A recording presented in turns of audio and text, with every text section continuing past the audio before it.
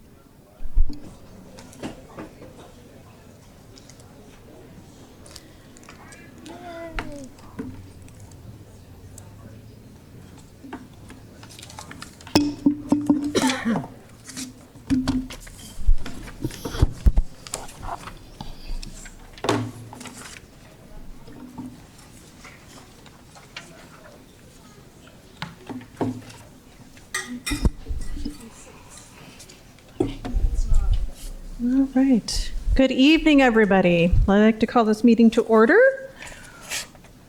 Thank you for joining us for TUSD Governing Board meeting October 29th, 2024. Can I get a roll call vote, please, Ms. Barboa? Ms. Shaw? Here. Ms. Ekstrom? Here. Mr. Romero? Here. Dr. Ravi? Here. Ms. Luna Rose? Here. All right. We have a full house this evening. Okay, just a few quick items. It is National Cat Day, so if you have a cat, please go home and give it a hug or a pet. It is also the week of Halloween, as well as Dia de los Muertos, hence my shirt. I know people have been asking me about it. It's one of my favorites, and I do have cats as well. And lastly, I would like to mention for those who are here and not able to watch, the Dodgers are up 2-0, and they may win the World Series tonight. Go Dodgers. Okay. I'm so excited. Okay.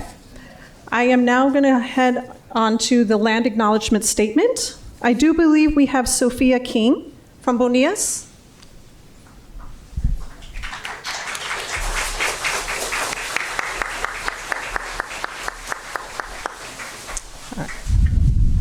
I'm going to give a little bio about Sophia before she gets started. Stand behind here, let them see.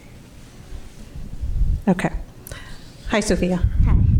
Sophia is a 5th grader at Bonillas Elementary. She loves being in cheer, helping kids, and doing hair, as you can see.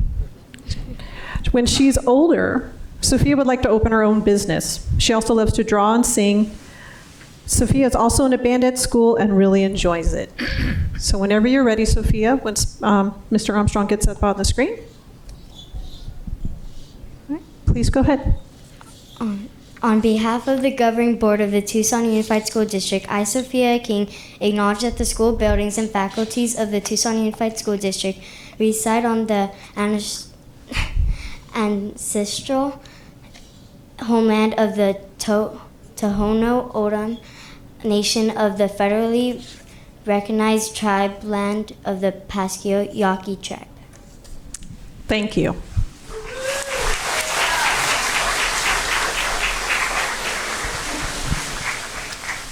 All right, now for the Pledge of Allegiance. Adriella Erickson. All right, I'm going to read a little bit of a bio before we do the pledge, okay? Yes, ma'am. Adriella is also in the 5th grade at Bonillas. She's the student body president. She's on the cheer squad and hoping to make cheer captain. Adriella likes to sing, draw, dance, and really enjoys any activity that involves moving around. She's interested in many different things like food, music, art, and hanging out with her friends. Adriella's hobbies are swimming, making music, and helping anywhere she can. She also loves to talk. Girl after my own heart. She would like to thank the board for taking the time to get to know a little bit about her today. So whenever you're ready, and please stand for the Pledge of Allegiance.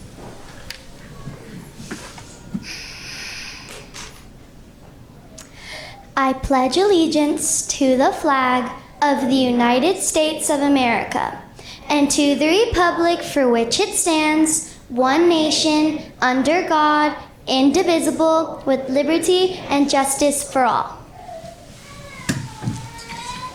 Thank you so much, Eric. Okay. Yeah, we're temporarily going to block you. All right, so now we are on to agenda adjustments. Dr. Trujillo. President Luna Rose, members of the governing board, everybody out there in the public, I do have some agenda adjustments. I'd like to move item 8.4 and 9.1 in that order to directly follow the call to the audience. Board members, any objection? All right, thank you, Dr. Trujillo. All right, we are now on to awards and recognitions. Yes, our favorite part of the TUSD agenda. I'm starting our meetings off talking about outstanding individuals, outstanding staff members and students doing amazing things. And sadly, from time to time, those who have left us all too soon and have left a lasting legacy on students and community and the school communities that they served so proudly. And such is the case tonight with Mr. Chuck Adams, as we take a moment to honor his remarkable legacy, his influence at Saguaro High School that spanned over 3 decades. As a beloved teacher, student council advisor, mock trial facilitator, and beloved PA announcer, he touched the lives of countless students and colleagues. Mr. Adams was also a vital member of the Saguaro High School Cougar Foundation Board and was inducted into the Saguaro Cougar Hall of Fame in 2018. His commitment to civics education and responsible civic engagement inspired many, and his larger-than-life presence will forever resonate through the lessons that he imparted.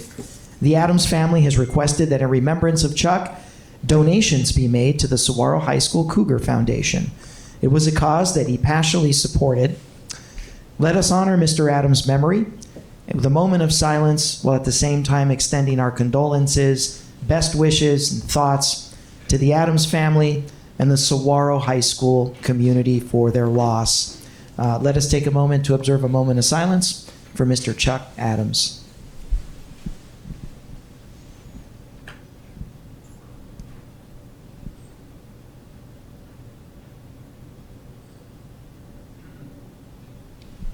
Thank you.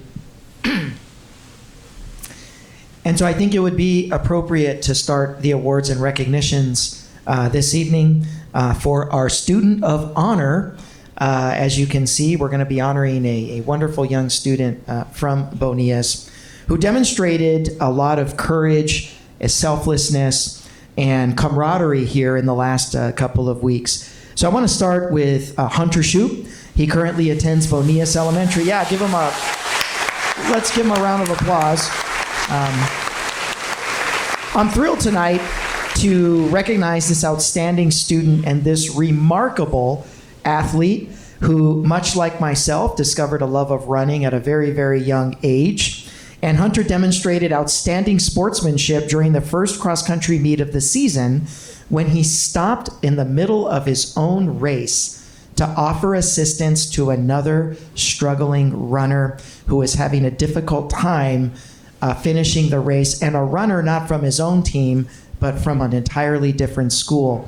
Hunter helped the fellow runner regain his breath and chose not to cross the finish line himself until the other student finished along with him. He sacrificed his own position in the race in the name of sportsmanship, respect, compassion, and friendship.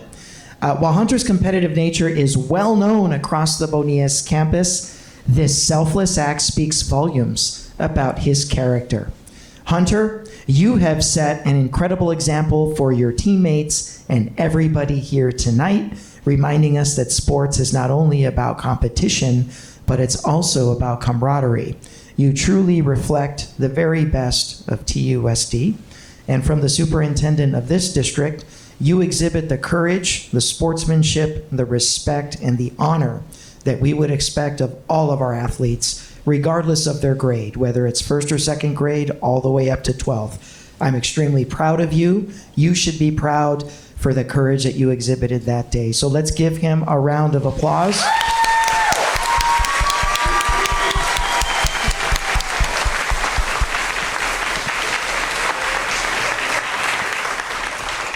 And so why would we have the Bonillas Elementary Cheer Squad here today, Hunter? Because it's all about you. They've prepared a special cheer to celebrate your recognition this evening. So I want to turn it over to the Beaver Cheer team to get the cheer going.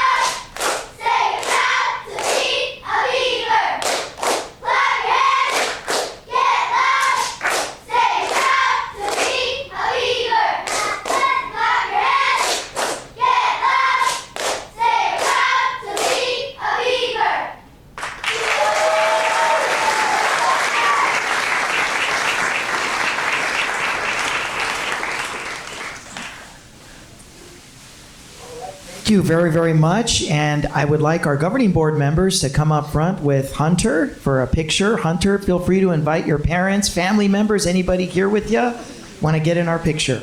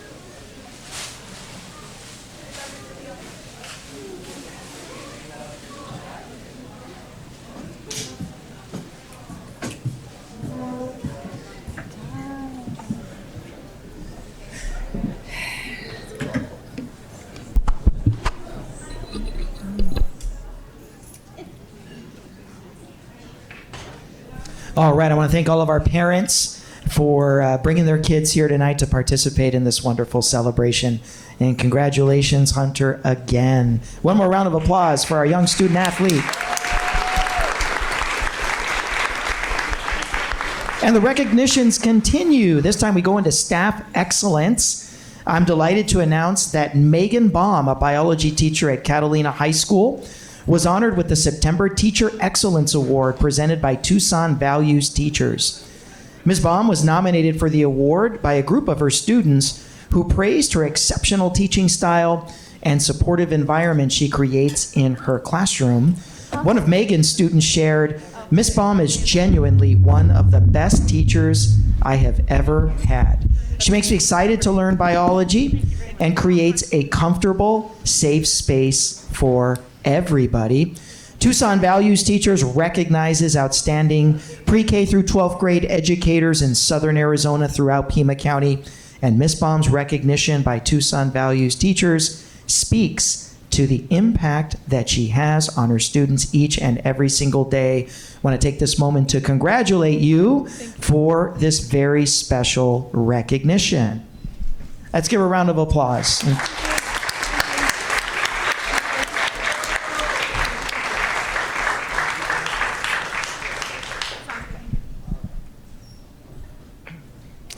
And our next teacher comes to us from Lineweaver.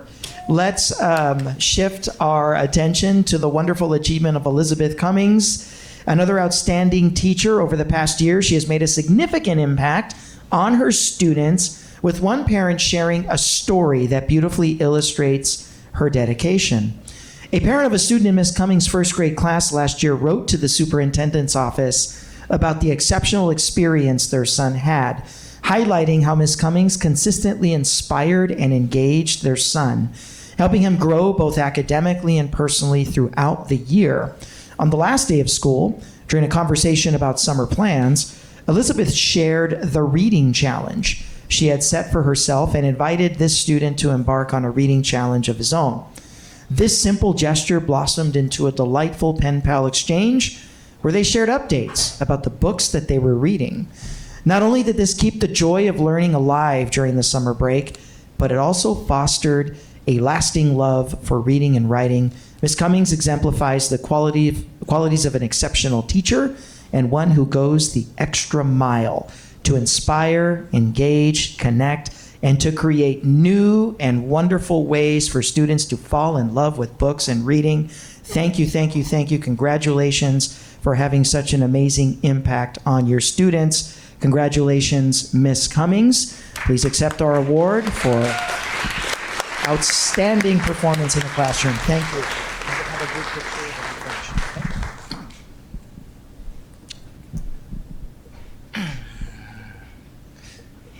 And let's talk about food services. Did you know that October is National Farm to School Month? And it's a time dedicated to strengthening the connection with local agriculture and alternative and organic food services.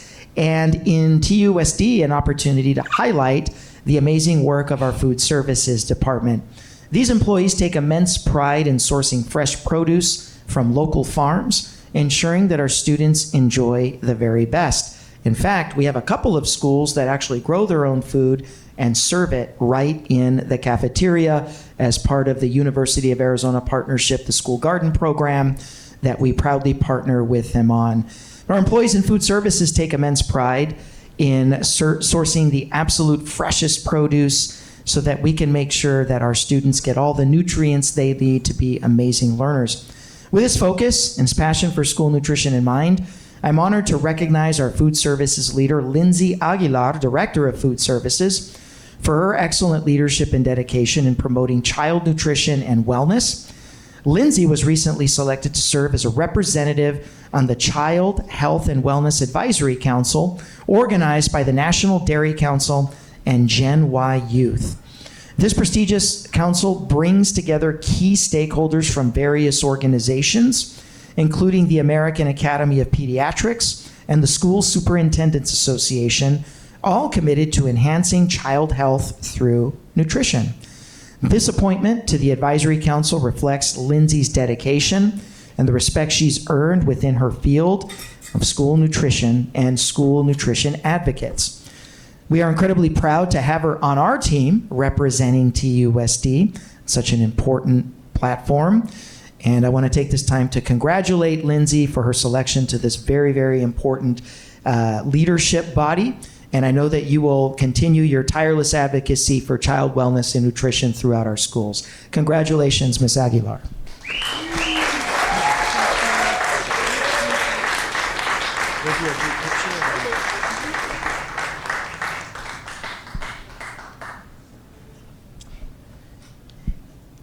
And our last recognition, and certainly not to be overlooked, is, I think, one of the friendliest faces in all of the Tucson Unified School District. I think he's the same face that many people that come into the district, when you're coming in to fill out your new hire paperwork, whether you've been here for 5 years, 10 years, 15, 20 years, usually the first person you see, the first relationship that you have in the Tucson Unified School District has probably been with Mr. Chris Kiefer in the Human Resources Department. Chris literally has been the face of the Human Resources Department for many, many years, consistently serving our employees with warmth and professionalism and always supporting the staff with a smile. Throughout his tenure, Chris has fostered a welcoming and supportive environment, addressing questions and providing guidance with genuine compassion, showing true dedication to making TUSD an amazing place to work. Thank you, Chris, for your outstanding service and the positive impact that you've made on your district and on all of our employees. We wish you all the best as you approach your retirement, a major milestone in life. You've certainly earned it. And I want to take this opportunity to thank you for the exceptional customer service that you frequently provide, not just to new applicants coming in and interfacing with our organization for the first time, but with our employees that have questions ranging from payroll to contracts to you name it. And you have been an absolutely wonderful, wonderful ambassador for 1010 in your service to our employees as well. So I want to wish you all the best on behalf of the district administration in your upcoming retirement. Thank you for all these amazing years of service. Give him a round of applause.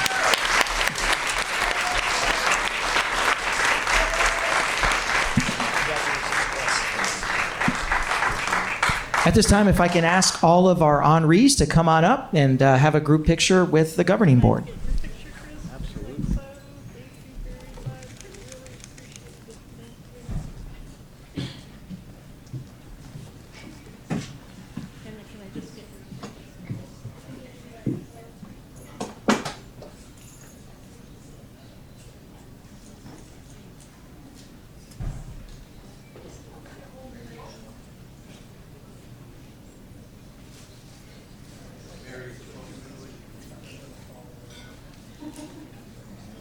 Okay, a little shoulder to me, Lois. It's nice, yeah, but let's see your awards. Very nice. Thank you very much. Look at me.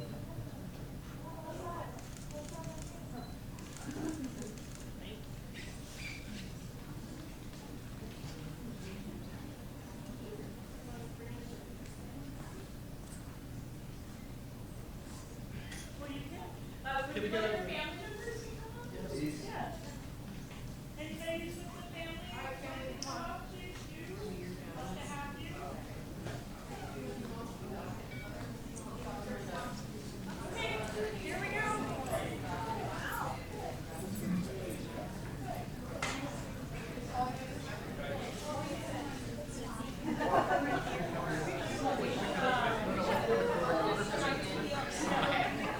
All right, everybody all together.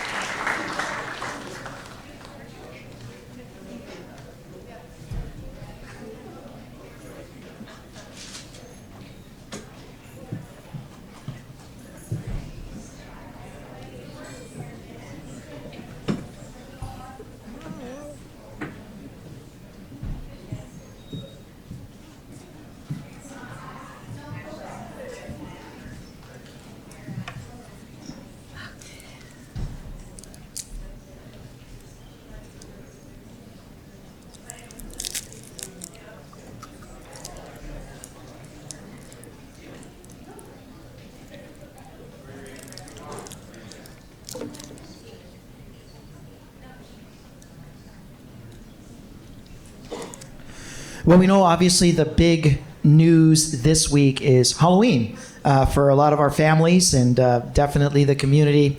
But in the TUSD universe, the biggest news this week is the release of letter grades for the state of Arizona and more importantly for the Tucson Unified School District, which have officially become public thanks to the State Board of Education. And boy, is there a lot to celebrate. Let us begin by celebrating our new slate of 15 A-rated schools. This is the largest amount of A-rated schools that the district has had in the accountability era. So congratulations, Banks Elementary, Borman K-8, Carrillo K-5, Dunham Elementary, Fruchtendler K-5, Gale K-6, Hudlow Elementary School, Kelland Elementary, Ochoa Elementary School, Miles Early Learning Center, Sam Hughes Elementary, and Sewell. And a special congratulations to our first-time elementary A-rated schools, Sewell, Ochoa. Wow, way to go, Hudlow. Those are the three brand new first time that those schools have achieved A-rated status. And then when you look at our middle schools and our high schools, let us welcome Sabino. Sabino is our newest high school rated, carrying an A rating by the Arizona Department of Education. And in only its third year of operations, Wakefield Middle School becomes the district's newest A-rated middle schools. So let's take a high look at very 30,000-foot overview of the amazing achievements demonstrated by our schools with the release of this year's letter grades. There are 83 TUSD schools that are assessed through the A through F letter grade accountability formula. Of the 83, 53 schools have achieved the grade of an A or a B. 67% of the entire district is A or B rated. There are 26 schools that carry the letter grade of a C, and there are only 4 remaining D schools in the entire district. To give the community a picture of where we've been in the last 8 years, in the year 2016-17, when the administration started on this journey, there were 26 DNF-rated schools in the district. 30% of the district schools were mired in D or F status. And over the last 8 years, through the incredible work that our teachers have done, through the passion, the talent, the commitment, and the support of our parents and all of our campus communities, it has been an absolute remarkable turnaround. So much so that we were notified by the Arizona Department of Education that we are again a B-rated district. That is not an opinion. That is an official correspondence coming from the Arizona Department of Education. Yep. So what does this all mean? Because there's going to be detractors fairly pointing out that, okay, you have all these A and B rated schools, but why are proficiency rates at or below, in many cases, the state's proficiency rates in either math or English language arts, according to the Arizona Academic Skills Assessment? It's because a letter grade is assigned to the school, not the student. Proficiency rates are assigned to students. Do they or do they not pass the state assessment? Proficiency rates are important, and they're very important, but they do not encompass the entirety of the letter grade. The letter grade is assigned to the school, and the letter grade assesses the school on one core function. Does the school or does it not improve learning outcomes for every single student that walks through the door? And that learning outcome isn't just passing the test. The learning outcome is improving reading and math levels. So a school that has a large portion of 5th graders that come into the school reading at a 2nd grade level, and they're able to move those kids within the span of a single school year to no longer reading at a 2nd grade level, but maybe now reading at a 4th grade level. That's called learning. And those kids, though they may not yet be able to pass the test, they just made up 2 years in that 1 year's time. What these letter grades show you is that there are thousands of students in TUSD classrooms with talented teachers that are doing exactly that. And that is what the school is supposed to do. Improve those learning outcomes for every single student that walks in the door. And when you look at the Southern Arizona school districts, and that information is going to be public, you are going to see that TUSD, by both percentage and quantity, moves more students from the lowest levels of proficiency into either passing the test or across grade levels into partially proficient than any other Southern Arizona school district. And that is reflected in our letter grades. And that is a celebration of the work that our teachers are doing. And that is not to say that proficiency is not a goal. Yes, proficiency remains a goal. And that is why we work so hard to make sure that our reading and math intervention teachers are in classrooms that are right there at the cusp of being able to demonstrate proficiency on the reading and math assessment, because that is our goal. We don't just want to be at the state average, we want to exceed the state average as well. So we want high growth and we want high proficiency. You will see that there are many schools around the state that have large pockets of students that are able to outright pass the assessment.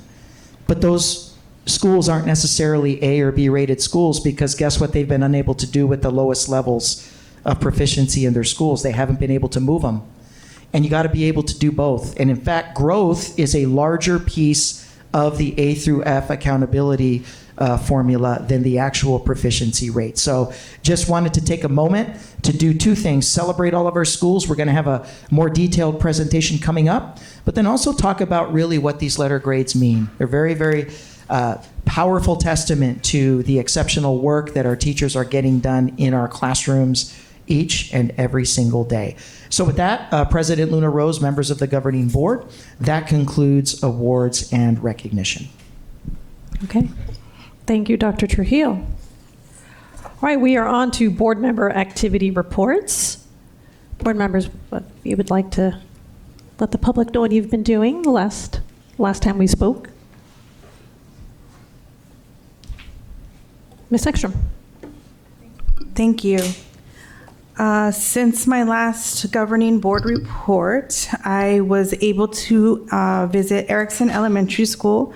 Thank you to Principal Romero for showing me around. And at that time of my tour, we actually had Camp Cooper out there, and they were talking to the fifth graders, so that was really great to see. My next school tour took me to Sewell Elementary. Thank you to Principal Gao. Sewell is our new A-rated school, so it was great to see all of the teachers and kids learning. We got to see OMA, and in that OMA classroom, they were actually utilizing math, so that was great to see. So thank you to all of those school communities for having me. I then attended the virtual town hall on the bond. I was also present at the Bond Oversight Advisory Committee because I am the board liaison. I also am on the Lineweaver PTO, and I was also in attendance at the Lineweaver Fall Festival. And it was very cold, but the kids had a great time. And that concludes my report. Thank you, Ms. Ekstrom. Oh, sorry. Oh, go ahead. I just wanted to say thank you to Miss Cummins. She was my daughter's first grade teacher, and Zoe had attended preschool, and then everything shut down for COVID, and this was her first year back into a classroom. She had a little bit of anxiety, but Miss Cummins took her in and really showed her love and care and really helped her through that year. So I really appreciate you, Miss Cummins. And every time she sees Zoe, she gives her a great big hug. So thank you to Miss Cummins. All right. Thank you, Ms. Ekstrom. Mr. Romero. All right. Try this again. All right. School visit this time around with Ryan Wilson at Andy Tolson Elementary. Next, we went to the 18th was homecoming day at Rincon. So I went a couple times to Rincon, the pep rally in the morning with Assistant Principal Pablo Madrid, then came back after 3 to see dismissal students, tour the majority of the campus, there for the tailgate party. Then I had my own radio and earpiece to monitor and to know what our site administrator, monitors, security, volunteers, ticket booths, kids trying to sneak in, saying they're with the media for the yearbook, walking the sidelines, the bleachers, checking on the DJ for the dance, directing Amplified's buses and students to their locker rooms, etc. But I found out there was a lot more that goes on and a lot of work that they do, and they have a great team at Rincon and UHS. Also got time to spend with Alyssa Welch, Jeanette Pettis Gutierrez, Jason Miller, and Athletic Director Lance Levetter. I was also able to attend a school safety briefing meeting with Boss Howlams, Art Olivas, and a lot of our very important school safety officers. And then I went on a field trip at my favorite campus, Camp Cooper, had an adventure with the fifth graders from Robinson. I was in the Scorpion group. We had boys and girls lifting up rocks and discovering insects and anacarids. I said that wrong. Sorry, Isaac. We saw multiple scorpions, centipedes, ants, banded geckos, butterflies, and more. And then I had a tour with Colin to see the new improvements, the sidewalks, and the bathrooms that are almost complete on the site. Thank you. Dr. Shaw? All right. Thank you, President Luna Rose. So a busy month this last month. Earlier this month, right before fall break, I was able to attend the Pima JTED ribbon cutting for the new Innovation Tech Medical Careers Campus. I was able to speak and represent the district as a physician member of our community and the board to really talk about how important it is to have the allied health professionals and team members that this campus is really tasked with creating for the workforce of our community. I think both our Innovation Tech campuses are really hidden gems in our district. They provide really unique programming for high school students, both in terms of general careers, culinary careers, construction careers, and then now with the new medical careers campus. So definitely for folks who are in junior high looking for alternative education program and really help with the career development, this might be something that you want to look into, Pima JTED and TUSD JTED collaborative programs. I had a chance to be the board liaison to the EBT committee, and we had a really productive meeting earlier this month. And I also, even though I don't have an official role, I've been attending as many of the healthcare task force committee meetings as possible to just help really shape the future of our health insurance and benefits in our district. And we have a really good group of folks who are meeting. Most of them are involved with their unions to really give that frontline on the ground perspective on what we want for our health insurance benefits and costs and different potential changes to it in the future. So I'm really glad we have that task force up and running to really help direct and guide and give feedback to the work that's going to be done in the district in the future. And then finally, I was able to attend 2 football games this last month, one at Tucson High, go Badgers, and one at Rincon University High School, go Rangers and Penguins. Great seeing the football teams in play there, and also great to see the marching bands and other performers who were out those evenings as well. So I had a really entertaining time both those evenings. Thank you. Ms. Shaw? Thank you and good evening, everyone. I attended the Alternative Education Advisory Committee, where I serve as the board liaison. They made an important decision, which they'll be bringing to the governing board. So I just want to thank the committee members for all their work on that. It was a long meeting, and I appreciate all their work. I also attended the Badger Foundation's Hall of Fame breakfast. 3 people were inducted into the Hall of Fame, and they also gave an honorary diploma to Lalo Guerrero, the famous singer and activist, and his son was there to receive that diploma. I had a tour of Ellisville from Principal Peoples and saw all the great things that they're doing, including the new Ben's Bells mosaic outside of the building. I also got a tour of Project More from Ms. Noriega and Mr. Macias, and also spoke with them about some of their security concerns that they have at their site. Let's see, I met with a couple members of the Arizona Youth Climate Coalition about the policy that we'll be discussing later on today. And I also stopped by the facilities department and all of the different, it's a whole compound over there, and had a tour by Mr. Greg Meyer, and also spoke with folks in transportation, saw the fueling stations for our yellow and white fleet, saw the bus bays, and I also spoke with Miss Tina Cook about all of her work that she's been doing on the policy in collaboration with the Arizona Youth Climate Coalition. And that's all for me. Thanks. Thank you. All right, to round out board member reports, I did attend as the board liaison, the Budget Advisory Committee. If you are interested in serving on any of the committees, I highly recommend you to go to our website. We have several, as you just heard, and there are more that have not been discussed. I actually do believe we're discussing the audit committee a little bit later in the agenda, so I highly encourage you to get involved if that's what you would like to do.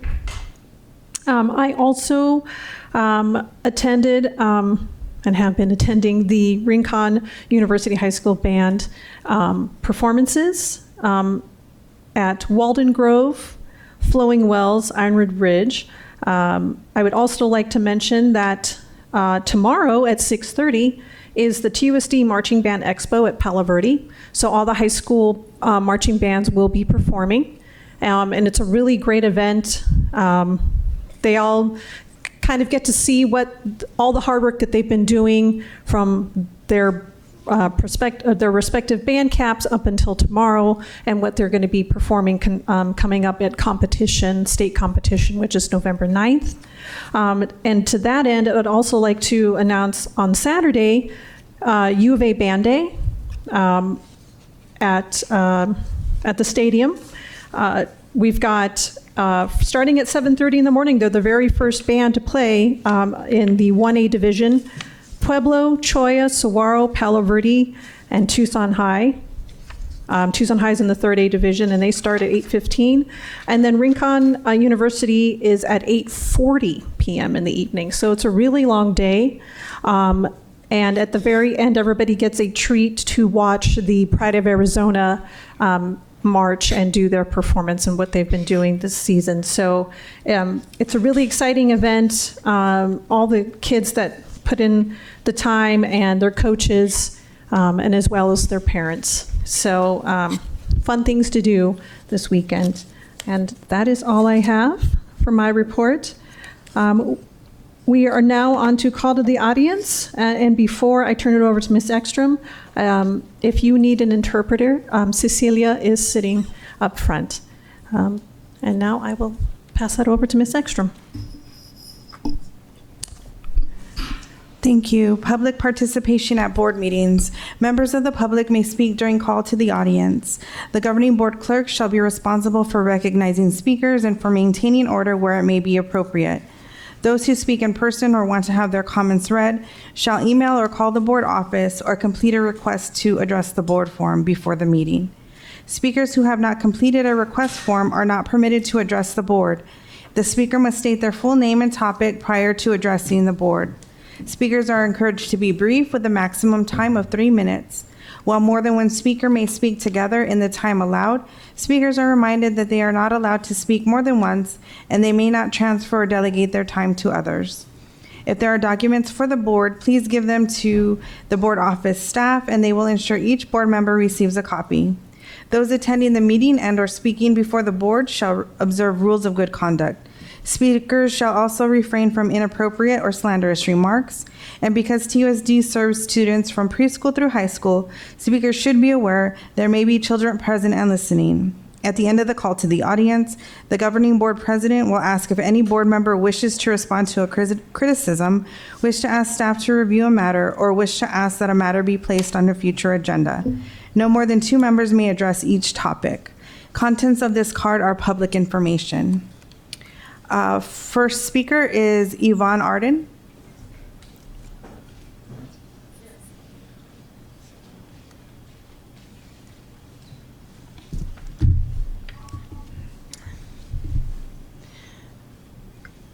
Good evening, everyone. My name is Yvonne Boyed Arden. I am a product of TUSD, a TUSD teacher, and a mom of 2 current and 2 former TUSD students. I'm here to respectfully ask the board to help bring back driver education to all high school students. My urgency stems from tragedy. My family is grieving my nephew, Liam Lake, age 18, who lost his life from traumatic brain injury sustained in a car accident this June. Liam had graduated not even 1 month earlier from CDO High School. Law enforcement confirmed that while no alcohol was involved, the driver friend ran a full-on red light in the early afternoon. Their car was T-boned. Liam was taken off life support after 10 days, and our family is still in shock. Since this unbelievable loss, I have thought a lot about how we might bring about some sort of change, a change that might make Liam's death a minuscule bit less senseless and horrible. The teacher in me has asked, why are there not driver's education classes required for all high school students, like math and ELA? Might the accident that claimed Liam's life have been prevented if the driver had not been distracted enough to run a red light? In the mid-'80s in Tucson High's driver's ed, I personally remember learning about crash statistics, probability of injuries or fatality based on different speeds, distracted or impaired driving. I remember feeling and realizing what a serious responsibility it is to drive a potentially lethal motor vehicle. As a teacher and a mom, it is my opinion that it is now too easy for teens to obtain a license with an online driving assessment by the Arizona Department of Transportation. The PDF students are supposed to study is not enough. It does not explicitly show the consequences of distracted driving or the potentially devastating consequences of crashes. I have taught 3 of my sons to drive by practicing for many hours, and I recently began this process with my 4th son, who's here in the audience. He got his permit 3 weeks ago. This 25-question online permits test at home included 3 short videos by crash victims. And as I provided the obligatory supervision while my son took the quiz, I wondered how many hours other parents spend teaching their teens how to drive. As for private classes, there's no quality control, and we can assume most teens obtain licenses without private and expensive driver training. It's worth noting that Liam, my nephew, had taken the TPD courses on safe driving and was himself a responsible and excellent driver, but he died as a passenger in that collision.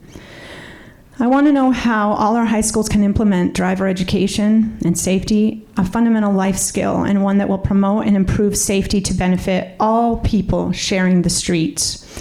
For more information, I recommend that everyone Google Arizona motor vehicle crash facts and fatality facts 2022 state by state. We're among the highest. Thank you. Your time has expired. Thank you. Next is Oja Senghai.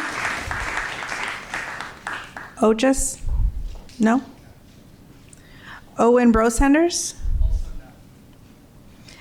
Tanish Doshi?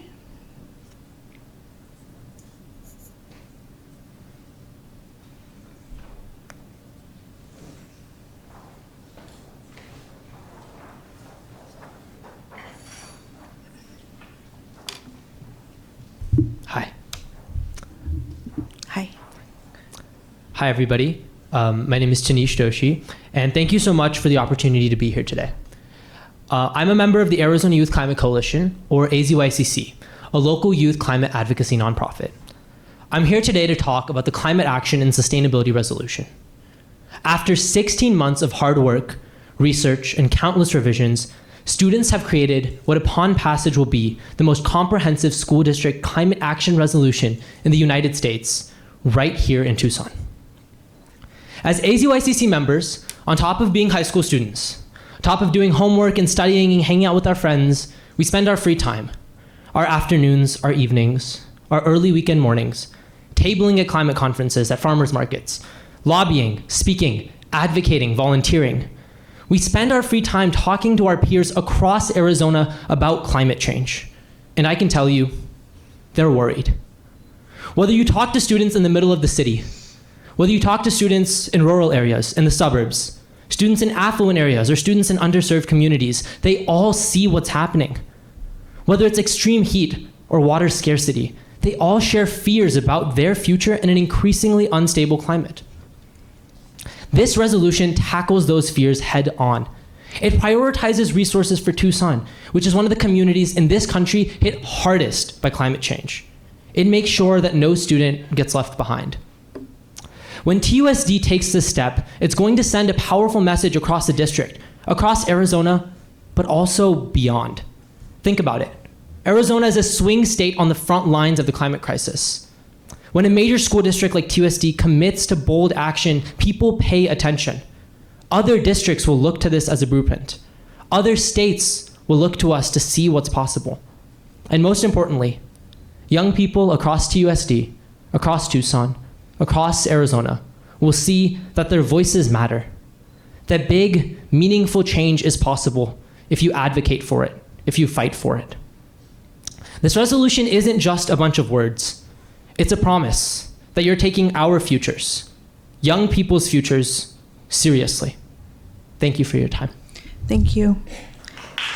Next is Dwayne Ediger.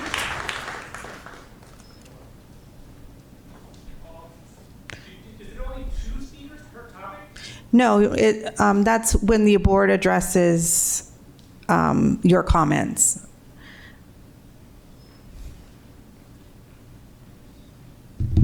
Good evening. My name is Dwayne Ediger. I'm a board member of Sustainable Tucson. It's a local nonprofit that is a fan and a friend of the Arizona Youth Climate Coalition and a supporter of the climate action proposal. I grew up attending public schools in Jefferson County, Colorado, and the most valuable lesson I learned there is to respect the motivation of young learners. The yearning to learn is as natural to young people as breathing. Schools at their best foster that inborn yearning by responding to its direction. That's what you and the Arizona Youth Climate Coalition have done by engaging in climate action planning together. And I'm guessing that the teaching and learning have been mutual between all of the parties a good deal of that time. May the spirit of that collaboration keep this project on track. As you consider how to pay for climate mitigation actions in the district, I hope there will always be a way for Arizonans to support the schools where most of these actions will be taking place. Donations made to schools that qualify for a state tax credit on Arizona Tax Form 322 seem like a good place to start. Qualifying contributions through June of this year included those that covered capital expenses or student transportation. If similar provisions will be in place for this and future tax years, funding for electric school buses and other climate action measures could be supported by these contributions that offset a portion of people's state tax liabilities. Donations toward repayment of school bonds have also qualified for the credit. Raising a generation of students motivated to meet the serious threats to planetary health that are presented by human-caused warming is both a moral responsibility and a golden opportunity. Thank you for helping bring this day's decision to fruition. Thank you. Next is Garrett Weaver.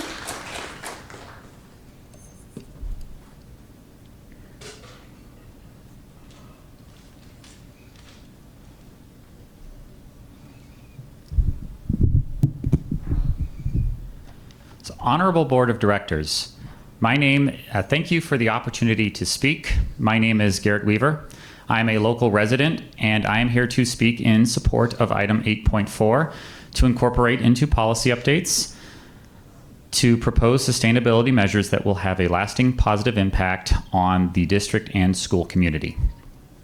It is encouraging that the district is making policy on Scope 3 emissions. This makes the only comprehensive the only comprehensive school climate action plan in the country and displays strong leadership. One goal in particular, Section LC, Scope 3 on food, will have an outsized impact, which is commit to increasing the portion of plant-based and organic produce used by district food services that is fresh, locally sourced, and minimally processed or packaged and prepared on site. Not only do plant-based meal options promote human health, but the health of the environment as well. Animal agriculture is the leading cause of deforestation, and while we are seeing that this has an outsized impact on climate change because this practice is turning natural carbon sinks into carbon sources. The National Oceanic and Atmospheric Administration, in a 2021 article, talked about the self-reinforcing feedback loops caused by animal agriculture in the Amazon basin. Deforestation and global warming over the past 40 years has affected rainfall and temperature with potential impacts for the Amazon's ability to store carbon. Conversion of rainforest to agriculture has caused a 17% decrease in forest extent in the Amazon, which stretches over an area almost as large as the continental United States. Replacing dense human forest canopies with drier pastures and cropland has increased local temperatures and decreased evaporation of water from the rainforest, which deprives the downwind locations of rainfall. Regional deforestation and selective logging of adjacent forests further reduces forest cover, amplifying the cycle of drying and warming. This in turn can reduce the capacity of forests to store carbon and increase their vulnerabilities to fire. The key to turning this trend around is by changing our diets. And giving students a choice on what they can eat is the best way to do that. Thank you, and thank you for your leadership. Thank you. Next is Rick Rappaport.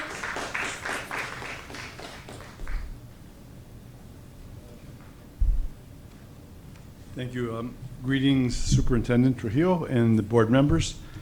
I guess by now you've all set with your voting decision, and maybe testifying really won't change anything except maybe supporting or opposing what you've already decided upon. So I'm just going to relate something that my life that may or may not resonate with you. In 1972, I was 26.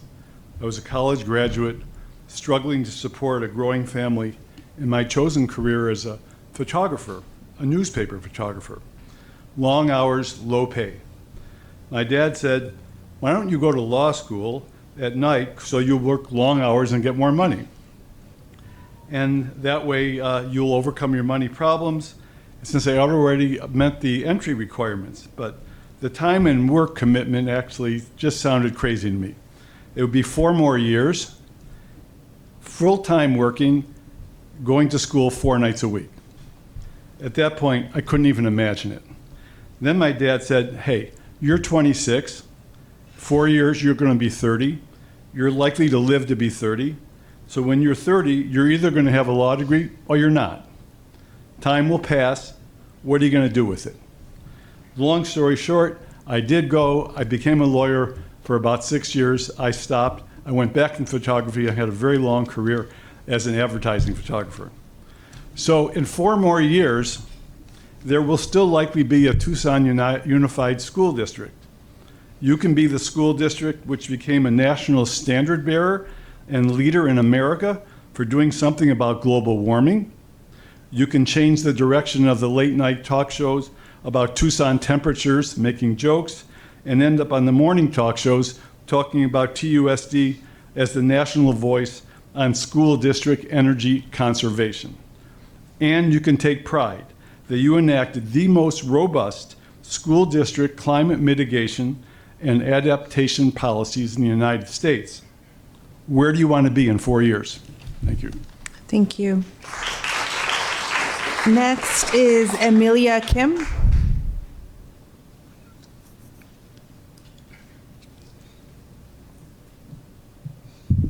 Thank you. Hi, everyone. My name is Amelia Kim, and I'm the statewide policy director of the Arizona Youth Climate Coalition. Today, I want to talk about the Climate Action and Sustainability Resolution. Later today, when you vote, I want you to keep in mind that yes, this plan is about climate. But even more, it's about fiscal responsibility, it's about education, and it's about our futures. Schools that transition to clean energy save thousands, if not millions a year in operational costs.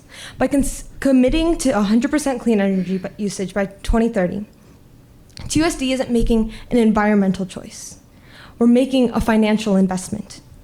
In the past year, as AZYCC and TUSD students have worked on developing, creating, and improving this plan, we've ensured that the transition to renewable energy will be seamless. For example, in the transition to electric school buses, we will keep up with the current battery recycling program. Passing this plan may seem daunting, but it's not. It's the logical solution to the problems that are facing our community. It's the logical solution for teachers, parents, but most importantly, for students. I'm most proud of TUSD because of its commitment to putting students first, a commitment that has been made by each of you and by the TUSD staff. I want you to look around this room. The students here today believe in the future of TUSD. They believe in the future of this climate plan. They believe in it because they're the ones who will have to live it. For my little sister, a freshman at UHS High School, I hope for her future. I hope that she will continue to get to attend a TUSD that puts her first, that cares about her future. Yes, this is a comprehensive plan. Yes, it sets ambitious goals. But in today's world, comprehensive and ambition is what we need. It's about creating resilient schools that can withstand extreme heat, reducing operational costs, and preparing students like me for tomorrow. Your decision today will be personal. It will affect TUSD students and families. By voting yes on this climate action plan, you're not just approving a policy, but you're investing in the future, in education in our community. Thank you. Thank you. Next is Taylor Conley.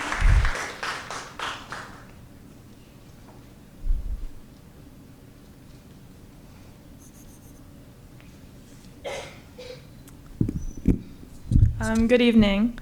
My name is Taylor Conley, and I am a Director of Communications at the Arizona Youth Climate Coalition. I'm also a freshman at U of A. The climate action resolution before you today will electrify all of TUSD vehicles by 2040, including school buses. That is one of the main reasons why I am in strong support of this resolution. The current diesel-powered school buses aren't clean enough, and their exhaust can lead to asthma, cancer, and other respiratory illnesses. Electric vehicles are unique because they don't have tailpipes, so people aren't breathing in cancerous and harmful emissions when they are passing by the back of school buses. Electric school buses can also be better for academic performance. Research has shown that keeping students away from diesel exhaust is linked to better English and math scores. Diesel exhaust pollution is also linked to asthma, which is a big reason why students are missing class. Also, electric buses will save a lot of money for TUSD. According to the Electric School Bus Initiative research, one new electric school bus can save about $6,000 every year on fuel and maintenance. That's money that can go to much better places, like textbooks or facility improvements. Please affirm this resolution with the knowledge that you're helping make Tucson a cleaner city. Thank you for your time. Thank you. Next is Eddie Baron.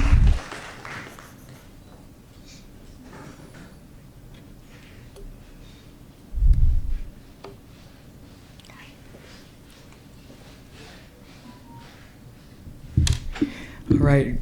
Good evening, members of the board. My name is Eddie Barron. I'm a member of UAZ Divest and a junior at the University of Arizona studying public policy.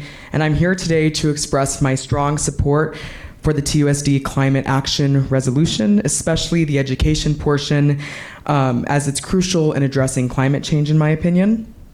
We must ensure that our curriculum is age-appropriate, science-based, and accurate from elementary through high school.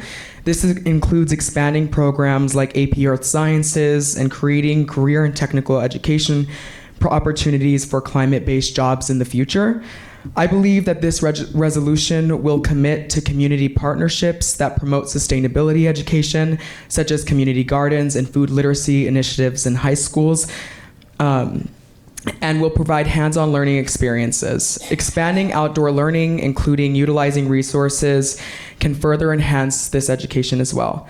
It will also address climate change anxiety, which has recently become more apparent among young people and students, and partner with institutions like Pima Community College and the University of Arizona to integrate climate-focused courses into our existing curriculum.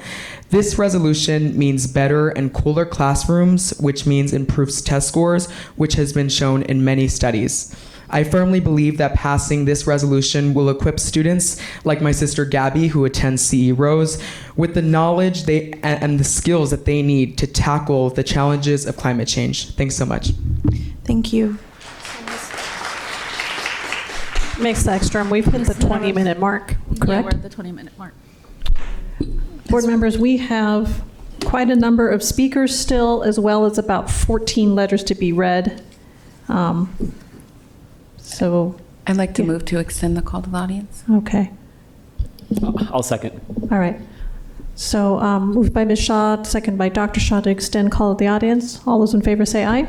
Aye. Aye. Any opposed? Okay, please continue. Next is Marion Fish.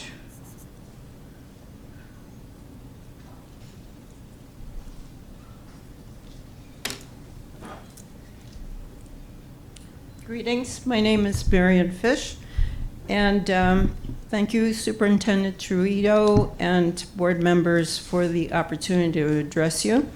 I speak in favor of the climate action resolution, but I will only address my comments to the portions titled indirect emissions outside of TUSD influence, namely locally sourced and sustainable food, and direct and indirect emissions by TUSD, namely electrification of buses and schools.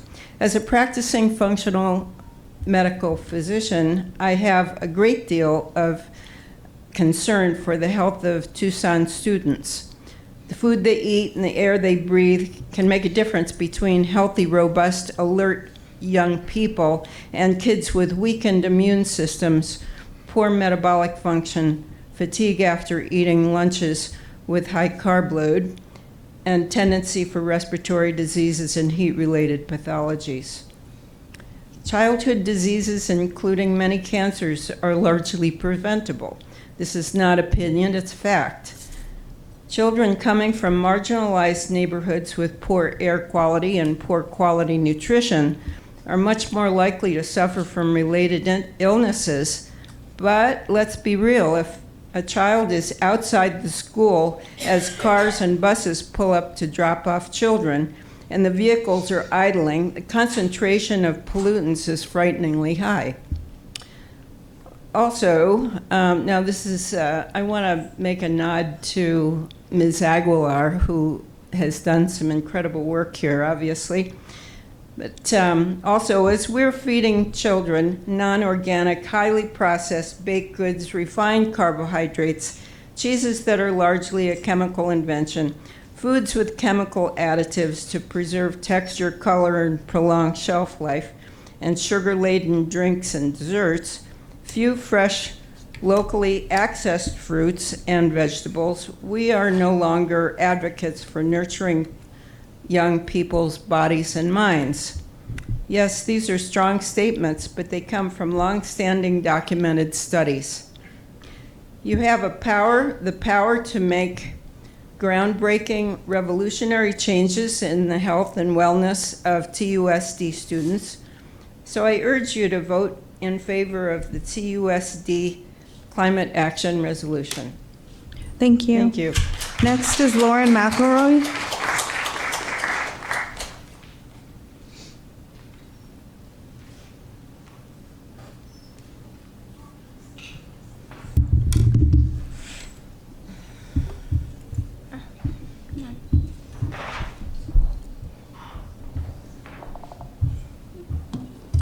Good evening, TUSD board members and superintendent and the audience, both here and outside. My name is Lauren McElroy. I'm the grandparent of a TUSD student. Regarding agenda item 8.4, this proposal has severe shortcomings. First, it includes too many items to be approved at one time. Second, more research is needed to support the validity of each item. For example, it is unrealistic to advocate reaching net zero emissions by 2045, as there is no such thing as net zero. All vehicles and processes do have an impact on the environment. Third, the suggested criteria for evaluation are not adequate to the task. Therefore, I strongly urge you to postpone voting on this item at this time. Please allow me to reiterate TUSD's mission.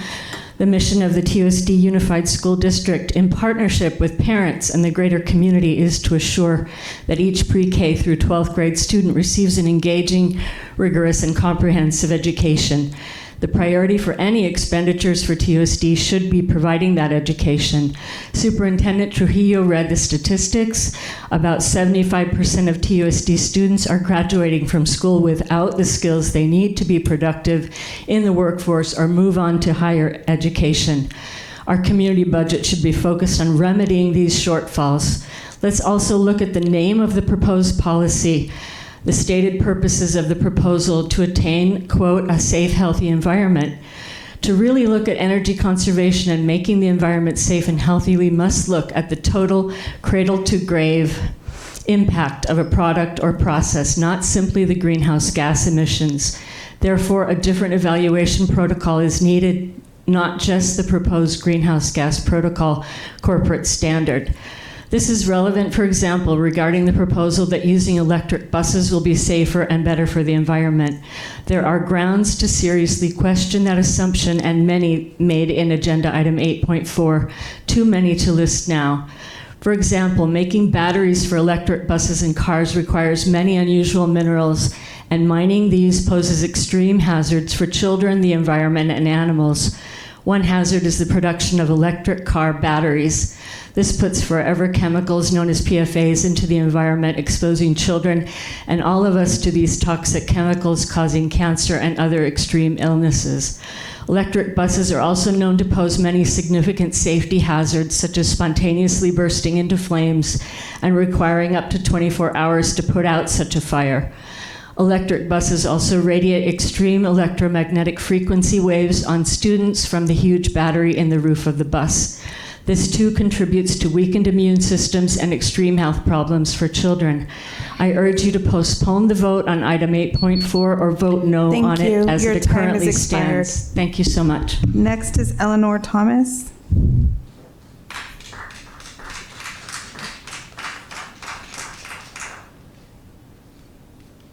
Hello, my name is Eleanor Thomas. I'm a teacher for TUSD at Innovation Tech High School.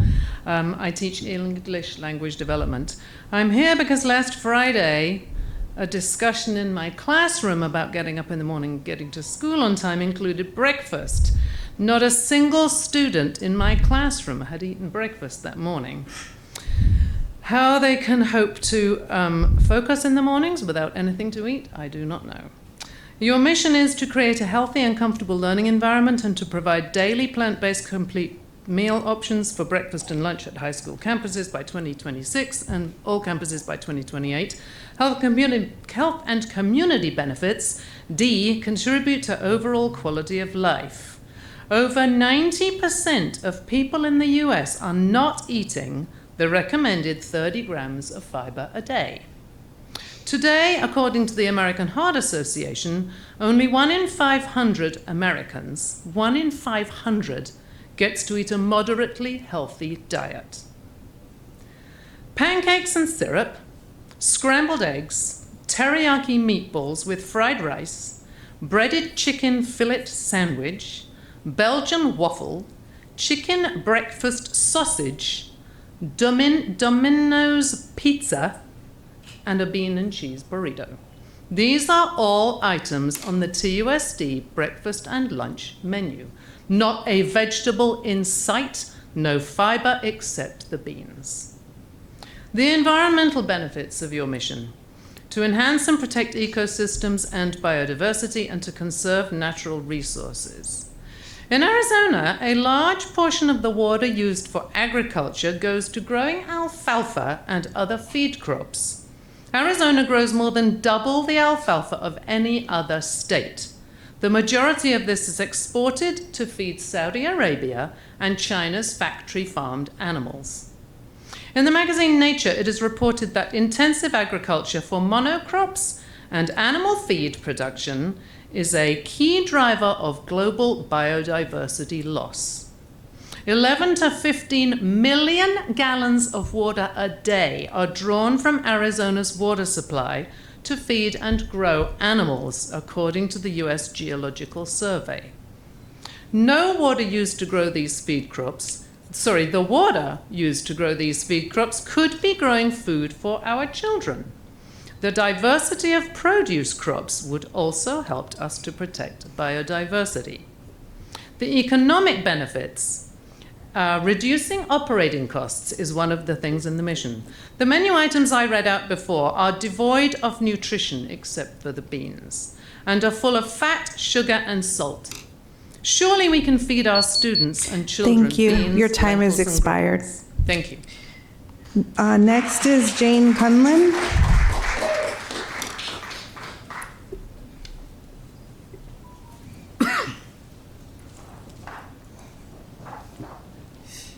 Thank you, President Luna Rose and esteemed board members and Superintendent Trujillo.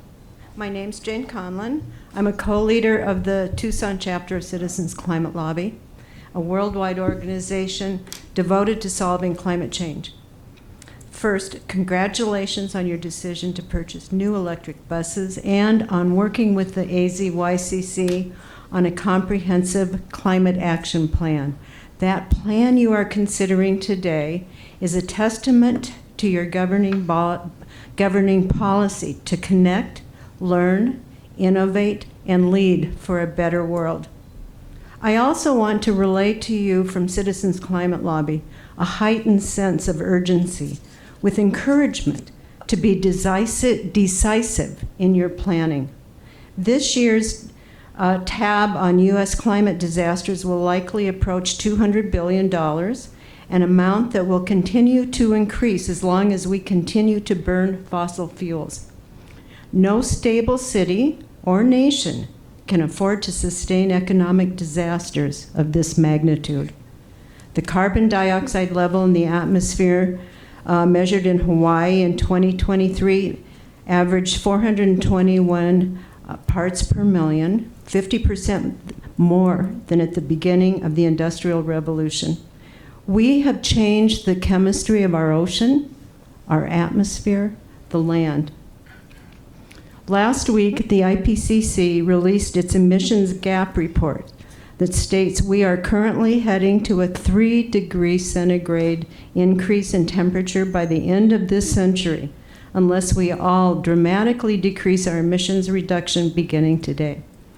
Our organization advocates for greenhouse gas reductions and changes in these policy areas: transportation, building efficiency, electrification, and natural sequestration. The climate action plan that you are considering embodies those policy areas, and we applaud it. The adoption of this plan demonstrates your role as a significant and integral part of the health and well-being of Tucson and a leader in transitioning to a clean energy economy with a healthy environment for everyone. According to the Yale Climate Opinion Survey dated December 2023, the majority of Tucsonans feel their local officials should do more to fight climate change. This climate action plan starts you on a path to accomplish that, and we strongly urge you to adopt it today. Thank you so much. Thank you. Next is Lillian Fox.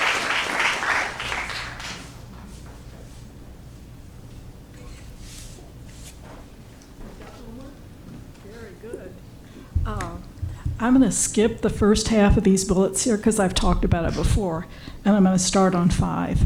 That almost 8,000 page budget that I'll bet you not a single one of you has successfully downloaded, but I have. It took hours.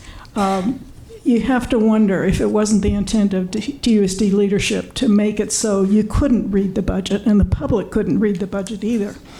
I will tell you, the departments, schools have been cut back, so now they're only getting 43.5% of the budget, and the departments are getting 56.5%. Your schools are being starved. The utilities budget was about $2 million. Last year is about what was spent. What's in the budget book says that the budget is going to be $26 million. That's a slush fund. There's $24 million there that should be spent on the schools.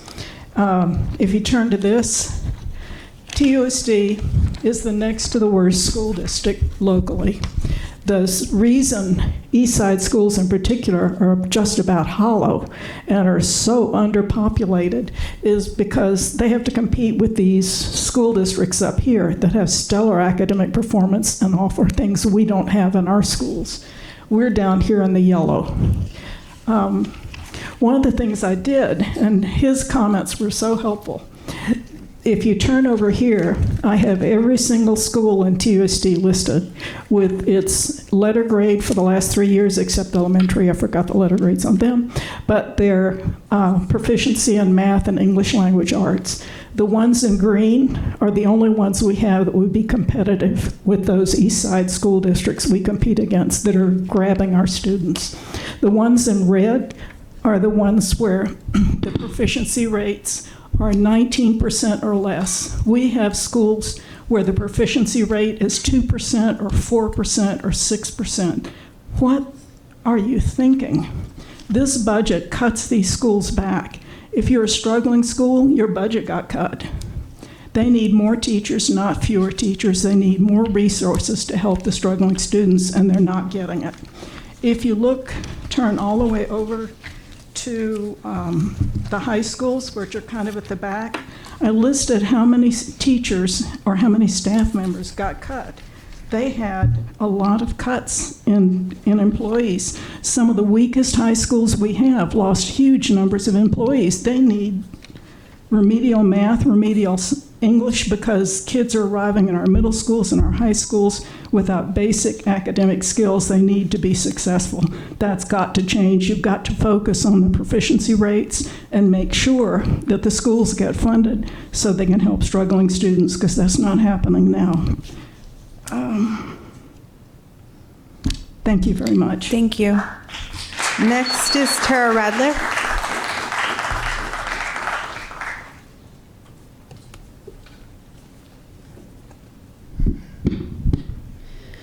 My name is Tara Radliff. Your primary duties are to educate children, support educators, and to do so in a fiscally responsible way.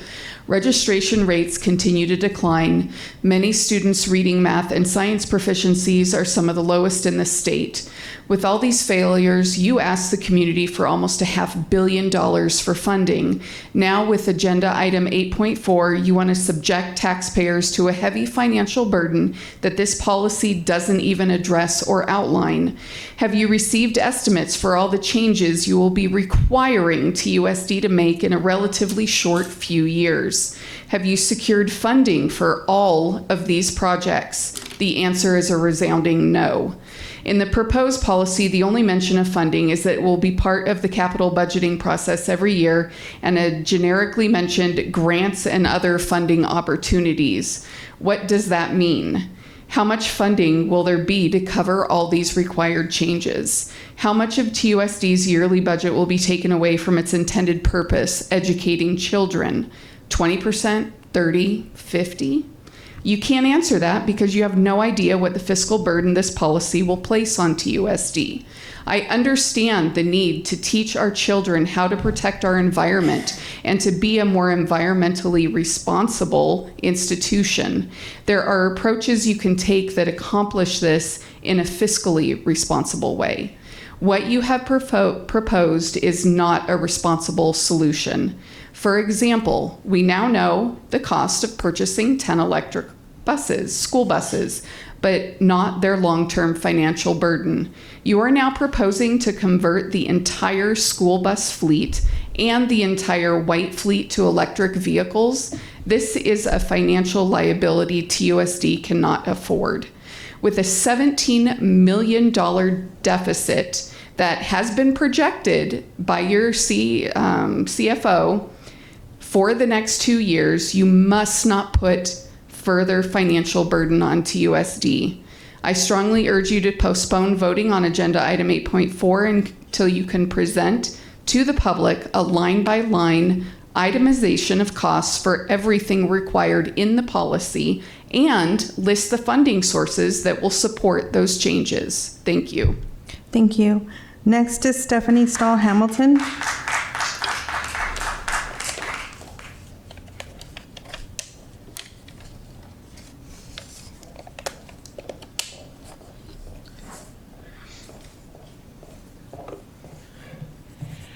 Good evening. I am Stephanie Stahl-Hamilton, and I am here to talk about the Climate Action Plan.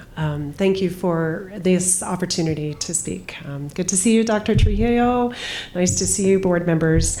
Just a couple of simple things that, you know, over the years, I'm a mom of 3 children, 2 who have graduated from TUSD, 1 who is a senior, and the wife of a public school teacher in TUSD. I've realized that the schools are the centers of our community. Extreme heat is an issue facing our community and our future that is only getting worse. Equipping our community schools to offer cooling centers and keep our families safe during the extreme heat we're seeing gets worse every year. I think this is something that we can do with this plan, and I am in strong support of this plan because making sure our neighborhoods are resilient and adaptive to the ways climate change is changing our environment starts with investing in our schools as the community resource that they have always been. Secondly, curriculum development is near and dear to me, having served on the Family Life Curriculum Committee, but also as a TUSD wife and mom. Our children know that climate change is a threat, and I've seen firsthand how education can empower them to feel like they can shape their future instead of feeling hopeless. Climate curriculum is important both to building the knowledge and power we need to tackle the problems of climate change, but also to make sure our students graduate from this district with the confidence to make positive change in the world. And we are raising them to be out in the world. And one of the strongest reasons to support this plan is to make sure Tucson families benefit from the billions of dollars in federal funding available to make plans like this one possible. I've spent the last few years at the state capitol pushing for better policy for the future of Arizona when it relates to the climate and the environment. And we have successfully defeated attempts to block Arizona. There were attempts to block Arizona from benefiting from the Inflation Reduction Act and other federal funds. And all of this was because of silly partisan politics. Federal money is our money. We pay our taxes, and this is how our communities benefit. By seizing this generational opportunity to invest in the projects that clean up our air, keep our kids safe from the worst effects of climate change, and build resilient communities that take care of each other. I am so honored to represent part of the TUSD community in the state legislature, and I am grateful for our leaders, both the board members and the Youth Climate Coalition advocates for this effort. Thank you. Your time has expired. And I encourage us all to support this effort. Thank you. Thank you. Next is Karen and Yeti.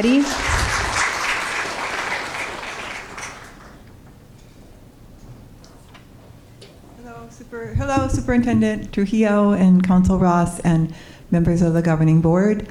My feeling is that what we have here in our Arizona Youth Climate Coalition is a great effort and an essential effort for their future and ours.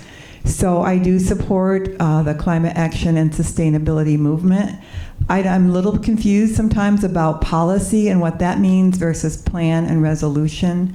But whatever comes out of tonight, the most important thing is to keep our eye on the goals that we have to have in our schools and everywhere to move us in the direction of what we need to do to avoid the worst aspects of climate change. So I'm just saying, please continue to work with our students who are so brave and informed and so dedicated to the future of our planet. And also, I wanted to say something about funding, which is I would really not like to see the goals that you have turned down because of funding. So that's again where I'm a little confused about a plan or a resolution, because if we have goals, then we can work toward them. And funding, I don't think it's immaterial to say that we can look at federal grants. We do not know how much funding might be available in the future for these urgent issues. So let's keep working to try to find funding. And if we don't have it, which I understand we don't, we can help find it. Even our citizens can help find it. Perhaps we can have a task force in each of these major areas to work on how we can help fund these items. So I just want to thank all the youth, and I feel responsible for where we are. So thank you. Thank you. Next is Rise William.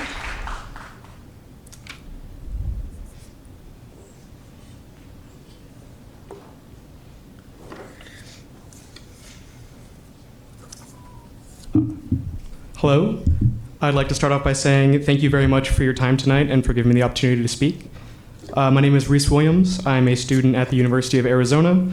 I am studying environmental economics. Before that, I attended Arizona public schools my whole life. I care about education, I care about our community, and I care about our environment. One of the most important things I've learned in my time as a student is that when you have a problem, no matter how large or how small, there are steps to take. Firstly, you learn as much as you can. On that note, I spend 5 days a week learning that climate change is here, that we are currently living through its effects in real time, and it will continue to get worse. Last year was the hottest year in recorded history. The United Nations goes far enough in saying that it will require a, quote, quantum leap in ambition to meet our goals and avoid only the worst cases in climate scenarios. That brings me to the next step, and that is to assess what we can do about a problem. Thankfully, that has been done. As an economics student, I wish I had the time to explain why this plan is so great, but I think that others have done a really great job tonight. What I can tell you is that this is not a quantum leap in ambition, but rather these measures are ones that we need to adopt out of necessity. It is due to the work of this school district in collaboration with the Arizona Youth Climate Coalition that now we have a plan. And this plan is amazing. It's actually literally historic, so that's awesome. The creation of the TUSD Climate Action Plan is an opportunity for literally historic change. Oh, I already said that. Whoops. It is an opportunity to distinguish this district as one which considers student and community wellness from a truly holistic perspective. I applaud you for the work that you have already done, and I humbly ask that you adopt this resolution. Thank you. Thank you. Next, I will be reading comments from the public who wrote in. First is Crystal McKenna. This is about agenda item 8.4. Dear Governing Board members, it is with great urgency that I ask you to support the Climate Action Resolution for TUSD. We are in a pivotal moment in time for the human race, and what we collectively do or do not do will determine the quality of life for current and future students, staff, faculty, and the Tucson community at large. As one of the fastest warming cities in this country, we are already feeling the impacts of waiting too long to take action. As educational institutions, it is imperative that we take the lead on both taking actions within our organization and in preparing the younger generations to be informed, active members in our community, moving it forward toward more just, sustainable, and viable futures for all. Pima Community College has already passed a similar climate action sustainability plan, and we look forward to collaborating with TUSD to implement a robust climate education curriculum from kindergarten through post-secondary education. Thank you for your leadership in providing a brighter future for us all. Next is Peter Norquist, and this is about 8.4. Today, I would like to comment on item 8.4, Governing Board Policy ECF, the TUSD Climate Action and Sustainability Plan. This policy is something we should be deeply concerning to all of us. Like many similar programs, while it professes outwardly to be about protecting the environment, it is in reality only about increasing centralized state control. In fact, with this, we are in danger of repeating a rather dangerous part of our recent history. Let me explain. Until war preparations took center stage in the late 1930s, the Nazis led the world in eco-politics. They introduced a raft of ecological legislation in 1933 at national, regional, and local levels that led to reforestation programs, Europe's first nature preserves, and massive government support for organic farming and renewable energy. Today, politics is once more being subordinated to environmental concerns, only this time at a global level via Agenda 2030, sustainable development, renewable energy, rewilding programs, calls for net zero economy, ESG ratings, and so on. The Nazis' ecological achievements were not all they were cracked up to be. They were largely abandoned with the onset of World War II. Swamp drainage and dam construction programs devastated local ecosystems. The Audubon Prora and other large-scale building programs destroyed natural landscapes and animal habitats. In the end, most historians agree the Nazis caused more ecological harm than good. Today, similar warnings have been voiced regarding the environmental damage wrought by wind turbines, lithium mining for EV batteries, taking fleets of private jets to attend climate change conferences, etc. There is something obviously bogus about the green agenda, and if there is anything we should learn from Nazi ecologism, is that a naive ecopolitics obscures the social and class relations behind it, while imbuing power structures with a naturally ordained status. These rules will never apply to the rural class oligarchs, whose only real intention is to corral the herd, using environmentalism as an excuse. The TUSD plan under discussion should be viewed in exactly this context. It is not what it appears to be and should vigorously be opposed, since we have a clear historical example of what happens next once these kind of plans are enacted. I implore all members of the governing board to learn from the historical lesson provided by the National Socialists and vote no on this item. Thank you for your time. Next is Barbara Ligori, and this is about 8.4. Global warming and its continuing impacts on our climate is the existential crisis of our time. Carbon dioxide levels are now more than double what they were before the onset of the Industrial Revolution, and the levels continue to increase as a direct result of burning fossil fuels, mainly for transportation and electricity generation. Our increasingly hot temperatures in Arizona are a deadly consequence and directly harm student health, safety, and their ability to learn.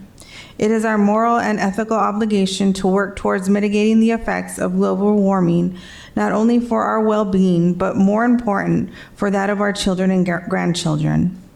Over the past year and a half, members of the Arizona Youth Climate Coalition have diligently worked with board members, TUSD staff, and national experts to develop a proposed climate action resolution that tackles this crisis head-on. Passage of this resolution will commit the whole district to achieving net zero emissions by 2040 and will make TUSD a national leader in the fight against the climate crisis. It will also enable the district to appropriately prepare for the inevitable extreme heat and grid outages. As a bonus, the district will save millions of dollars by adopting clean energy measures. The health and safety of TUSD students, as well as their academic performance and mental health, depend on the passage of this resolution. The board's decision will have far-reaching consequences for the lives of hundreds of thousands of current and future students. I urge you to vote in favor of the climate action resolution and take this critical step towards sustainability for Tucson's schools and students. Next is from Scott DeBice, and this is about 8.4. Dear Tucson Unified School District Governing Board, on behalf of the Pima County Department of Environmental Quality, I would like to urge you to adopt the proposed climate action resolution that is currently under consideration by TUSD. As a designated air quality control district and Pima County's lead climate planning agency, the TUSD resolution aligns well with our overarching greenhouse gas reduction targets to reduce emissions in our region in order to address our role in the climate crisis. Since TUSD is the largest school district in Pima County, it is imperative that we work together in order to reach our collective climate pollution mitigation and adaptation goals. PDEQ received a $1 million climate pollution reduction grant from the Environmental Protection Agency in July 2023. As a CPRG recipient, PDEQ is required to develop ambitious plans for reducing GHG emissions and other harmful air pollution within the Tucson Metropolitan Statistical Area. Pima County chose to participate in the CPRG program because it will allow the region to work with community partners such as local school districts to reduce the GHG emissions, ultimately improving air quality to protect public health while addressing long-standing environmental injustices and providing opportunity through building a clean energy economy. PimaCan is Pima County's priority climate action plan and the first required deliverable of the grant. The PCAP was submitted to and approved by the EPA in the spring of 2024 and includes 25 distinct projects that will reduce the region's carbon emissions by 1.5 million tons by 2025 and between 2025 and 2030. A comprehensive climate action plan is due to the EPA in December 2025. The measures you agree to within this proposed resolution will directly contribute to the success of these plans. TUSD has made considerable strides already by installing solar panels on most of our school properties, which also provide the shade needed for students to be able to engage in outdoor activities safely. The proposed resolution provides an excellent guide toward further energy within buildings, transportation, and waste, important sectors for the GHG reductions. Pima County would like to work directly with TUSD in order to align our respective goals for the inclusion of the upcoming CCAP. We have just experienced the hottest summer on record, and this climate emergency will have negative impacts on student health and safety, as well as their ability to learn or participate in outdoor activities. Next is Julie Hendricks, and this is about 8.4. Dear TUSD board members, as a member of the Tucson Community Architect and Building Sustainability Consultant, I'm writing in strong support of the proposed climate action resolution. I would like to draw attention to the fact that while there will be upfront costs to implementing the resolution, there will be extremely significant costs if the resolution is not implemented. Here are some of them. Health. Without measures to address extreme heat and air quality, TUSD will face increased health-related absences and potential liability from students and staff. Building devaluation. Extreme heat and water scarcity will accelerate the deterioration of TUSD facilities. Additionally, not upgrading to more efficient standards will leave TUSD with less valuable, outdated assets as the industry moves towards net zero buildings. Higher operational costs. Poor energy and water efficiency in buildings will lead to rising utility bills, and resources become scarcer and more expensive. Workforce development. Without appropriate climate education, TUSD students will be less prepared for the careers of the future economy, careers in renewable energy, building efficiency, environmental science, and climate resilience, for example. Millions of these professionals will be needed to fill these roles in the coming decades. TUSD students could be the future leaders in those roles. Investing in climate action now will save money and protect our community in the long run. I urge you to pass this important resolution. Next is Michael Esser. This is about 8.4. I am a TUSD parent, architect, general contractor with practice focused on sustainability building, part-time U of A and PCC instructor, and contributor to the PCC's Climate Action and Sustainability Task Force. I'm happy to hear about the support this climate action resolution presented by the AZYCC. Two suggestions in my realm of experience that I propose. One, instead of standardizing that TUSD seek LEED certification of buildings, I recommend standardizing that TUSD will follow the practices that will enable a building to receive LEED certification. LEED certification is one of those well-intentioned ideas that has developed into a bureaucracy that conflicts with its own stated mission because the U.S. Green Building Council charges so much to provide the certification, and what they charge could instead be spent on even more sustainability products and practices utilized in the construction remodeling of the building. Rather, the USGBC sending representatives to ensure the planned practices have been followed. Members of the AZYCC could obtain LEED trainings/certification themselves. Inspect during the construction process to ensure standards have been met, and then pass on their training and responsibilities to the other AZYCC members if and when they leave AZYCC.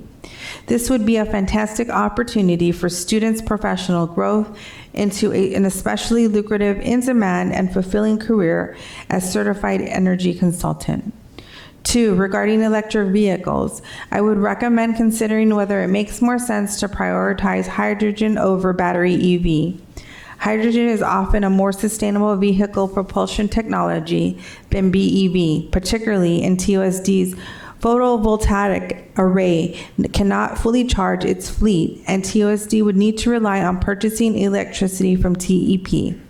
It's early for consumer adoption of hydrogen due to the limited refueling options in Tucson, but is an absolutely ideal for a large organization like TUSD, which could install its own hydrogen refueling station if TUSD hasn't in fact already done so to save operation money. This plan is easy to support as a taxpayer as well, because the proposals will save TUSD significant money over time, which can be more directly spent on educational programs. There are often federal, state grants and programs which can amortize initial capital costs over many years, making implementing this plan immediately profitable for the district.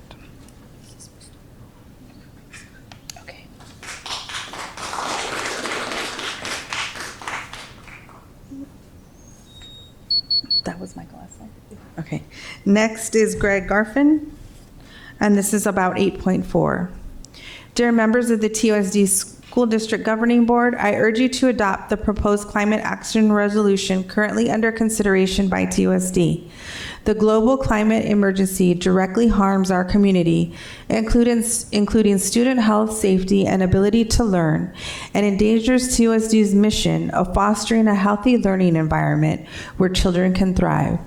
As the lead author of the Southwest chapter in the 3rd and 4th National Climate Assessments, I concur with the members of the Arizona Youth Climate Coalition that confronting this crisis is an ethical obligation to protect current and future generations of students. Passing this resolution will position TUSD as a national leader in the fight against climate crisis. It will set up an example for students and position the district to become a leader in preparing this and upcoming generations to be members of a workforce for which energy transition is already underway.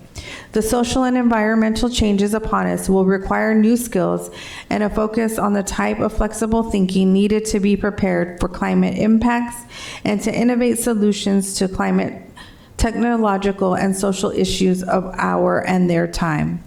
I laud the resolution's commitment to net zero emissions by 2040, as well as ensuring the district is prepared for the impact of climate crisis, such as extreme heat waves and electrical grid and transmission outages, with much needed adaptation and resilient strategies. This resolution will improve the health and safety of TUSD students, families, and teachers, while also boosting mental health and academic performance. It will save the district millions of dollars. Being proactive always costs less than being reactive. As the Youth Climate Coalition has mentioned, it will inspire hope in the hearts of TUSD's 40,000 plus students. By implementing these bold climate solutions and by prominently including youth, the district will empower the next generation of change makers and problem solvers. I urge you to vote in favor of the climate action resolution and take this critical step towards sustainability for Tucson schools and students.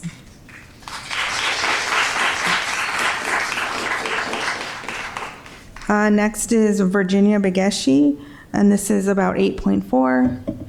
Good evening, members of the TUSD Governing Board. Thank you for the opportunity to address you today regarding Agenda Item 8.4, Energy Conservation. As we consider the proposed initiatives to enhance energy efficiency within our district, I want to raise some critical questions about funding and priorities.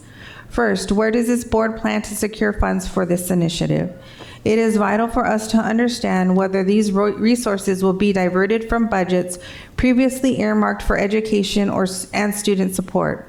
Our primary responsibility is to ensure that our students receive a quality education, and any funds that might detract from this goal should be examined very closely.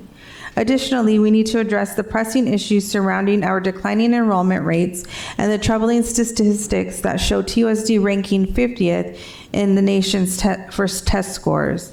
With these challenges at hand, we should be prioritizing energy conservation projects when we have immediate needs that directly impact our students' learning experiences. Our focus must remain on reversing this trend, improving academic performance, and ensuring that our schools are safe and conducive to learning. Moreover, I want to draw attention to the point raised during a previous meeting regarding conflicts of interest within our board. Will Ravi Shah be addressing this concern today? This is crucial for maintaining the trust of our community and voters. Transparency in decision-making is essential, especially when it comes to allocating resources that affect our students and schools. In conclusion, I urge the board to reconsider the focus on energy conservation initiatives at this time. Let's prioritize our students' education and well-being above all else, ensuring that any funds allocated genuinely enhance their learning experience. Thank you for your attention, and I look forward to your response. Next is Mark Peterson, and this is about 8.4. Dear Board President Luna Rose and board members Ekstrom, Romero, Shaw, and Shaw, I, like many other parents who have raised children in the Tucson community, want nothing greater than an opportunity for our children to live in a healthy and sustainable Tucson. Our children are our greatest resource and our best hope for the future. Air pollution from fossil fuels is a major cause of climate change, and climate change is recognized by many medical societies worldwide as the greatest threat to our public health. For pregnant women and children, air pollution from fossil fuels contributes to preterm birth, low birth, neurodevelopmental harm to children, and worsened rates of childhood asthma, among other disorders. The harm to our health is disproportionately affects our most vulnerable people, who, in addition to infants, children, and pregnant women, include the elderly, people with chronic illnesses, outdoor workers, and people in low-income communities and communities of color. We have the technology and policy solutions to successfully address climate change, but until recently have lacked the political will to tackle them. We are now at a crossroads to our future, and TUSD has a unique opportunity to lead the Tucson community to a healthier and more sustainable future by enacting this landmark climate action and sustainability policy. I strongly urge all members of the board to approve Agenda Item 8.4 for the health and future of our children and the Tucson community.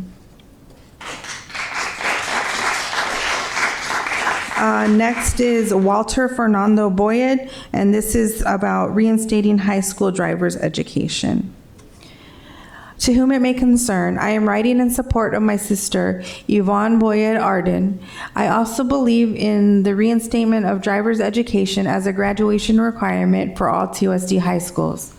I would like to reiterate the very tragic circumstances that currently surrounds my family with the death of my nephew, Liam Andrew Lake, on June 14th, 2024. Could Liam's death have been prevented by providing extensive education to young drivers prior to the graduation of the 12th grade? Can federal money be requested if TUSD budget requirements are an issue? Emphasis on distracted driving is, in my opinion, should be a core focal point within the high school curriculum, especially in this day and age of the cellular phone. We as a family are absolutely crushed with the loss of our nephew, my sister's son. We are respectfully requesting that this board and those listening help in not only allowing my nephew's death to be in vain. Please let us bring back the imperative sense of awareness while operating in a motor vehicle. Thank you for your time.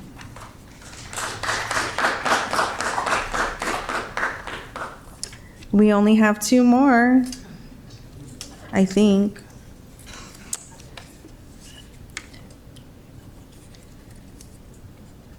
Yeah, okay. Next is Hillary Varnador, and this is for the Climate Action Resolution.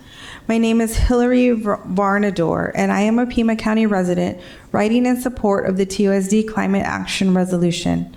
My husband attended Fruchtendler, Carson Middle School, and Santa Rita High School, and our son is a sophomore at Catalina Foothills High School. I am a CCP climate change professional, and I work with cities and towns and counties globally on their sustainability and climate initiatives through my role as the Vice President of Lead for Cities at the U.S. Green Building Council. I met Oja Sanhai at a networking event earlier this year and was inspired by the action he has taken as a graduate of UHS to work with peers on this important resolution. As a past Girl Scout leader, it was great to see a young person get involved and commit to helping his own school district. Our public schools have great opportunities to advance sustainability and climate action. Many actions taken not only help our planet, but improve the lives of people. Consider the capital improvement decision to convert school buses to an all-electric fleet. This has direct health benefits on students who would otherwise be inhaling diesel exhaust. I would love to connect you with the USBG-BC Center for Green Schools as a result of this effort. Additionally, I plan to share your leadership here at TUSD with our new superintendent, Denise Bartlett. Thank you for your commitment to this work.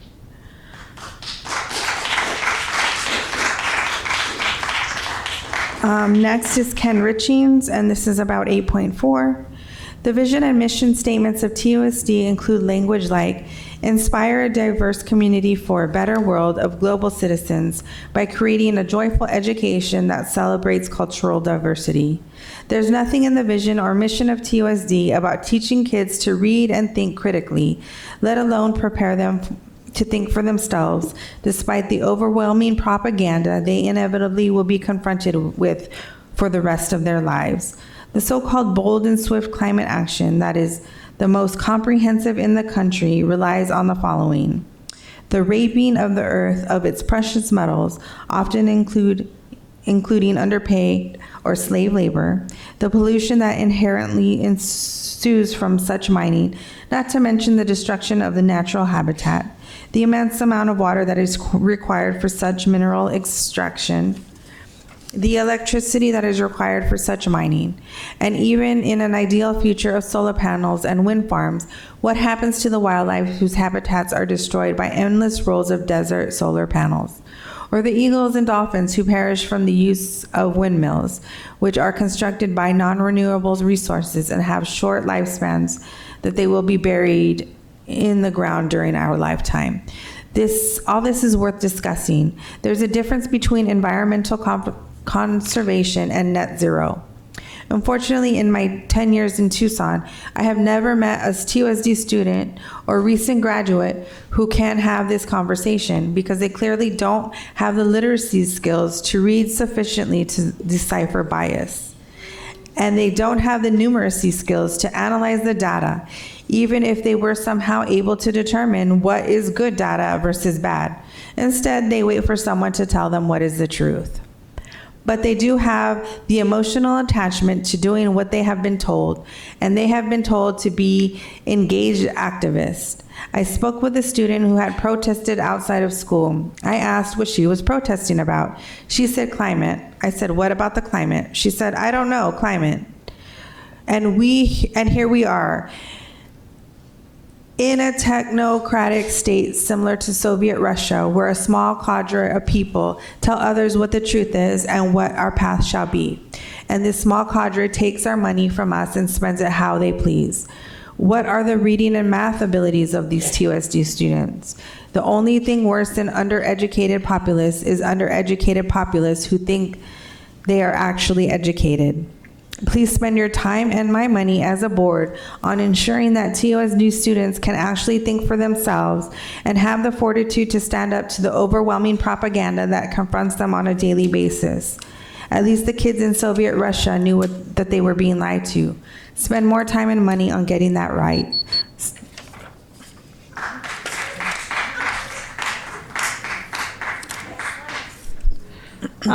I will be reading the very last letter. Dear TUSD Governing Board President Luna Rose, as chair of the City of Tucson Commission on Climate, Energy, and Sustainability, I hosted a discussion of the Commission on TUSD Climate Action Plan you're considering tomorrow. While our commission is an advisory capacity to the city, mayor, and council, we cannot officially make policy recommendations to non-city agencies such as yourself. However, we all believe that your plan is entirely in line with the City of Tucson's Climate Emergency Declaration of September 2020 and the subsequent climate action planning initiated at both the City of Tucson and Pima County. As it coincides with the strong moves by TUSD towards solar power generation, so clearly evident in your schoolyards, and the transition to electric buses, this new action would place the school district at the forefront of sustainable practices in the community. So while I can only speak for myself in this effort, I think the TUSD climate resolution is very significant for this district as well as the rest of Tucson. Adding to that is the way you have incorporated the leadership of young people in the planning process, because those are the people who will benefit or suffer the most from the impacts of climate change. The goal of zero emission by 2040 is important and backed up by strong scientific research. For you, this will be a good example for your students in using a rational, information-based decision-making approach. This resolution and the subsequent planning and implementation process that it triggers will transform the quality of life for TUSD students by creating healthier and safer classrooms, more conducive learning environments, and inspiring the next generation with hope. Our commission has been very aware that the resolution to this climate change problem, especially in the extreme heat environment such as the Southwest, will depend greatly on a well-educated generation of people who understand what needs to be done. That puts you on the front line. Welcome. Best regards, James Snell, PhD. And I do believe that concludes our call to the audience. Just a reminder, only two board members can tackle an item at the same time, so we have one big one. But Mr. Romero. Dr. Chio, I'd like to see if we can have that discussion regarding driver's educations in our high schools. I know that a couple of board members made that request. I'm just going to advise the board. There's a lot of work that we're preparing because it's going to require capital upgrades, a capital investment. We're going to have to look at a lot of different logistics to be able to offer it at all 10 of the high schools. It's going to take a little bit of time, but we are in the process of putting that together. So if it doesn't appear right away, it's just the depth of information that we have to put together for you guys. All right, thank you. Dr. Shaw. Thank you, President Luna Rose. Thank you, everyone who spoke tonight. I just want to start by thanking Yvonne for coming here and sharing her story. That can't be easy to do. So thank you for doing that and being here tonight and being vulnerable and sharing that story about your nephew's death. Thank you for doing that. I'm not going to speak to 8.4 now. We'll have a chance to do that in a moment. But I do want to say, since most of our speakers came from that, I don't think we've had a meeting in the 4 years that I've been on this governing board with this many TUSD students and college students in attendance and speaking. So I want to thank you, all of you who came and spoke your heart and your truth on this matter. So thank you very much. I do want to say one thing to some of the speakers. As a family physician, I'm always cognizant of what we're doing to our bodies when it comes to food and other things. I know many of you spoke on food issues, so can you please contact me afterwards? It's something I'd love to work with you and others on to make sure we have healthier meals for my kids as well as all 40,000 kids in TUSD. Okay. I would like to address just a couple of the letter. I won't get too much into 8.4, but I will say that one of the last letters I felt was incredibly insulting to the teachers and the students. And so I wanted to apologize to you all on behalf of the governing board for that letter. Anything else? Ms. Shaw. Thank you. Thanks to everyone who came to speak tonight and is here to support any of the items. I would also like to thank Ms. Yvonne and Mr. Walter for speaking out about the loss of their family. I'm looking forward to the item coming forward to the board. I think it's really important, and I look forward to voting yes on that specific item. Thank you. All right. Anything else? Okay. Thank you very much, and thank you for sitting so patiently through those last letters. Okay, so now we are heading to 8.4, Governing Board Policy, ECF, Energy Conservation, second reading. Dr. Trujillo. President Luna Rose, I'd like to turn this over to Dr. Shaw or Ms. Ekstrom. We're the co-sponsors of the policy. All right, thank you, Dr. Trujillo, and thank you, Governing Board. I'm going to actually turn it over to our staff and our student leaders who've been working on this policy for the last year and a half. I understand we have a presentation. We had a chance back in April to have a first read on this and went into some of the details on the policy points. I want to thank Tina Cook, who's be speaking tonight, to just go over some of the highlights and some of the goals with this program. And I know we have some members of the Arizona Youth Climate Coalition who will be speaking as well. And then we'll be able to talk more about this policy as a governing board. Absolutely. I'd like to introduce Tina Cook. We don't see Tina here a lot. Tina is very much the guru of sustainability efforts, particularly around solar energy here in the district. And I want to turn it over to you, Tina, to kick us off. Thank you. Good evening, Governing Board President, members of the board, Dr. Trujillo, and staff. Tonight, we're here to do a brief overview as an executive summary of what we've been working on. I will say that I've been working with different departments within TUSD alongside the Arizona Youth Climate Coalition Group.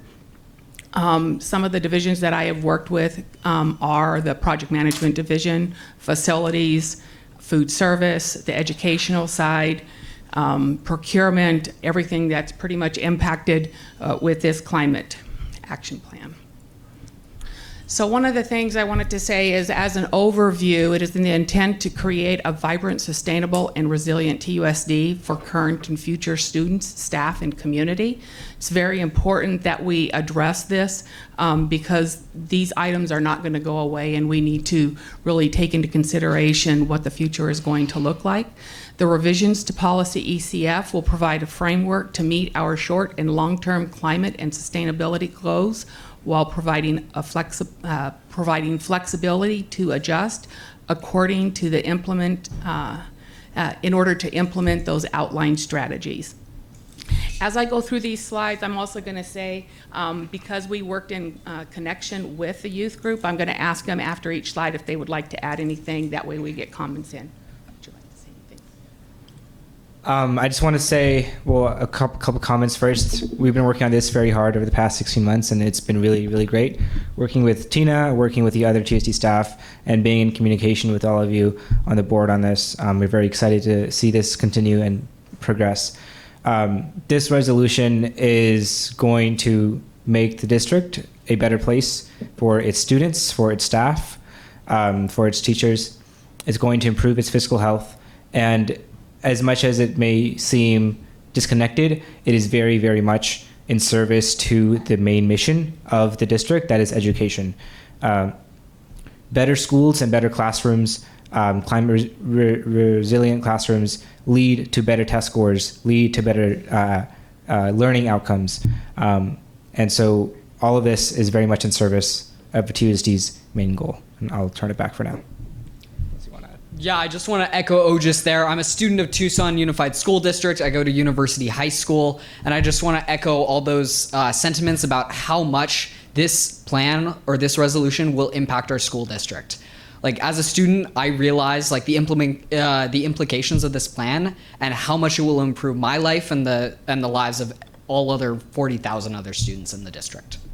So, thank you.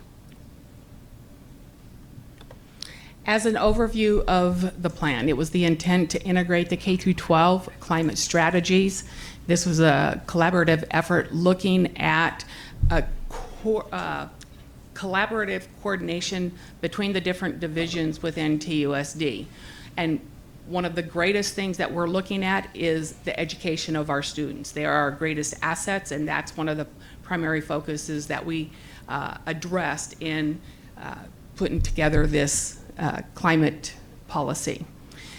Over the next decade, this is going to be very decisive up through 2030 and beyond, because many of these items, they're technology driven, they are infrastructure driven, and a lot of that, as you've heard today, there's a lot of concerns about the budget, is very much budgetary driven.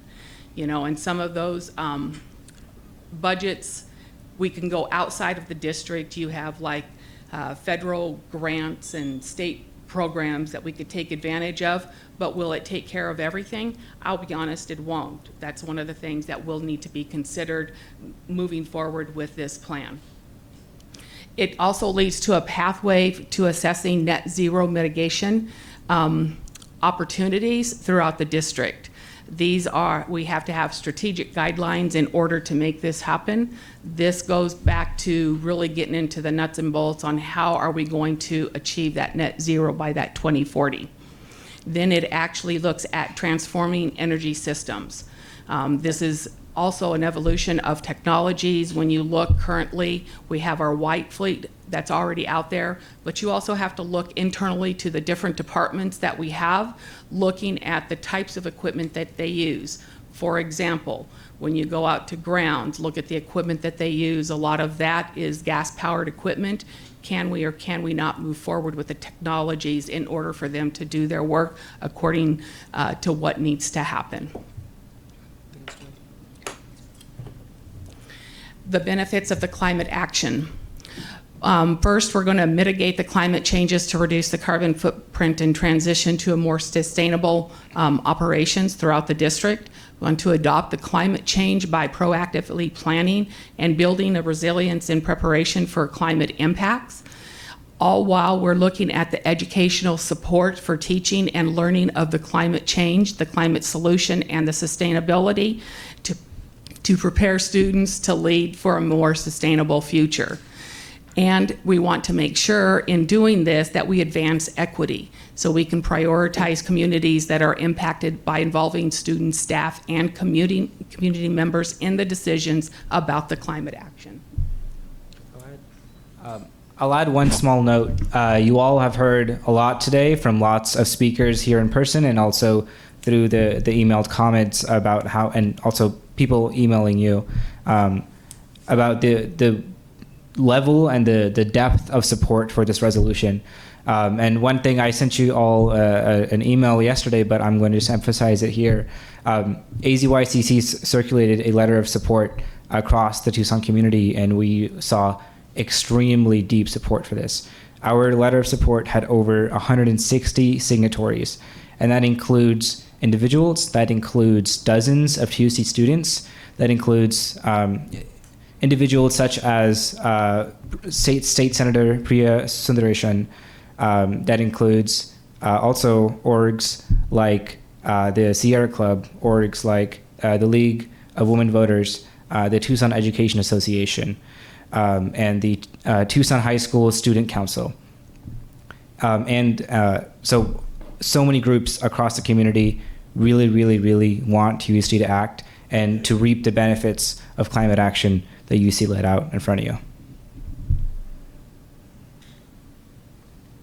So then next, we're going to look at potential savings. You know, this was a tough one. I mean, you know, in working with the different district departments, working with the youth group, trying to come up with initial cost, what are we going to save? I can look at projects within the bond. I can look at projects that we've already done. But really, when I look at an overall between the different categories within the utilities, electricity, natural gas, water, irrigation, and refuge being the trash and recycling, I have to really go off of a national average for the estimated maximum potential, and that's what I wanted to provide with you today. So I'm going off of a full year's utility budget. I went off of fiscal year 24. What you see up here is what I show for the utility budget across the board for every single site within the district. I broke it down by percentages to come up with 100%, then looking at the max savings potential. So I am estimating that the max saving potential for electricity in moving forward with these projects per year is going to be roughly 4.3 million. Natural gas, I'm estimating 8% from the natural gas is going to be 172,000 roughly. Water, 103,000. Irrigation, 71,000, and then refuge, 13,000, for an estimated total savings on an annual basis of roughly 4.7 million. So keep in mind that I have to repeat that those savings is if you do many of the projects up front in order to maximize out the savings. So if you go through and do everything on a yearly basis, that's what you'll save. So if I compare this to the solar project that we did within the district, you're going to start off with a small savings per year annually, and then you're going to continually accumulate up to that 4.7 as you're being able to complete those projects within the district. I'll add a few comments. I'm going to throw a few numbers more at you guys that I think complements this work. There's a lot of things that really compound when you do these sort of cost savings analyses. And later on, when we do put out an RFP and get an outside agency to do a really in-depth cost benefit analysis over multiple months, I think we're going to see the full depth of the cost savings. One small example I'll throw right now is the savings from electric school buses that you guys saw one or 2 months ago. That'll be added on to this, and that's hundreds of thousands, if not millions of dollars. And another example I'm going to throw at you guys, when the city of Tucson did a cost benefit analysis for their climate action plan, and that was done by an outside agency, and it took them multiple months to do this very in-depth analysis. They found a net present value, so the value of doing all this climate action, to be billions of dollars. It sounds insane, like what the heck, but it is true. And when they calculated the benefit cost ratio, that was 32. So that means for every $1 that the city spends, they're getting $32 in benefits by taking this climate action. And TUSD will reap those same benefits, similar numbers, and it will also help complement the city's work, complement the county's work, as you guys heard. So the cost savings here is enormous. This is not a strain on the district's budget. It is indeed necessary, and it's going to complement the district's fiscal health. Thank you. And with that, I'm going to open it up to any questions. All right, board members, questions? And thank you so much for the presentation. Dr. Shaw. Great. Thank you, President Luna Rose, and thank you, everyone here tonight. Tina, thank you for presenting, and Otis and Owen. I don't think we had a chance to do proper introductions to where you are and what you're doing, so I'm going to just turn over to you for a second to serve some proper introductions. Sure, yeah. My name is Ojis Sangi. I'm a junior at the University of Arizona, and I'm the Tucson co-lead for the Arizona Youth Climate Coalition. And a TUSD grad? Yes, I graduated from University High School. Yeah, my name is Owen Bro Sanders. I'm a current junior at University High School, so we're like parallel 4 years apart. I'm the other Tucson co-lead of the Arizona Youth Climate Coalition. I also serve on the Metropolitan Education Commission Youth Advisory Council, and I'm also a commissioner for the Governor's Youth Commission with the work group on conservation and sustainability. Great. Well, thank you. So I have a couple things I want to say here about this policy tonight and why we're here tonight.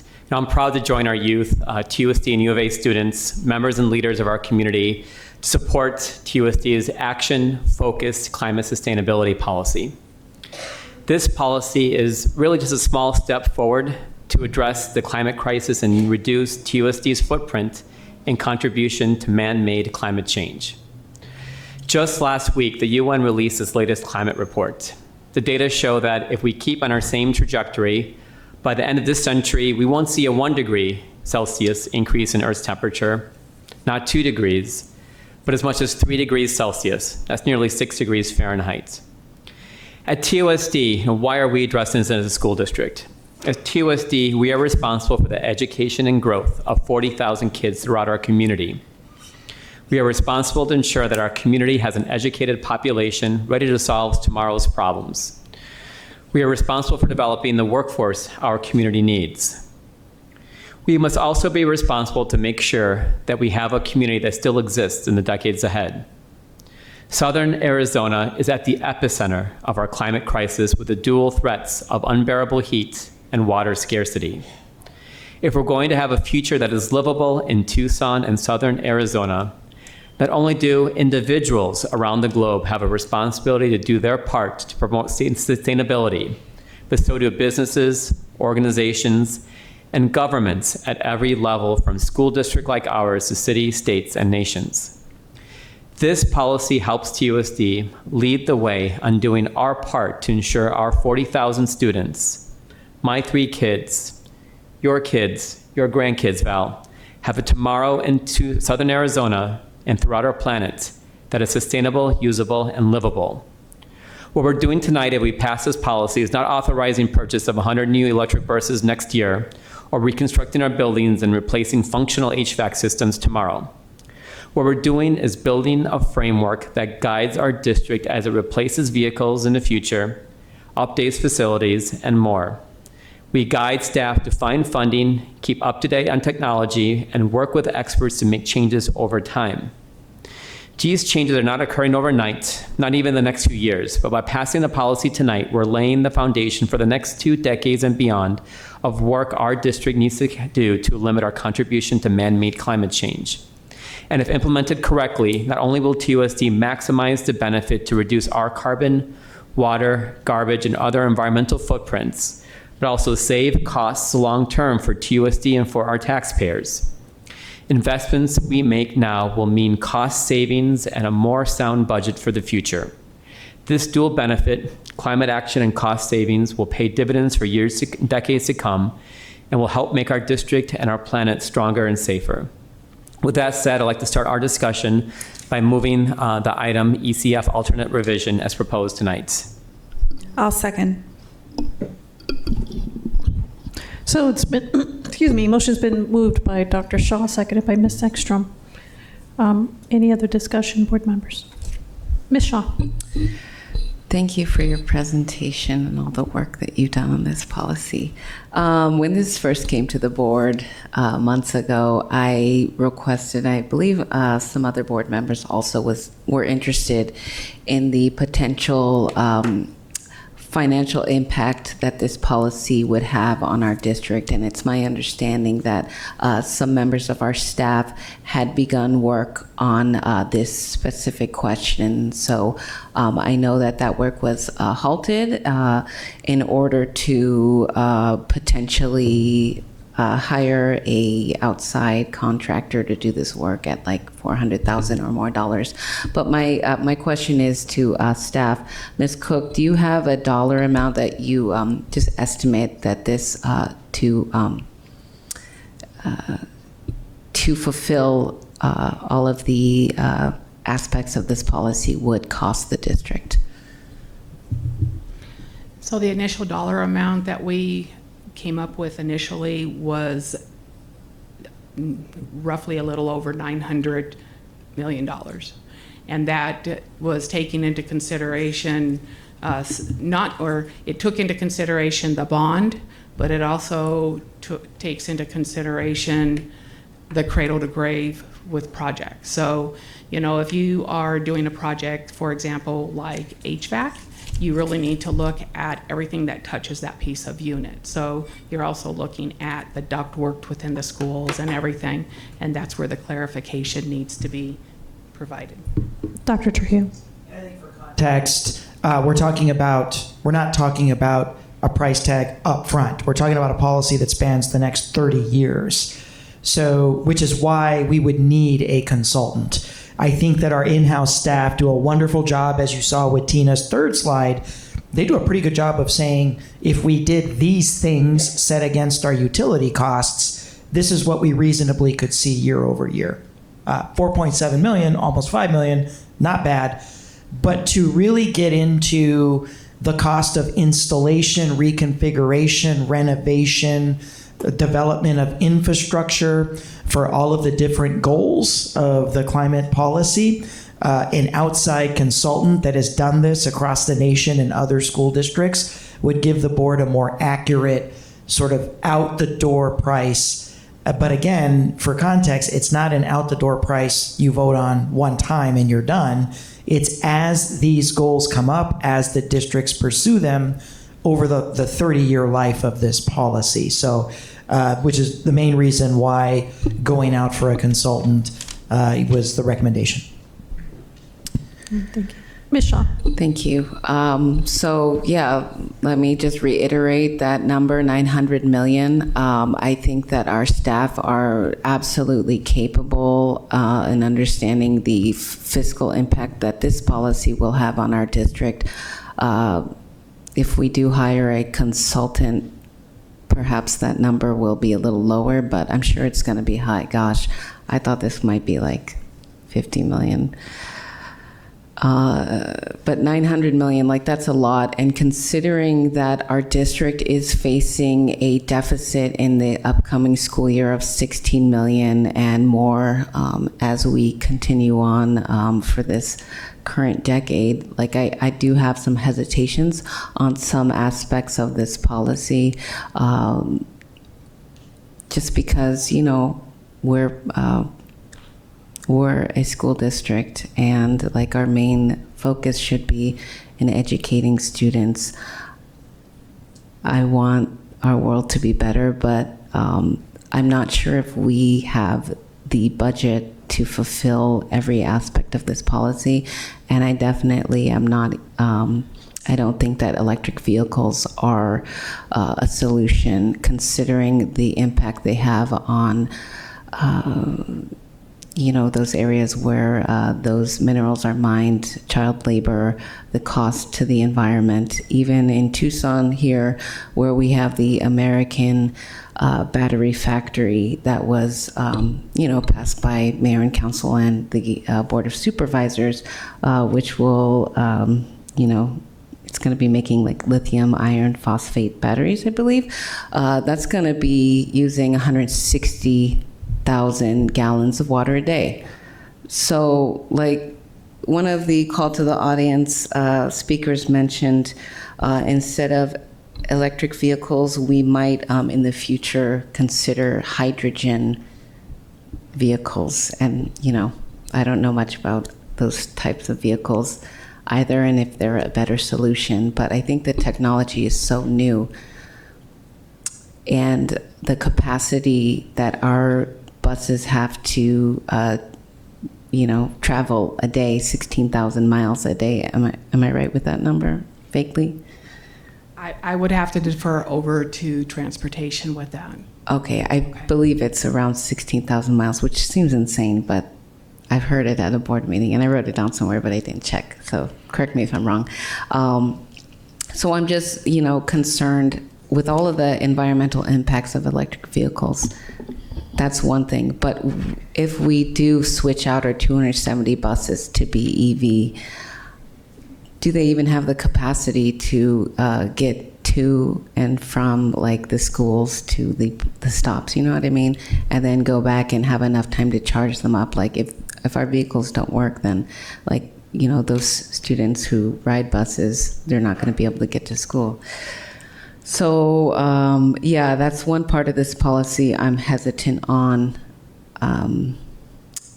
but I'll just open up the floor to my other colleagues who may want to comment.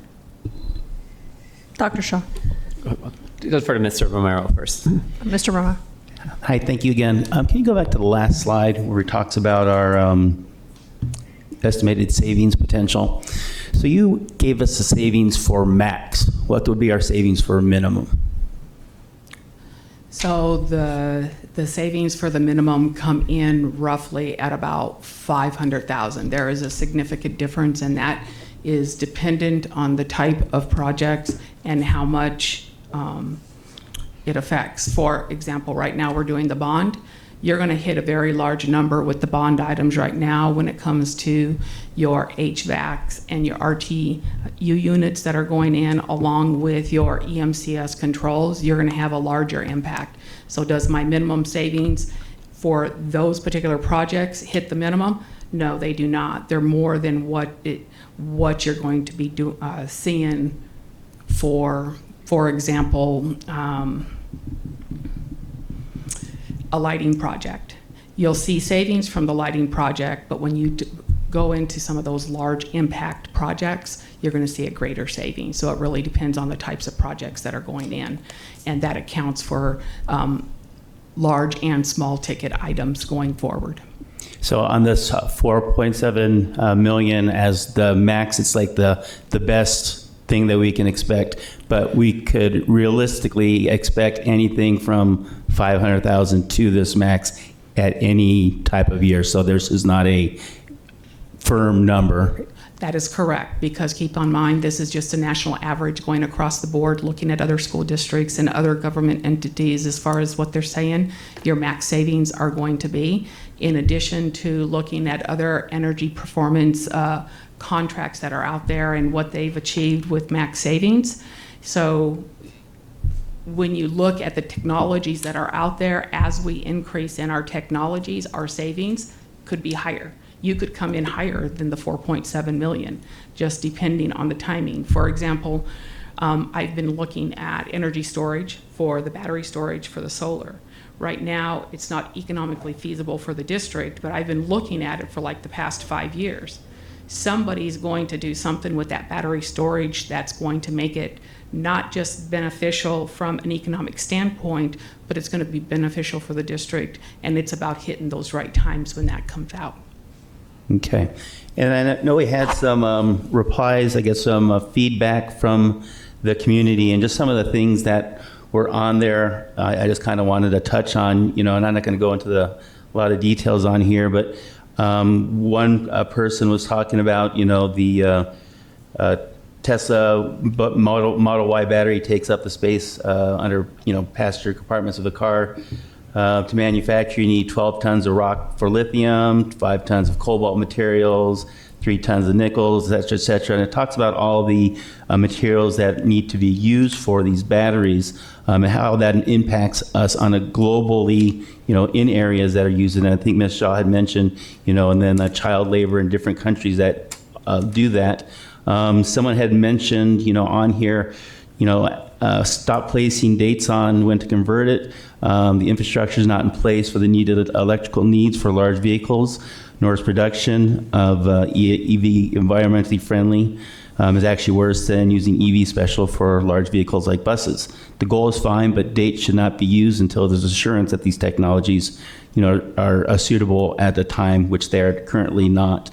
And there were some positive ones on this, like we heard from the call to the audience as well. I just want to make sure everybody gets an opportunity to see that these other concerns that other people do have. And I do have some people that have been reaching out to me also, and I wanted just to kind of touch real quick on some things that they see. And this is some parents and TUSD employees. So again, it's me reading them, it's not me. While this proposal addresses important global elements, it does not place student learning at the forefront of an objective. Instead, it emphasizes personal philosophies on environmental issues and sustainable development strain from our district primary responsibility, which to educate and prepare students to lead independent, successful lives. This movement is far removed from what we should be our top priority, our students and the opportunities they have in TUSD schools. They talk about a revision of this magnitude commits TUSD to an enormous amount of financial responsibility. One of the proposed changes specifically states that a goal of revision is to further investments into socially responsible funds. Although this noble in nature, we operate in a district that is currently struggling to find ways to uphold fiscal responsibility due to our declining enrollment, resulting in an annual decrease in revenues. Here it talks about several items proposed, such as prioritizing routes to communities of those disproportionately impacted by climate change, developing a plan to convert TUSD schools into resilience hubs, installing microgrids, designing and communicating vegetation and soil protection zones, and so on. Would require experts in these fields to conduct surveys and make educated determinations on how to properly implement these plans. I'm certain the costs associated with these studies of this nature are expensive, pulling financing and resources from items that are direly needed in our schools. Talks about just conducting comprehensive greenhouse gas studies of all the TUSD-owned buildings would cost the district upward of $1 million, and this is just the first step in the process. Furthermore, later in the document, it recommends that this study be conducted once every 3 years. There are also other bullet points that would require reducing solid waste by increasing recycling, diverting at least 75% of food waste through composting that require hands-on workforce, which in turn translate into further costs for the district. Have we thought about which positions will be cut in order to make room for the budget to pay for this? Or is the assumption that our educators will take on, yet again, additional responsibilities? It is extremely concerning to read that the site administrators, directors, managers, and supervisors will be accountable for energy management within their area of responsibility, and that the expectation is that their plan's success is based on cooperations of all levels from administrators, teachers, students, and support personnel. It appears that there's some disconnect between the idealism of the vision and the reality is what is needed. And the reality is TUSD schools are old and run down, which is why voters passed the bond. Voters see our facilities need paint, flooring, reliable heating, air conditioning, additional safety and security, and not turn our schools into state-of-the-art facilities, but simply make them functional spaces where we can educate our students with the hope of making them feel more comfortable and welcomed. What message does it send to our voters that they know their increased tax dollars will be paying for building repairs to make up for the neglect that had occurred to building over all these years, while the board is making plans to spend district funds to promote global green efforts? And then just one more thing here, ground crews and engineers have to work together to repair their own equipment. So they have the tools they need to ensure student space are safe and ready for student use. Teachers write mini grants to get funding that will support projects to enhance student learning in their classroom. Administrators and office staff paint hallway, cafeteria walls during the summer months so students can return to school and have pride in their space. Band teachers and directors have to scrimp, save, and beg to find funding for uniforms and instruments to replace ones that are over a decade old. Coaches have to raise money to purchase new uniforms and balls that are required for the competition. The list of needs within TUSD directly related to student experience is exhaustive, yet our employees and departments do the best with what they have. I just wanted to read some of these things, concerns from the people that are on the ground floor at our schools when we look at some of these considerations. Again, I respect everybody that reached out to me so that I could at least have their voices heard as well. And I shall have something else, but that's it for now. Thank you. Dr. Shaw. Thank you, President Luna Rose, and thank you for bringing up costs, Ms. Shaw. I want to just talk about some of I've been involved in these conversations the last, 6-9 months and some of the cost things. And I really want to applaud our staff, Tina, as well as so many other departmental leaders and others who have been part of this project for almost a year now. A lot of different expertise went into trying to figure out some of the cost issues, and I think we have some great expertise on, well, we want to do this, this is what it's going to cost to do it. But I think, when I was in those conversations, in those meetings, one thing that we were really lacking is looking at expertise on the cost savings. So we do this and we aren't doing this. Instead, what can we really reap in terms of the cost savings? So for example, and I'll just give an example here. Waste, 2C, explore the implementation of programs to attain zero waste status, including using reusable products by 2040. So we talked about food services. What it would take to have, dishwashers in all of our schools or other kinds of things. We didn't look at, well, what do we consolidate? What do we do other things? So when we talk about these costs, $900 million, we're looking at really the max cost without really looking at a system-wise approach to how we can have rewashable utensils instead of throwing away spoons and sporks for 40,000 kids at every meal. And then what the cost savings are then by not having to purchase spoons and forks for 40,000 kids at every single meal twice a day for 180 days. So the cost, so that's why we stopped looking at that, I think, any further. I think we were getting beyond the scope of what we can do with the expertise we had in our district.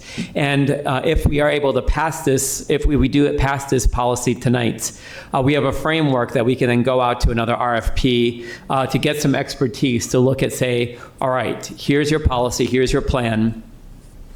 What can we do 2025? What can we do in 2030? What can we do in 2035 to move forward on this plan to reap the most significant benefits on the climate mitigation as well as the cost savings? And so when we do go, if we do pass this tonight and we do go off again to our RSP, I'd really focus on those two things, really making sure that we're implementing this in the most climate effective way as well as the best cost savings way so that we can reap the benefits long term on this. So I think there's a lot we can do in terms of cost savings on this and making sure that we implement this effectively. And then on EV batteries, I understand the concerns that you've mentioned in the past and others have mentioned on this. We're not looking to convert our entire fleet to electric vehicles in 2025. That's not what we're trying to accomplish with this. 2 months ago, we passed a pilot project with 10 vehicles to see what this means for our district, what are the best routes to put them in, and how to do this effectively. And what this policy tonight, if we pass it, would be to convert our vehicles in the next 16 years. So until 2040. So we have time to let these pilots go through, continue looking for grants and looking for opportunities to expand our fleet with the most energy efficient things out there, so we're not spending money on diesel costs every single year as much as we are right now and other fuels. And look at technology as it changes over the next, 16 years. 16 years ago, can we have imagined vehicles, our cars fleet moving 300 miles in a single charge? We didn't have that available 16 years from now, and it's going to be amazing what we have 16 years from now when we're working on implementing this policy over time. And so I think by passing this tonight, again, we lay a foundation. We give our staff a framework and consultants and other experts framework. This is what we want to accomplish as a district. These are our goals long-term on how we can mitigate the climate crisis and do our part as a district. Now go forth and put this in place next year, 5 years from now, 20 years from now, so that we're making a difference for our community and our planet. Thank you. I did have a question.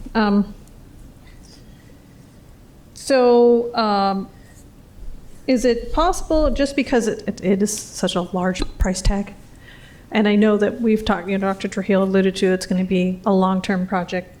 Is there a way that, I guess Dr. Trujillo is more of a question to you, like taking this in bites or maybe removing deadlines, or the committee, are they set to what is being presented?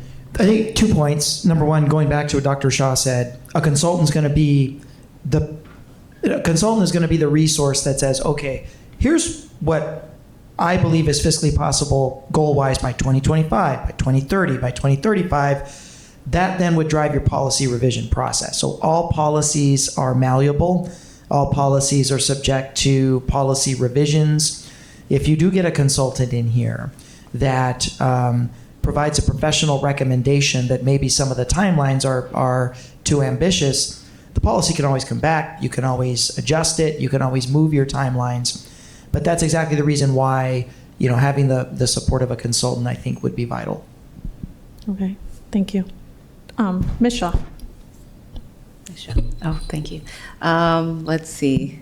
Yeah, I mean, what if the consultant comes back and it's like, oh, it's 800 million, not 900? Like, that's still a huge price tag. And I do think like the timeframes are ambitious, maybe not even possible, especially with the budget that we have, considering our upcoming deficit.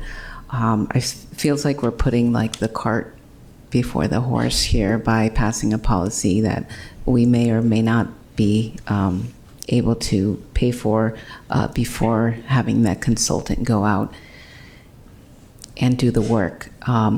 Personally, I'd rather not pay almost $500,000 for a consultant and just trust that our staff can, figure out the financial impact. The current estimate is around 900 million.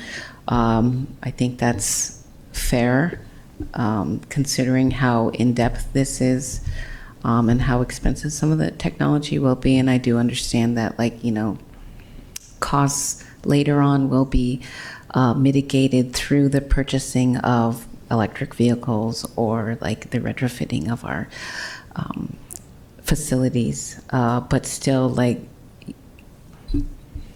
I don't want this policy to come before the other things that we need to do as a district. Things like having a school librarian at every school, or paying our teachers, our counselors, psychologists, nurses a livable wage, not to mention a competitive wage when it, you measure it to other districts or, fields. That should be our priority. And this could be a priority as well, but I don't think it should come before all of those other things that we've already promised our staff members that we would commit to doing. What if we keep trying to implement this policy and we bankrupt our district and we have to close down a school like Santa Rita or University High School? What if we have to close down a department because we bit off more than we can chew, and like our buses, we pay $100 million for some buses and then they aren't able to fulfill, getting to and from the school sites? Like, we need to be fiscally responsible, and I really want to I think we should table this policy until we can fully understand the financial impact it will have on our district. Because, that's why we're here. That's why we're on the governing board, is to be responsible and vet things and to not have like a real understanding of this, at least per each part of this policy, like a number that, like an estimate that it'll take. All we have is a number, 900 million, that, our superintendent doesn't want us to consider, because like who would consider this if we knew it was 900 million? Like, I surely couldn't say yes to this. I do want to vote on specific things of this policy, things like the education aspect, the water conservation, the waste, things that we can really like tackle with less of a financial burden.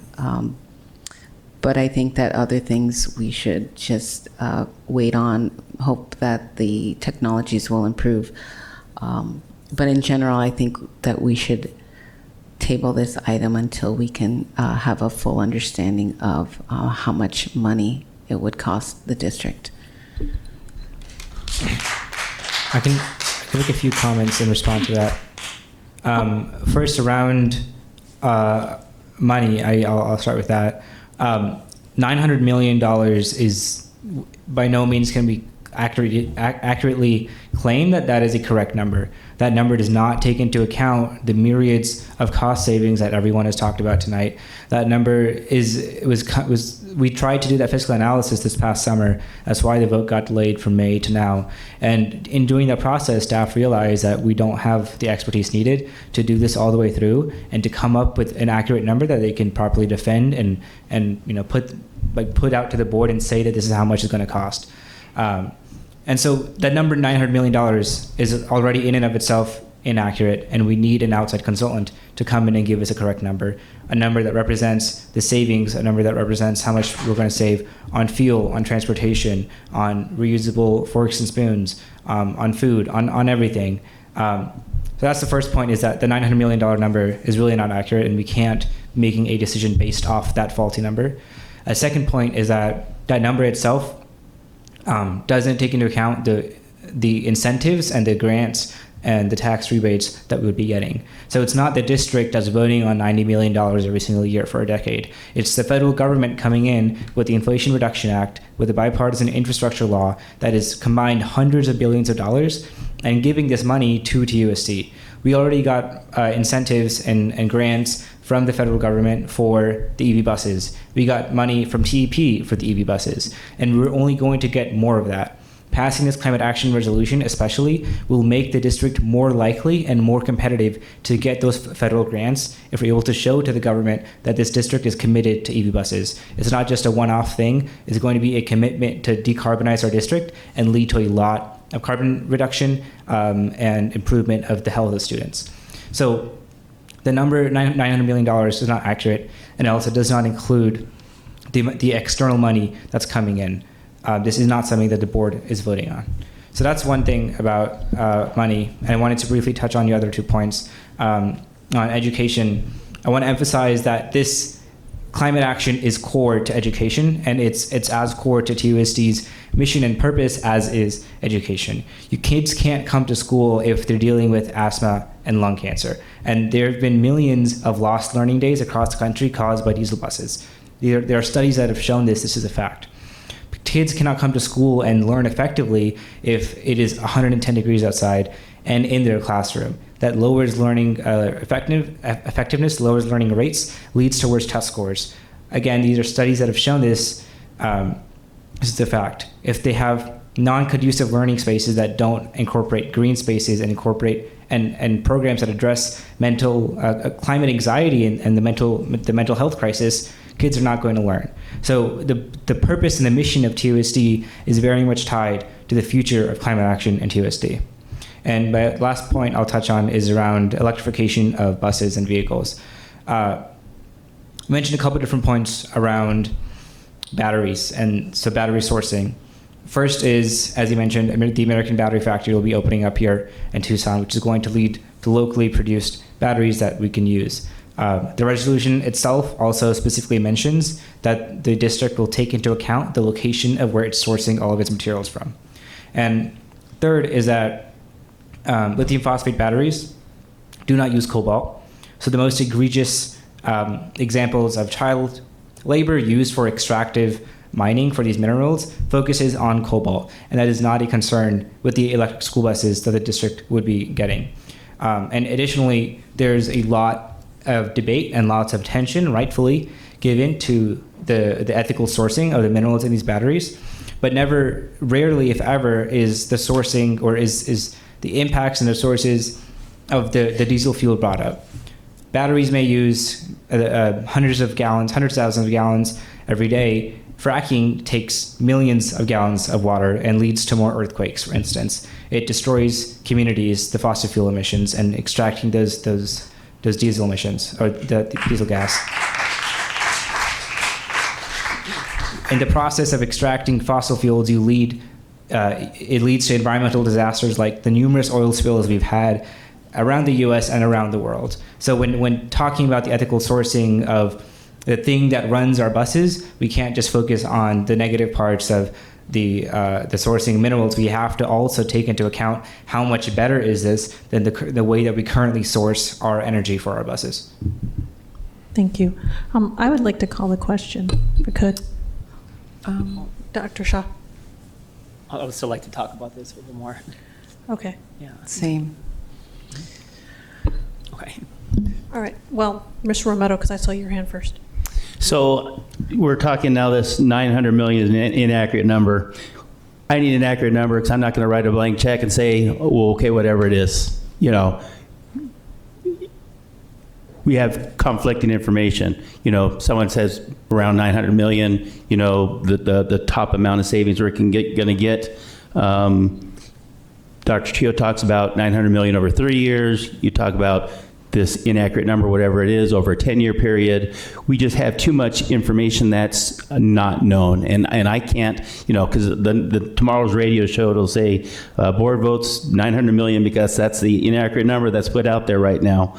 But they want us to be held accountable for the money. So without having, you know, I understand what we're looking to do here, but without having an accurate number, I cannot just write a blank check for what we don't know what this is going to cost, what we're going to save, and how financially responsible, like Ms. Shaw said, we're in a deficit. Is this going to bankrupt our district? So I would need a lot more of the money issues to be able to vote in a positive way. Ms. Ekstrom. Thank you. I'm not here to pander to radio talk shows, so I think we probably shouldn't be discussing that. How quickly would we see a cost-benefit savings, would you think? You're actually already seeing it, you know, with the passing of the bond, with the projects that have already completed, you're already seeing savings from those projects. I don't have those initial numbers. I don't have all of the data from both the bonds and the project department, but those calculations can be made for the projects that they did. And keep in mind, when you look at some of those projects that touch security, like the window film, it takes into consideration that as well, because you're going to get some reduction in heating and cooling because of the film that's on the windows as well. So we are already seeing savings already.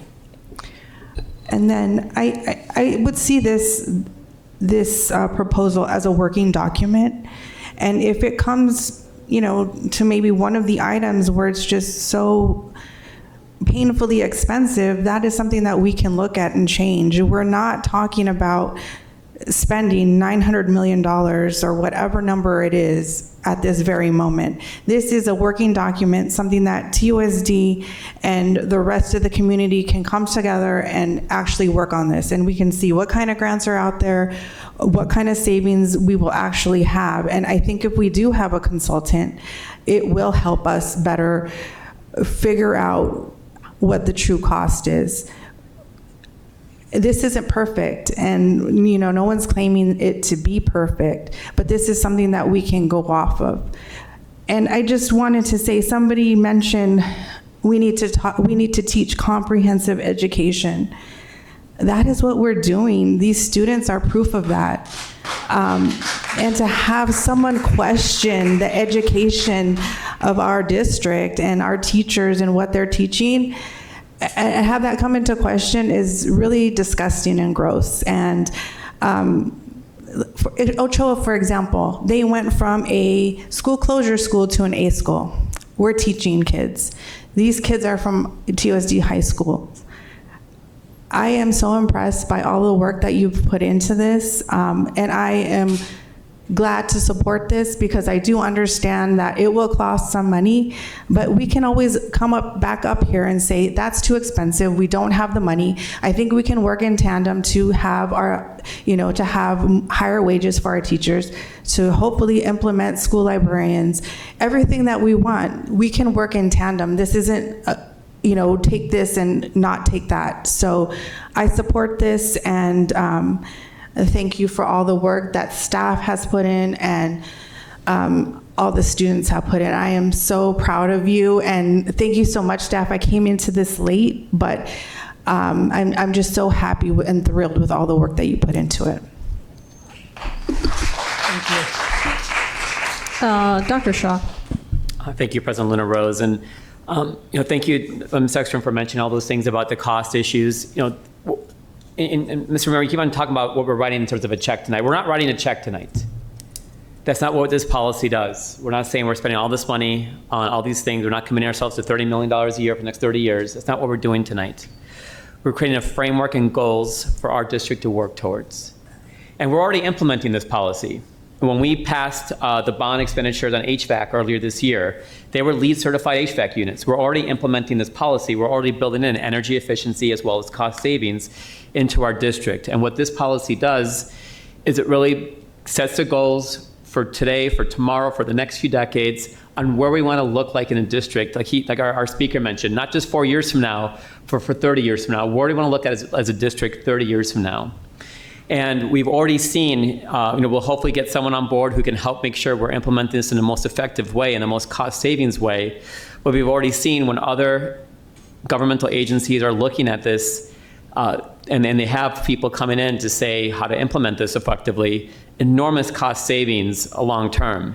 I'll just put my own personal example. I spend $25 a month to air condition my home because I have solar everywhere. The cost savings just in my home is enormous, and we can build that in for our entire district, and the cost savings are there. And I think this doesn't tie our hands. This gives us resources and goals and direction for our district that then 2025 governing board, 2029 governing board, 2030 governing board, 2035 governing board, looking at, all right, we're going to be purchasing this HVAC for Ochoa. We're going to be purchasing this we have 10 vehicles we need to replace. We're going to have we have money to do a new roof on Tucson High. Let's do this in the most energy efficient way so that we're killing two birds with one stone, taking care of the need in hand and building in three birds, building in environmental sustainability as well as the cost savings. And I'll end by saying, as Ms. Ekstrom is saying, a lot of things need to happen in tandem. My day job is serving in the Pima County Jail as medical director. I see every single day the costs of not investing 20 years ago on early childhood education, on addressing poverty and housing insecurity, on drug addiction and mental health. I am seeing every single day in my job how our society has failed by not investing 20 years ago, 10 years ago, 50 years ago, and the consequences we have from our incarceration rates and what's going on in our community. If we waited for every problem to be solved in TUSD to address the climate crisis, Our polar ice caps have already been melted. You're talking about a couple thousands or 10,000 people you're advocating for in Congolese in terms of cobalt mining. We're talking about 1 billion people in Africa that will have drought-stricken famine, 1 billion people in South Asia that will have floods and unbelievable living conditions. That's what we're talking about here, Ms. Shaw.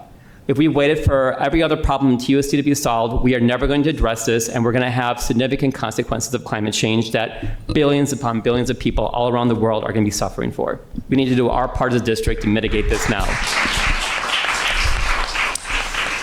Ms. Shaw. Well, thank you, Dr. Shaw, for pontificating on the global problems of the world. I don't think that this policy is going to fix the plight of the people in Africa and Southeast Asia. I wish it would. If it would, I would vote for it thoroughly, but it's just a drop in the bucket. TUSD is the 5th largest employer in Pima County. One of the largest is Raytheon. Another large one is the University of Arizona.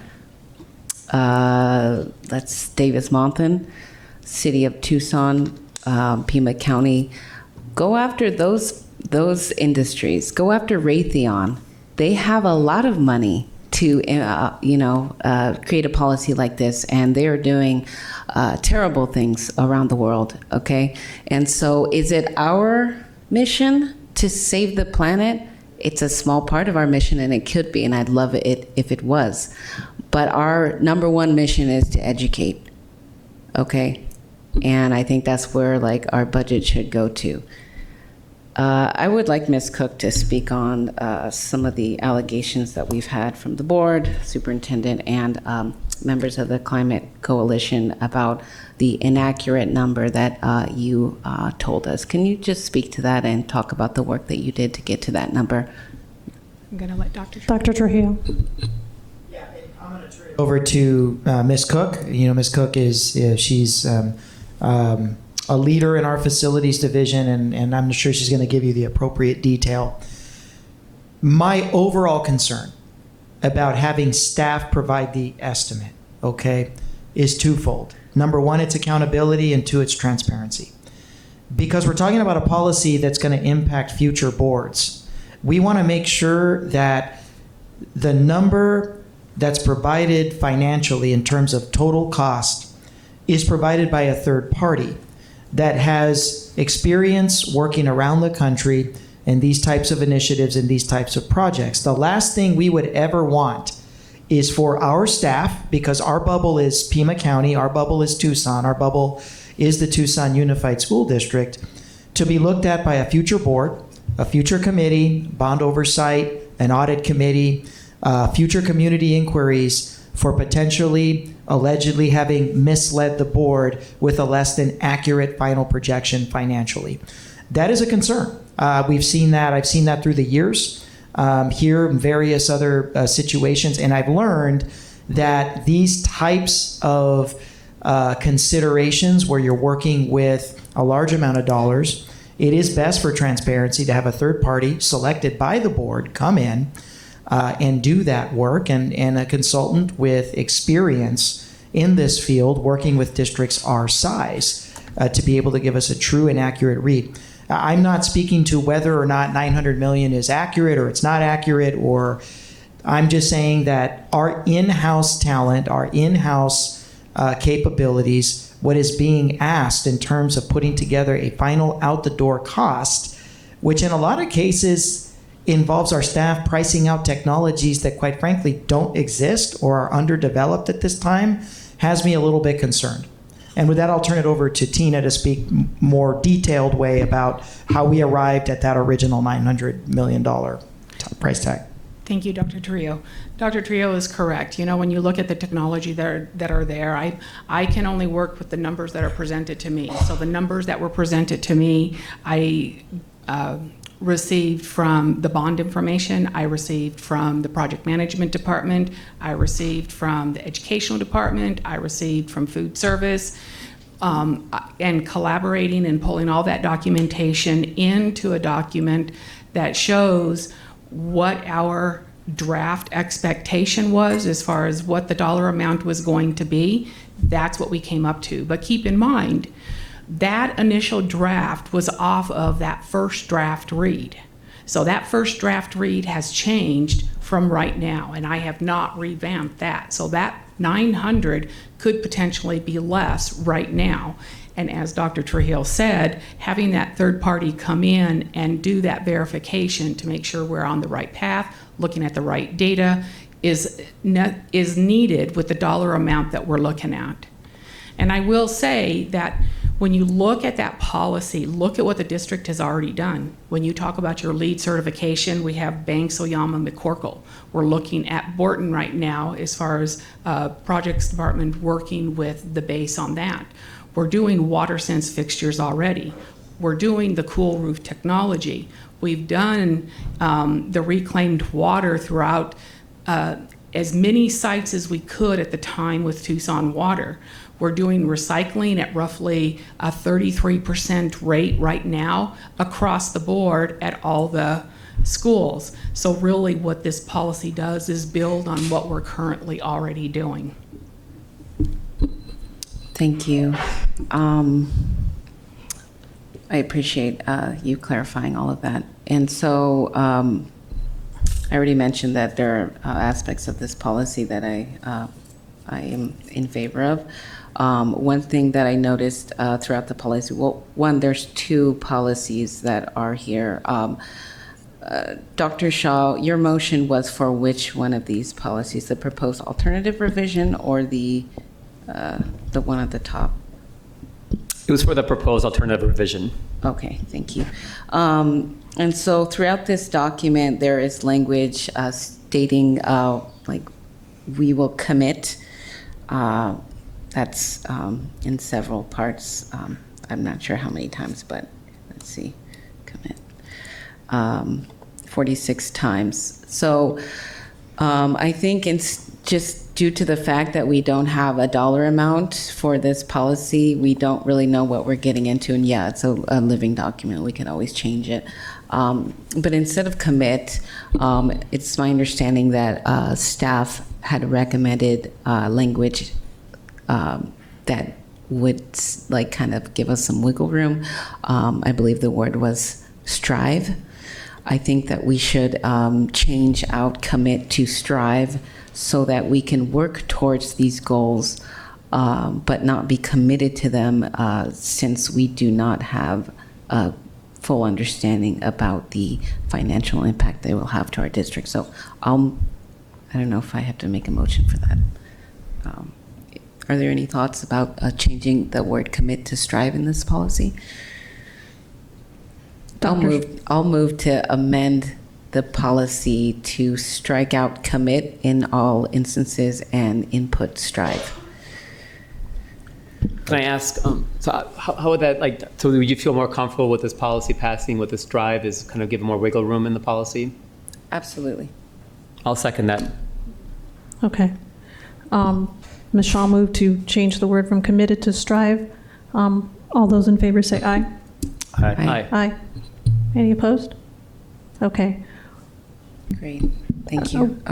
We still have a motion on the floor. Yes, and I would also like to move to divide the motion so that the individual sections of the policy can be considered independently. That's second. Thank you. Okay, so Ms. Shaw moved to divide the policies for separate votes. All those in favor say aye. Aye. Aye. Opposed? No. Nay. No. Okay, item fails 2-3. I'd like to call the question on the original motion. Okay. If I may. Well, point of information. So, I was really hoping to divide the questions so that I could vote on the individual aspects of this policy, such as, water. I support that. I support heat resiliency, education, clean energy usage, food waste, procurement, dark sky, student and employee transportation, clean energy use, and I guess the buildings portfolio. I don't support the transportation. I think, that's one of the largest costs we have, and it's still like I guess the, EVs are new technology, and I just don't think that we can support it in our district, whether it's like in the next 5 years or 15 years, which is the goal of the policy, to completely change our white and yellow fleet, which is, 270 buses and God knows how many white vehicles we have in our fleet. I didn't get that number from facilities. Like, without being able to divide this question, I'm going to have to vote no, because I just don't support that aspect, and it's a huge part of it. And I also, gosh, I just don't think it's fiscally responsible for us to be voting for this without understanding the implication. 900 million, and if that's wrong, it's surely over 500 million or around there. I understand there might be grants available. Those grants are still competitive even if we pass this policy, and I understand that there will be rebates, but we still have to pay that money up front. And whether it's 500 million or 900 million over the next 15 years, I don't think that our district can support this cost within that time frame, at least. And so, gosh, I wish we can vote on this separately so that I can put some yeses in here. So I just want the public to know that I do support many aspects of this policy. I do support your work, and I commend you for all the time that you put in this. But I just want us as a district to put education first. I want us to put our staff first who are struggling, people who are leaving our district because their students get paid more at EGs than they do working in our district, so they leave. We're losing a lot of good people, a lot of good educators, because we can't pay them well. And this board said no to us eliminating fees for clubs, Ms. Shaw, I think you, and I fees also, for sports. I also think that's coming back, isn't it though? Isn't it coming back? It may come back. Yeah. I think that asked was for it what to was come asked back, for, yeah. But, excuse me, there was other things that we couldn't support, okay? And we're supporting this. I think many aspects are great, but I question why we're passing this without knowing which budget it's going to come from. And I just don't think that's fiscally responsible, but I do commend the work, and I do support many aspects of this policy, just not each one. And if I can't vote on specific parts of the policy, then I'm going to have to say no to it. All right. Ms. Barboa, can I get a roll call vote, please? Ms. Shaw? No. Ms. Ekstrom? Yes. Mr. Romero? No. Dr. Ravi? Yes. Ms. Luna Rose? Yes. Item passes 3-2. Thank you so much.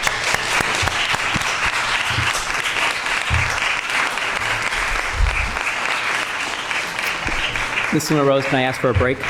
Yes, we can take a 5-minute break. Thank you. You can't stay past 10? Okay. Well, I'll try to move it along.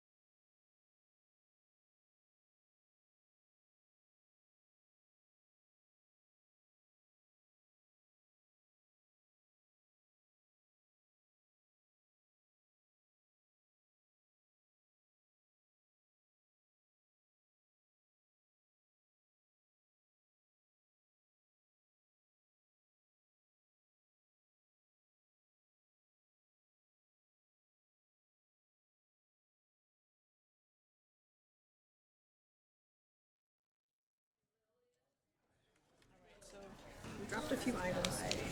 He said we're going to try to get out of here before 5. We're going to move cassette to the very end.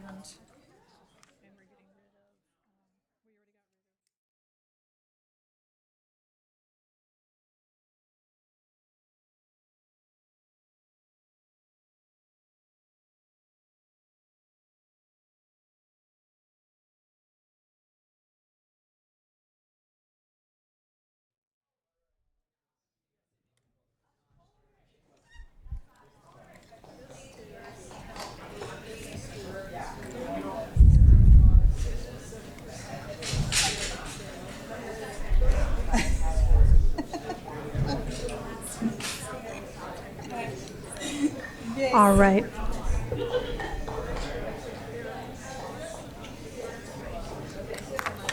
Okay, we need to get this meeting back to order. So if everybody can take their seats who are staying, or move your conversations outside, we would appreciate it.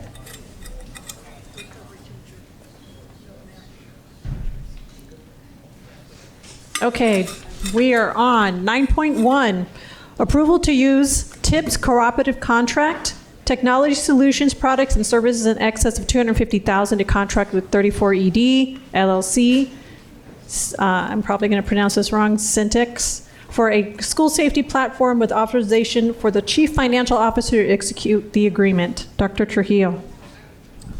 Yes, President Luna Rose, members of the governing board. Tonight represents an opportunity, at least in our recommendation as your administration, to really take a bold step forward in crisis and emergency response and notification. I think up until this point, our board, and not just you, but previous boards, and not just here in Tucson Unified, but around Pima County and around the state of Arizona, have struggled to really take on the topic of school security, student safety, student and staff security and safety infrastructure for a lot of different reasons, namely funding. We don't have a sustainable funding source. We know that with the lack of capital funding coming from the state. And the different safety and security proposals and measures that we see being made in districts around the state and even from time to time here make it very difficult because they bring out a lot of strong opposing passions in our community with our parents and our employees and the community at large. Some of those measures in the past have included the presence of SROs or the expansion of school safety officers or adding more monitors to our campuses or potentially having clear backpacks at our high schools.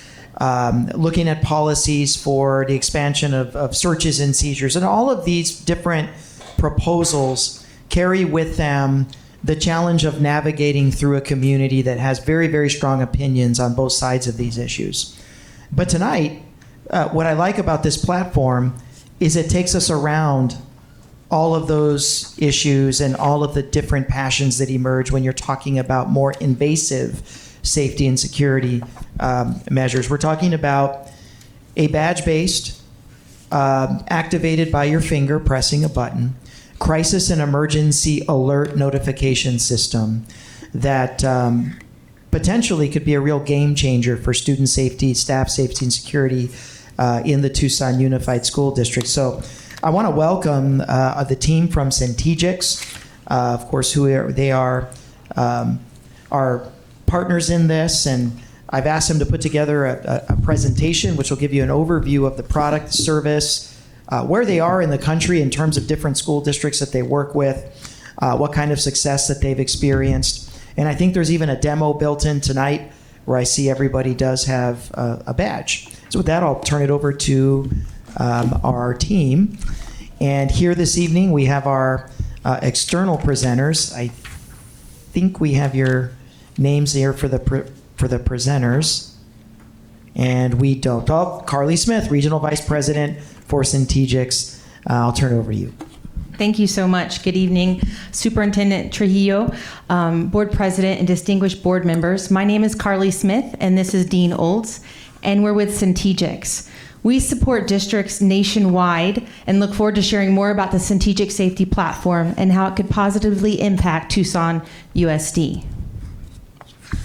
While I am employed by Centegix, it's always important to point out that I'm also a mom and a former special education teacher. So instead of going bullet by bullet, I just want you to imagine that you're on a playground and a student drops and begins to have a seizure.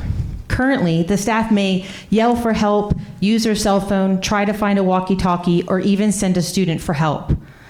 But what if your entire staff, and I mean your entire staff, from nutrition, custodial, teacher, paraprofessional, all staff were empowered to call for help anywhere on campus with a wearable crisis alert badge? And in that moment, when staff and students are at their most vulnerable, needing help, with 3 clicks on this badge, the admin team on that site is informed in seconds exactly who needs help and their precise location, so they can quickly render aid, whatever they may need. How could lessening response time impact students and staff in need of help? Your admin team of responders will know the who and where without being dependent on Wi-Fi or cellular service, covering the entire campus inside and out, as well as working campus to campus. Employees don't have to charge it, they don't have to worry about dead zones, and they don't have to log into anything. All they need to do is wear the badge and know how to use it when and if the time were to come. We'll get into how it works soon, but I think it's important for you to know who we are. Centegix is the largest K-12 wearable company in the nation, with over 600,000 district staff wearing this badge. We serve districts from 1 building all the way to 4 of the top 10 largest districts in the country, such as Clark County, Hillsborough, Palm Beach, and Broward. We've also connected Tucson to districts utilizing our platform so they can hear firsthand the impact this badge can make.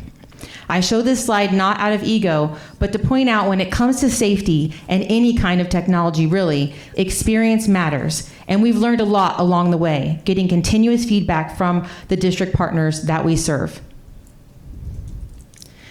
This is Crisis Alert. I've provided badges to everyone today if you'd like to take a look. It's 1 badge, 1 button with 2 different types of alerts. The first alert we call a staff alert. As a former teacher, I call this a Tuesday. It's usually used for fights, medical emergencies, extreme behaviors, or student elopement. You can activate a staff alert by clicking your badge 3 consecutive times with intentions like this: I need help. You're going to feel a little vibration, a little haptic feedback, and that lets you know that you did it correctly. Now imagine you were in room 207 on the 2nd floor of a high school, and students start pushing and shoving, and you see a fight developing. Your teachers would be empowered to hit this badge 3 times, I need help. And then the school administration would know Ms. Smith needs help and she's in room 203, so they could quickly get there and put out whatever may be happening before it escalates. I'd like to point out that 99% of our use is the 3-click, the staff alert. Now, immediately after clicking the crisis alert badge 3 times, the on-site responders, including school nurse, SRO, counselor, assistant principal, whoever the district configures, will get the location of where the person is on a map, as well as their name and location. They're also going to see the safety assets on the map. So for instance, your AEDs, your stop the bleed, your Narcans, your fire extinguishers, all those safety assets are on the map. So as they render aid, if someone's clutching their chest and is having a cardiac event, they will quickly and easily find what they need in order to provide support. Again, 99% of our use is that 3-click, is that day-to-day. But as a former educator, I think I'm probably not telling you anything you don't know. Safety and education go hand in hand, and it's very difficult to have learning when students and staff aren't feeling safe and supported. So here's just some data from a recent study from Pew Research that shows how intertwined and how impactful behavior is becoming in an educational setting. I also want to point out that this is going to work for the entire campus. So whether you're on a parking lot or a playground, you can call for help. Sports field, stadium, no matter where you're at, if you're moving for professional development from campus to campus, it doesn't matter. It's going to tell the team of wherever you are physically located. So you will have support no matter where you're at within the district. Now shifting gears to the second type of alert, same badge, same button. But in this case, this is used for an extreme emergency that requires a lockdown, such as a person with a weapon on campus. You keep clicking till you see lights and you hear an announcement. Let me show you what I mean. Excuse me one second. Let me turn up the volume here. We're having some volume issues. so you can kind of experience what it would be like. When I say keep clicking, that's how we train. We train them that way because we don't want people to think of a certain number during an emergency, because people don't count correctly when they're under duress. So this is what would happen when you continuously click the button.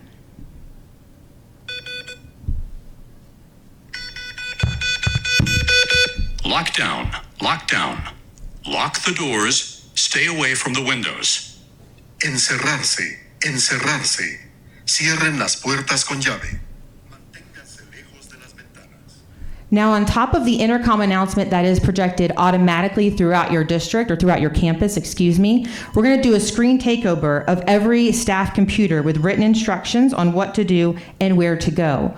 We're also going to set off strobe lights that Dean's exhibiting here in every hallway, every single classroom, every general area, and at every entrance and exit door. So again, you're getting hit with audio and visual everywhere. Lights, sound, and the screen takeover, as well as the option of notifying 911.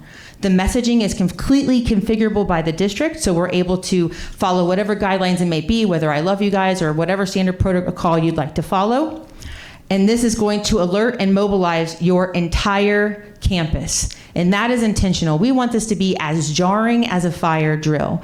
We need those visitors, those volunteers, those grandparents visiting their kiddos at lunch to know when they see those red lights and they see that screen takeover and they hear an announcement, they're going to know there's a true threat on campus so that they can take action and be informed. And not only the staff, but also the students. Who is telling the students when there's a true threat on campus? This is going to mobilize the entire campus so everyone has a chance.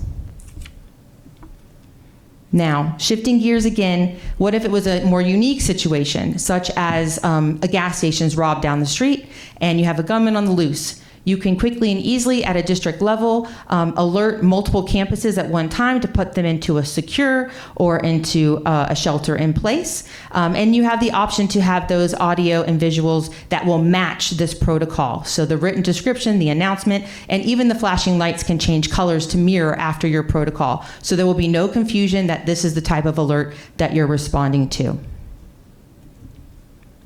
And that leads us to data. What happens after the event? We all know that teachers and everyone is spread way too thin right now. So how do we get you some good data about these events? We want to make it as easy as possible. So the only thing we ask of the responding team is to select from a drop-down that is configurable by the district what type of event it was. So was it a medical? Was it a fight? Was it a drill? Once they select that one easy clickable moment, you're going to get good data on the back end. And this is data that you guys can use however it fits your needs. You're going to see the time, the date, the duration, the type of event, the location, everything is going to be at your fingertips. It's completely transparent from every single campus. You can export this data, it's yours to have. And so we keep that visible to the district at all times. We've had districts use this for resource allocation, locating hotspots, all different kinds of ways that we've seen districts leverage this type of data. So what do school employees have to say? This is a survey provided to real school employees who experienced a real emergency and used the crisis alert badge to call for help. I'm sure you've done public surveys before. It's kind of like the Forrest Gump box of chocolates. You never know what you're going to get. So we're actually very proud to have 92% or higher. And remember, these are real people who had real emergencies in school districts. So that's something that we are really proud of. And I think the thing we hear the most, whether it's online and Facebook or Instagram, it's just how it makes people feel. It's something you are wearing on your body. It's part of protecting yourself personally, but also the students that you serve and your colleagues that work collaboratively with you.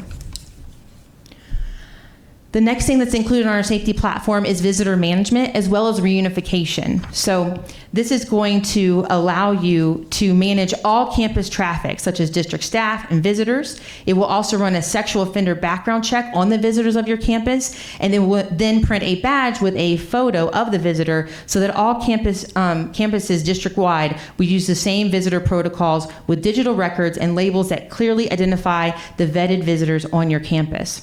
We always say safety starts at the front office, and having this system provides a consistent and streamlined way to manage visitors on your own campus. We also include reunification with visitor management. So in the case of a large-scale event, such as, let's just say, a gas leak, you can see who are the designated parent guardians with permission to pick up. It will then note the time and date and who picked up the child, so all records are in order after the event. And now I'd like to pass it off to Dean to share a little bit more about the hardware, maintenance, and what's included in the contract. Thank you. So absolutely, one of the more important things is how do you maintain it, right? How does this become a viable solution that you can keep going in years? So we have gone to a model that says we maintain it, we monitor it, it's all included in the price. So if there's anything that needs to be done, from changing a battery to a system having an outage in any area, it is our maintenance team that's monitoring that, and then we will come on site and take care of the issues. So that way you're not adding extra resources to take care of the system, or for the next several years have to worry about who's doing that. It is us that maintains the system. And that includes us, when we talk about this, it is going on site, doing the initial install. It is doing the training. It is doing the full rest of the implementation till it goes live, and then going through all the warranty and maintenance of it for the next 5 years. This slide summarizes what we covered today. As a parent, safety advocate, and former educator, I sincerely appreciate the opportunity to share how the Strategic Safety Platform would positively impact Tucson USD. From leveraging the data to using the badge to retain and recruit staff, supporting a solution like this goes beyond the hardware. It changes the entire climate of your district and provides safety equity for all. Your staff are putting this badge on every day, which is a daily reminder of how Tucson USD supports their people while empowering them to take action when needed. This is the power of the Crisis Alert Badge. As our motto goes, every second matters. Thank you. Right, thank you. Thank you so much for the presentation. Thank you, and we're happy to answer any questions. Yes, board members' questions. Ms. Ekstrom. Thank you. So can you tell me a little bit more about your visitor, never second guess a visitor? How does that work? Like somebody comes in, what do they show their ID? Is it scanned? How does that work? Yep, absolutely. So different, you can use different types of IDs. Usually a driver's license is most common, or some type of identification. So as they walk into a building, they can scan that, and that now verifies and checks against, in many cases, a sex offender registry to make sure they are okay, or it can also check against a no-go list. So maybe you have a custody issue, you have something going on within the district, it can be checked against that. You can add that at a school level or district level, and it says, hey, they aren't supposed to be here, or they don't have permission to pick up that student, and that way you're verifying that real time. After that, once they are permitted and they're allowed, then they would get a sticker, and that would now be something that shows it, it's theirs, it takes a picture of them, and that way if they're going through or have, there for lunch or whatever their purpose is for the day, they're wearing that sticker until they leave. And how long does it take for that to come back to the school? Like minutes? Oh, no, it's seconds. Oh, seconds? Yes, okay. Absolutely. And then as far as the little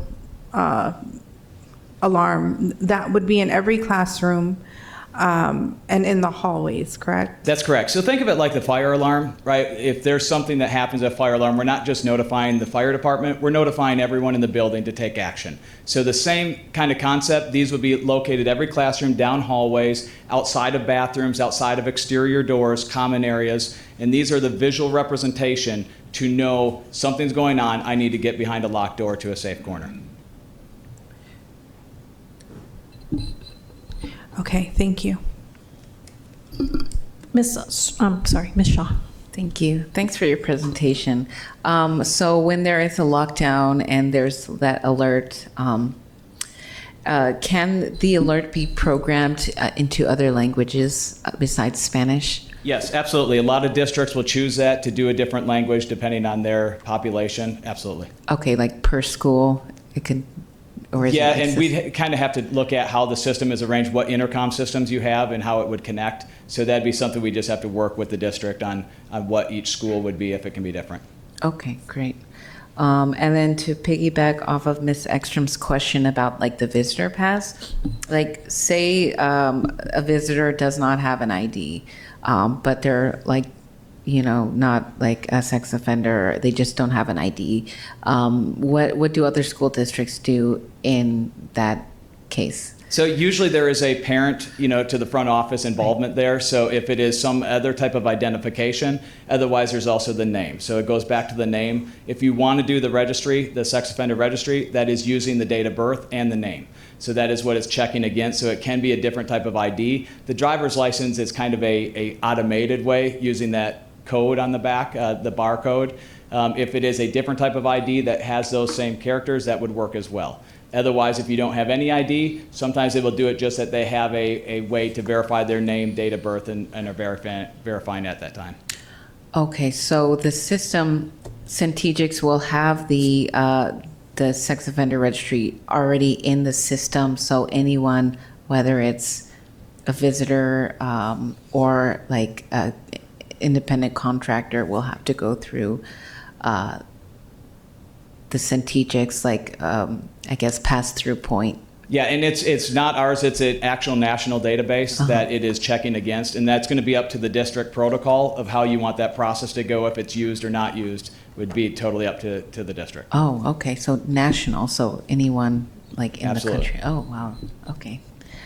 And then as far as the admin team who will get notification for a emergency that's not lockdown worthy, what if those people are out, not at their desk, or maybe they left their phone somewhere, or they have their phone died because it was being used too much, or they're not there and their phone's not on campus, you know what I mean? The principal's out. What happens in those cases? Well, you're already describing some of the things we try to work around, right? Sometimes the radio's turned down when they're trying to get called or things like that. So every person has it on their computer. So if we talk about our responding teams, usually that is a principal. It's the assistant principal. It's maybe the nurse, the SRO that's on campus. They would get that alert at a local level. They'll get it on their phone, which it does a takeover like an Amber Alert. So even if it's on vibrate or turned off in this meeting, for example, it would still come over as an audible alert.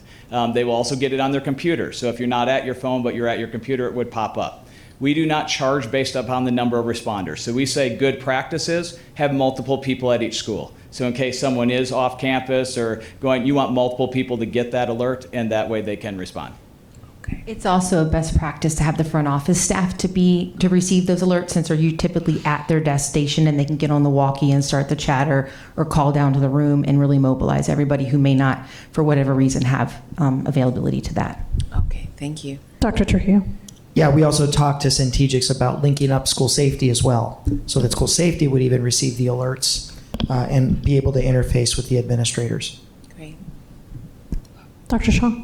Thank you, President Luna Rose, and thank you for the presentation tonight. Can you talk about the cost? So we're looking at over $1 million a year on this, and we're doing a 5-year contract for $5 million, and what goes into that cost? Yeah, we'd like to defer to the CFO for that question. You can address specifically funding sources and then the specifics of the contract. Yeah, so the specifics of the contract, first, everything that they presented to you, the access to all the items, the badges, the spots, the visitor management system, the software, that's all inclusive in that $1 million price plus the taxes. It is spread over 5 years, so it is a multi-year contract that uses a cooperative purchasing agreement in order to purchase this. This is using school plant funding. It is not using bond funding. This is not a bond eligible purchase.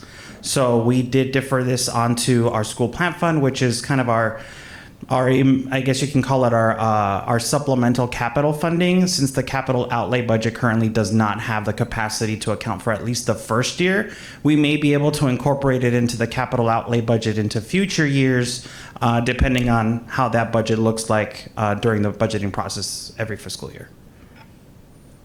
Does that answer your question? So I can follow up. Yeah, go ahead, Dr. Shaw. I appreciate the presentation again, and appreciate the product. I'm sure it's a really wonderful product. But I know a month ago, we approved a safety and security consultant to come to our district and do some of this work for us. And I think the reason why we were told we need this consultant is because with the bond money, I know we're not using bond money for this specifically, but with the bond money, there's so many products out there on safety and security and keeping our kids safe and our staff safe that we needed someone, an outside expert, who isn't influenced by, and again, no offense, but all the flashy presentations and all the this product's going to save lives and all these other things, to help us make this decision to the district on how best to use our money. And so my question is, why is this before us now, before we've had a chance for our safety and security consultant to do some of that work and make sure that we're not just being led by great presentations and great products that are trying to help us really make a difference for our district, but using our resources in the most effective way on our safety and security? In two parts to that answer. The first one you already hit. This is not a bond eligible project. We specifically wanted the safety and security consultant for those bond projects to really help the bond oversight committee make those decisions. Secondly, the second reason why we want to go with this type of platform is because we believe will take us around a lot of the challenges that we're seeing in probably a cheaper way than having to rely on all of the intercom systems to make old school announcements. Now, the intercom system is going to come into play at some point, but the initial notification of an emergency with the usage of lights is going to be able to help us sidestep a lot of the issues that we're seeing with intercoms that are broken or in states of disrepair, dead spots with radios, people fumbling with cell phones. So in a sense, it could in a very real way mitigate a lot of the issues that we're seeing with intercoms. Intercoms aren't necessarily associated with hardcore school safety. It's more of a school communication piece. We've been struggling with it. This platform isn't specifically designed to deal with the tier 3 incidents that we see make the news with school intrusions and shooters and all of those things. I think the presentation did a really good job of talking about the day-to-day with the fights and the classroom disturbances and the things that teachers really need some assistance in their classroom. So that's really the reasons why we looked at this. And then, of course, the visitor management system has been something we've been trying to get done in the district for a lot of years now. We've seen some cost prohibitive proposals in the past, largely coming through desegregation. But this one also, I like the fact that the visitor management system is married to the badge technology here for crisis notification. And if I can continue following up. And so, Yeah, go ahead. So we do have some schools that really are struggling with intercoms and other things. We hear that at Culty Audience and other venues. But we do have schools with functioning intercom systems and a way to communicate effectively on those sites, and things are working well. So why are we doing this district-wide for $1 million when we can do this on just the schools that might need it? District-wide, we still have not come up with a unified strategy that is, as I said in the opening, that is as least invasive as possible in terms of our community.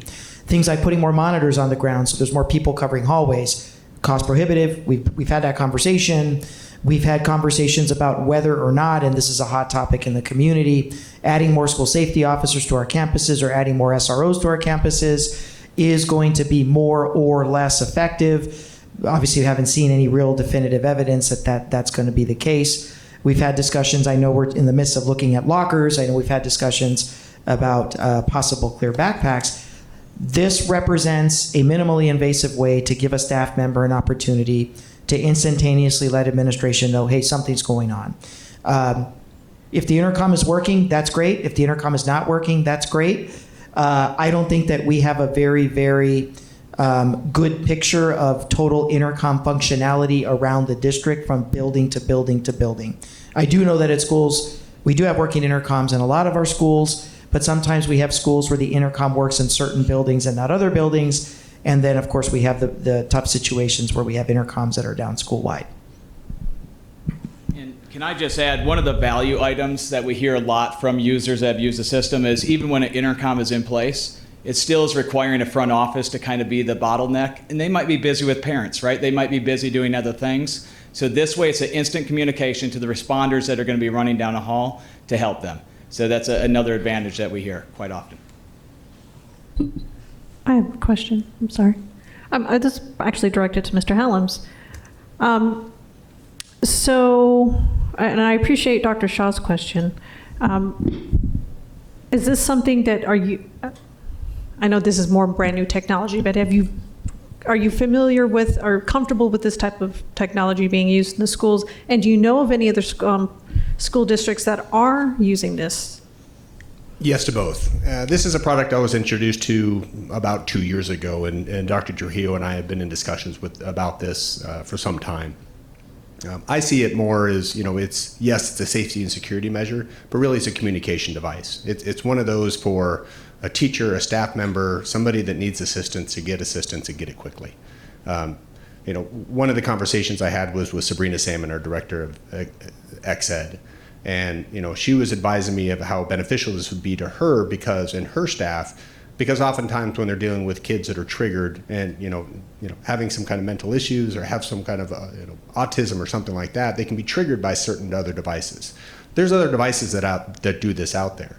The problem with them is that they require either a cell phone, which now you got to look at, are we mandating that all staff put an app on their cell phone?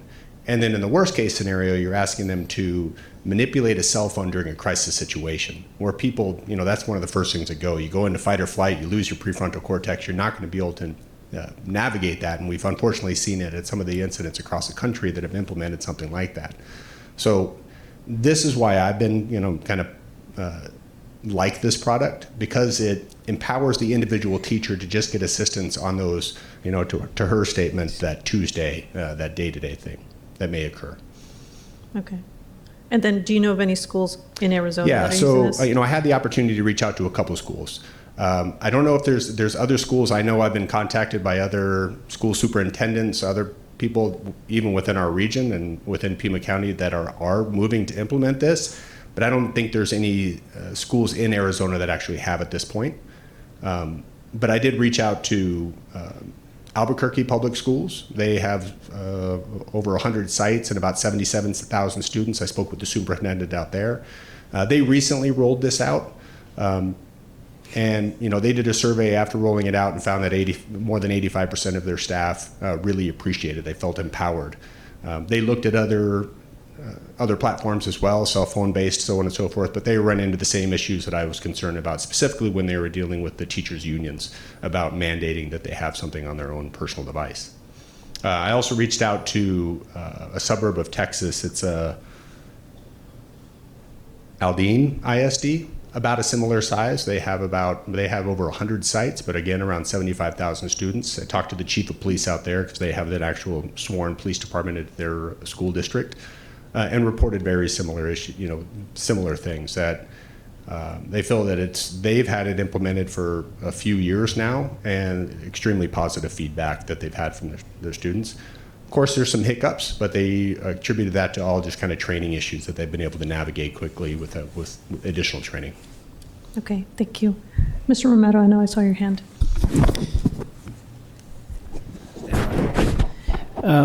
You had mentioned that these would go on the entire campus for the different flashy lights and the speakers and things of that nature. Now, how about those are in buildings? What if we have, like, it's during recess? I know we had something recent at Sam Hughes where it was before school and someone was outside, yelling that they're going to kill the kids, and their parent was outside, but they couldn't get to an intercom to do anything. How would that affect for outdoor areas? Yep, absolutely. So obviously the initial activation works outside, so inside and outside. So if you press it, not only are these devices a visual, but they're also a location. That's how we know where you are when you push that button. So if you're out in the parking lot and you push that button, there is now a response team that knows you're out there. These lights visually are inside all over. They're also above every exterior door. So if there's an incident going on, like a lockdown, that you do not want people entering that building, there's a flashing light above that door. When you get to the outside areas, further parking lots or practice fields, we're a little more dependent, right, on maybe intercom system, or if you're a coach or you're a gym teacher, for example, that's always out in the practice fields, they sometimes will become responders as well. That way they're getting alerted as well if there is some type of event that they can take different action than the rest of the school that's inside. Okay, so there's no real speakers outside, but just be an alert. That's good. correct. The flashing. That's correct. At the visual. Okay. Okay. Ms. Shaw. I have a couple questions. First, if there are like volunteers who are there one day a week, will they also be getting a badge? That is completely up to district protocol. A lot of our districts will do subs, some don't. Some will do, long-term volunteers. Usually this is more staff-driven, but there has been some that do it, but usually it is more staff purposed. Okay, so each school will have like any amount of badges that are like unallocated.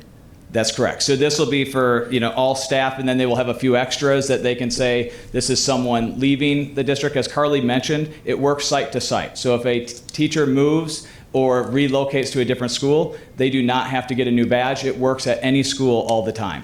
But if it's someone that, again, is there for the day temporarily, they're subbing, they can get it scanned to them for that day, and when they leave, they hand it back, and it's a real quick, easy transfer.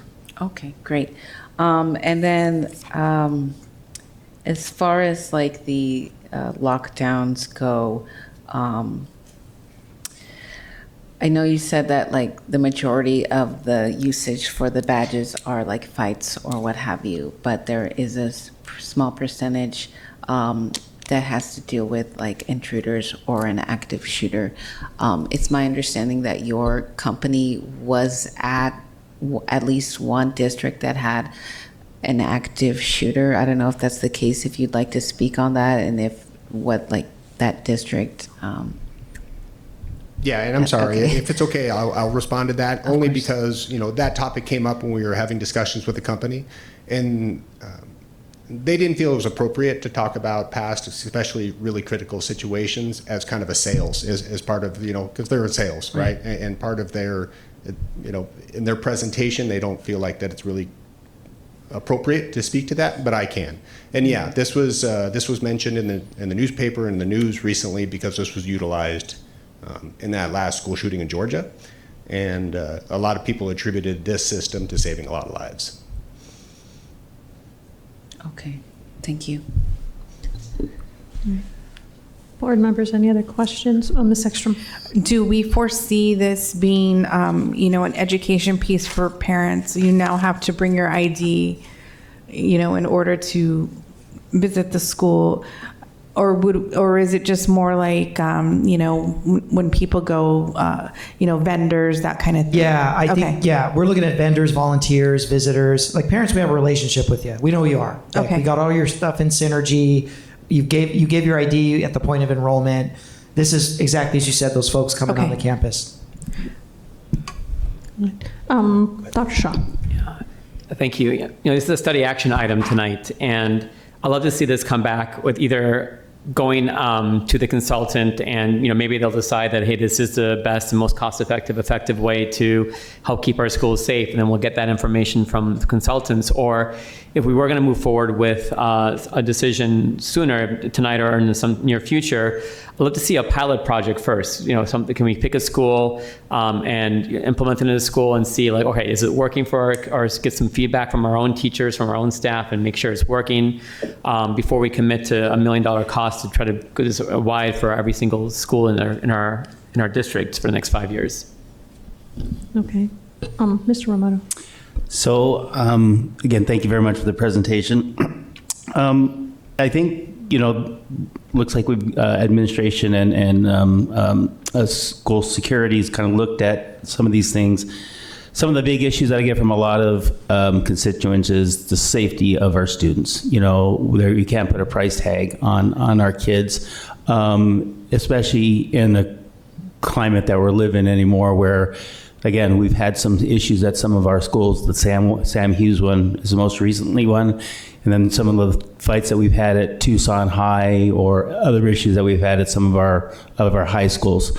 Also the fact that those people that are the teachers that have students that have issues and they need assistance right away. I think that's a good part of the system, as well as the check-in system at the office to do something like that. I know for me, my biggest thing is safety with our students and our staff, and giving them the tools that they need to be successful, and letting our community and our parents know that we're taking steps to make sure the safety of their kids is a top of our responsibility when they give their treasures to us. So I would be happy to actually move this item tonight. Second. Okay, so the item's been moved by Mr. Romero, second by Ms. Shaw. Dr. Shaw. Yeah, do an amendment to this to do a pilot project. that we can pick a school or two and then make sure it's working, make sure we get some good feedback from the teachers. That's something we want to do district-wide.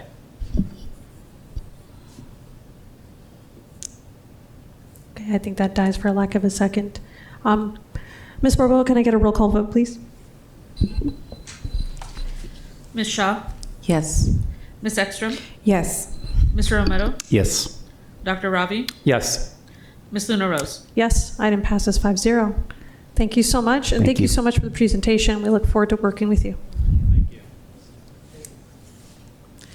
Okay, so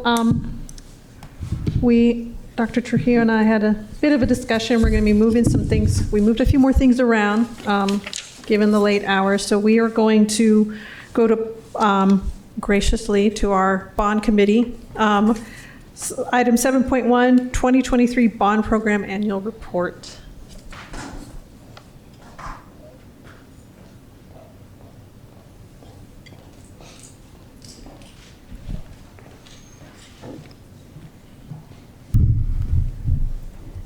Good evening. Good evening. Okay, yes. As you know, I'm Dr. Charlotte Carter. I'm the bond program manager and governing board president and board members. I am super excited to be here to talk to you about the 2023 Bond Program Annual Report. I know it's late, and the hour is late, but we have reason to celebrate. So the agenda is going to consist of the purpose of why we're here, bond projects Q1 through Q4, financial update, bond dashboard, and then have questions and answers.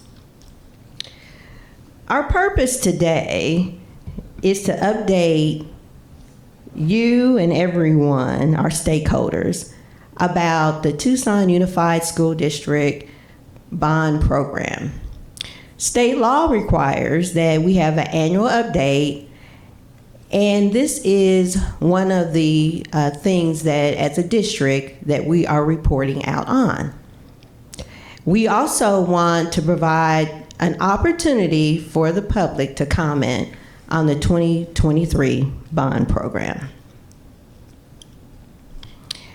As you know, there are 5 major categories that's part of the bond book for the bond program. It's repairs and upgrades to existing facilities, improvements to classroom and learning spaces, health, security, and safety, which we talked a lot about today, access to updated educational technology, and student transportation and support vehicles. So one question that I get a lot is, what is the priority and criteria that we use to pick projects and the schools that get them? It's Facility Conditions Index. We had school administrative surveys. We have work orders. We have the capacity for both the vendors and TUSD and the complexity of risk. These are the criteria that we use to select the Q1, which is from April 24 to October 11th, and Q2 projects, which just started October 12th, and it goes through the end of this year. So, drum roll. Okay, you guys have to help me out. Drum roll. Thank you. We are so happy to be able to tell you that for Q1, that all of our projects were completed 1 day ahead of schedule. I don't know if you realize what that really means, especially when you have construction projects. So we had 77 defibrillators that was distributed at 74 schools. We had 14 HVAC package units, or 14 HVAC schools that had package units that we actually installed. We had 8 marquees at 8 schools. We had educational technology. We had the Rincon domestic water line replacement. And then we also had a bus lease payoff. So that grand total was around $17 million. I attribute that to great staff, great vendors, and you yourself, the governing board and bond oversight committee, to do this. As you probably realize, or maybe you don't, I've only been here 7 months. To get this amount of work done is tremendous. And I think it's something that we all should be proud of. And we even have some of the, well, we're losing them as we go, but Bond Oversight Committee, there were 4 people here that were part of the Bond Oversight Committee with support. And that says a lot. So I just want to let you guys know, if I had my pom-poms and I started to get them and run up here, but I didn't want to scare you. So just how celebratory that really is that we're able to achieve that in such a small time. So what are the things that are in progress right now? Again, I said that we are now in Q2. So we have 17 schools with HVAC controls. And most of these projects right now, we have just either given POs to the vendors, or we're in the process of doing requisitions. As you know, we do have security gates and fencing at 6 schools. One is Sam Hughes is going on right now. There's going to be marquees at 4 schools. We have fine arts improvement with curtains at 5 schools. Parking and pavement at 5 schools. We have field lighting going to be at 5 schools. And then we have more educational technology. And one other thing that I did want to mention here, that we do have 30 buses that have been ordered, and 20 of those buses are for just the regular diesel buses, and then there were 10 that for special needs. So that's a little bit more than 16 million in Q2, and that's in progress. So what are the priorities for Q3 and Q4? So as projects, this is going to be what we call a rolling schedule. We're always either executing or planning to execute, or we're planning. So we're always doing those things. And so although we just finished the Q1, the Q2 is in flight, we're already planning for Q3 and 4. And you might be wondering, well, what's Q3 and what's Q4, and why are we doing quarters? Well, the reason why we're doing quarters, it has been shown and statistically proven that if you could do projects in smaller increments, you have a higher probability for those projects to be successful. We've already tried it with Q1. We are taking the stance that to go slow to go fast. So now we're starting to go fast. We build a lot of processes, and so that's why we're doing quarters. So Q3 is January 2nd through March 31st. For the bond. Then Q4 is April 1st through June 30, 2025.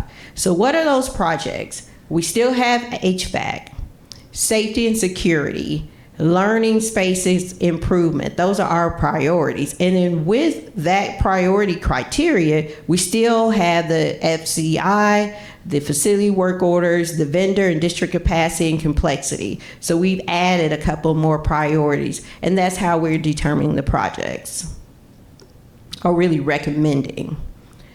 So Q3 bond projects that we are recommending, and this has not been, we're in the process of getting through the Bond Oversight Committee. We want to do HVAC, kitchen designs at Blemon, Davis, Robbins, and Robeson. Also, we are leaving money available for more package units and energy management control systems. Marquees only at schools that don't have marquees. Of course, we continue to do the security gates and fencing, and that was approved by the Bond Oversight Committee at the last meeting in October.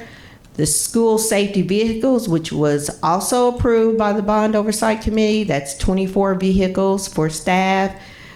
We are still reviewing the security window film, and that's at 51 schools, the elementary schools that we're looking at, so that's tabled into November.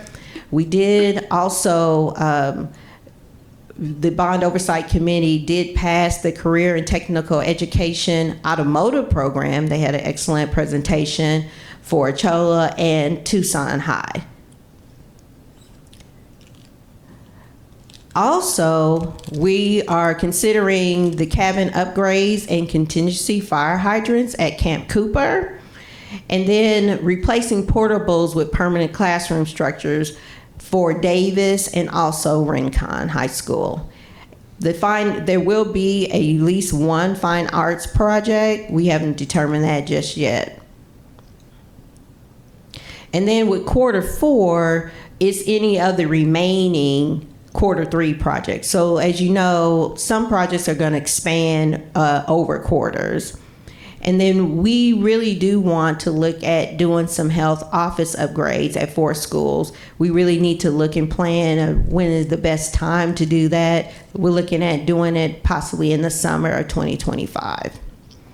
Now, I do want to also mention that we have and still are just starting the EV bus infrastructure and chargers and the 10 buses, which is set to be completed in December of 2025. And now Ricky will provide a financial update. Good evening, board members. We're almost to the finish line. Okay, so financial update. So just a financial overview for everybody. Obviously, just to recap, this is a $480 million bond program. This is the largest bond program in TUSD's history. We are issuing bonds we are completing projects within 10 years of issuing bonds, and furniture and technology has to be purchased within 5 years, so they've got a smaller limited period of time. We are currently still working on the $150 million bond sale from earlier this year in the spring. Year to date, we've encumbered and expended about $29 million of that $150 million. So we are definitely well on our way to whittling that down. We will be making our first debt service payment this coming January. We levied a tax for that. It'll be $4.7 million. We did set the tax rate at 79 cents, which is a 41-cent increase. That is just as promised to the voters. In the voter pamphlet, we said 41 cents. 41 cents is what we increased the levy. And we are currently projecting at least 2 additional bond issues in fiscal year 27 and fiscal year 30. That we can always divide those up in any which way we want, but right now the projection is at least 2 more bond issues.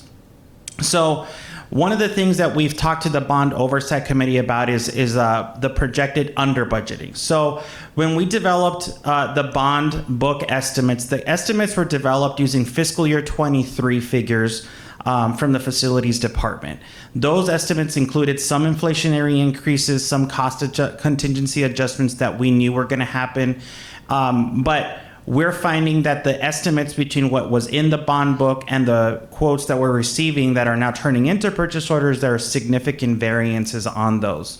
So some of those projects along the way we've determined can now be funded, though, with non-bond funds. When we came to you over a year ago, we made the commitment that we would continue to look for other capital funds that were available to do some of these, like funding from the school facilities division and other internal funds that we may have available, like adjacent ways.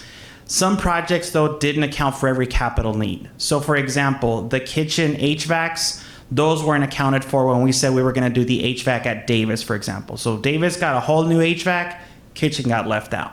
Kitchen needs an HVAC, obviously.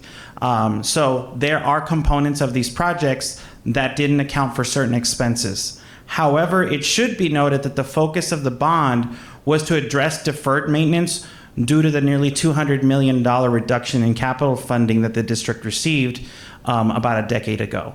So we just need to be cognizant of the fact that our focus was not to build new, our focus was to get to essentially a standard. Nevertheless, we've already started noticing some expenditure variances that you can note up there on your screens. The biggest one obviously is HVAC. Our bond book for the projects that Dr. Carter mentioned estimated just under $2.4 million. The actual expenses actually were almost $10 million more than those actual expenses. So four of those HVAC units, though, included schools that were not originally part of the bond book that still needed upgrades in their HVAC. Borton, Drachman, Gridley, and Hollinger. So it should be noted that some of that is not entirely attributed to the increased costs from inflation. This is, though, just the nature of the beast. This is, these estimates were developed in good faith 3 years ago, when inflation was not in the double digits, when the cost of labor was not what it was, where we still have supply chain issues that unfortunately trickle down to us as the consumers, and obviously the payers for some of these items. Now, I will say that a partial offset of this $10 million is coming from the fact that we are not going to do $6.2 million in repairs at 1010 due to the board's approval of the new building purchase. So because we're buying a new building, we're no longer investing $6 million at 1010. We're able to take those $6 million and offset that expense to make sure that our schools are getting the benefit of the bond. Our Q2 expenditure variance right now, as of the end of last week, was just over $2.2 million.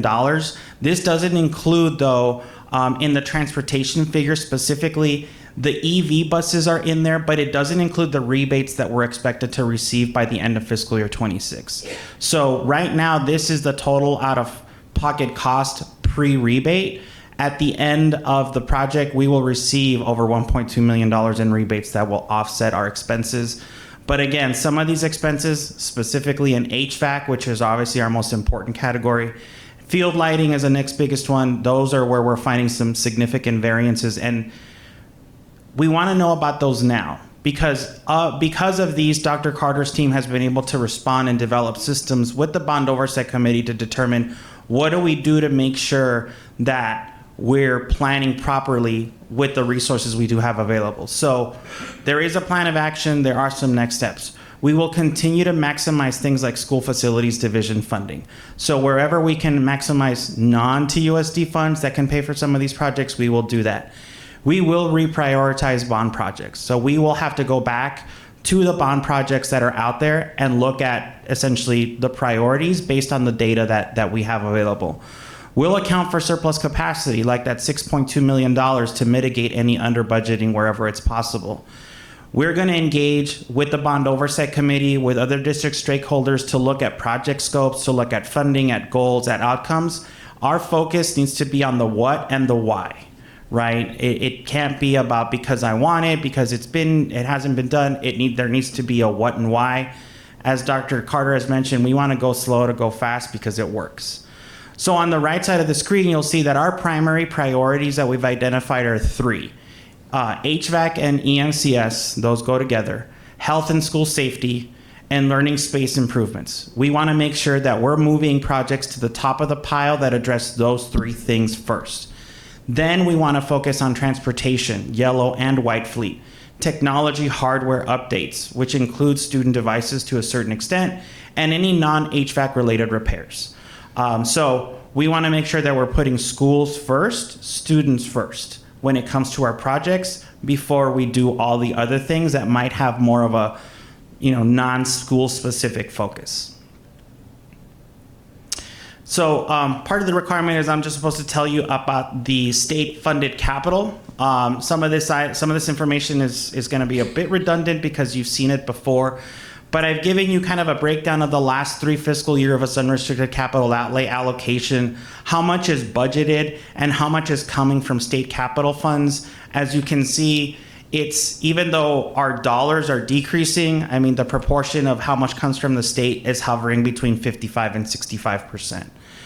We have received building renewal grants. You've approved several projects In fiscal year 23 and 24, we were approved for 228 projects that totaled over almost $57 million in state funding. In fiscal year 25, as of now, we've been approved for 61 approved projects, or we've submitted those, and those total about $4.1 million. But unfortunately, building renewal grants are not going to be kind of the panacea. This is the focus on just kind of large categories of our capital outlay expenses. On the main categories of expenses, you can see what we actually spent in those large categories on the left, and then on the right you can see where we budgeted. Obviously, ultimately that budget will look different in terms of expenses once we actually get out of fiscal year 25.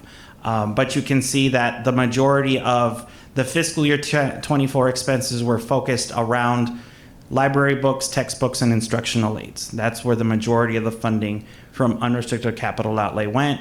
It has increased exponentially because we've adopted textbooks in fiscal year 25. So I will let Dr. Carter take it from here. Thanks, Ricky.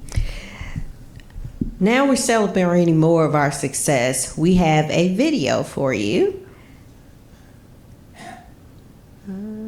Can you press the video? On the next slide? It's on the next. This one? On this one.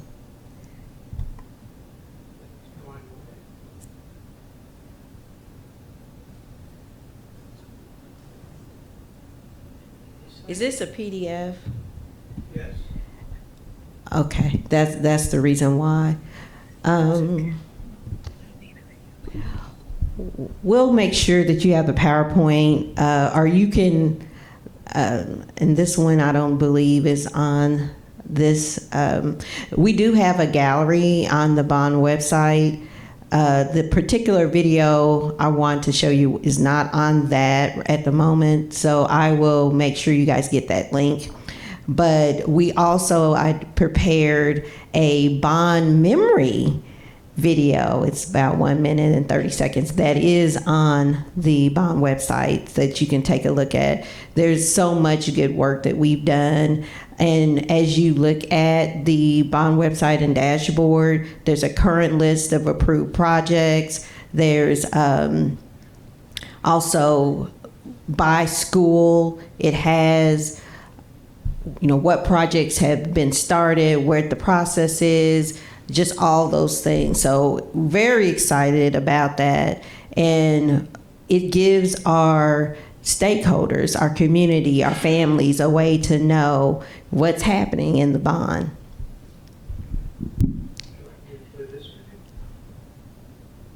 Go ahead. It wasn't planned, but take a minute and I'll try to narrate as we go.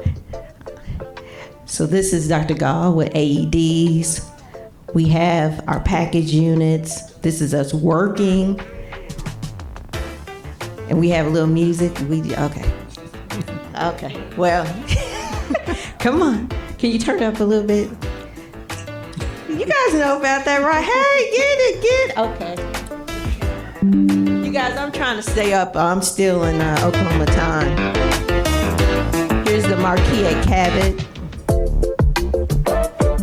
This is a vendor with the marquees. That's Blaine, our own. And this is us, collaborating cross-functionally. It's me with Pueblo, meeting with them. Here's some of our beautiful marquees. Bond progress as promised. Robeson. This is the EV buses. And this is our own. She was excited. I had to capture that moment. This is some of the media that we was doing. This is my team. And I think it was amazing seeing those package units.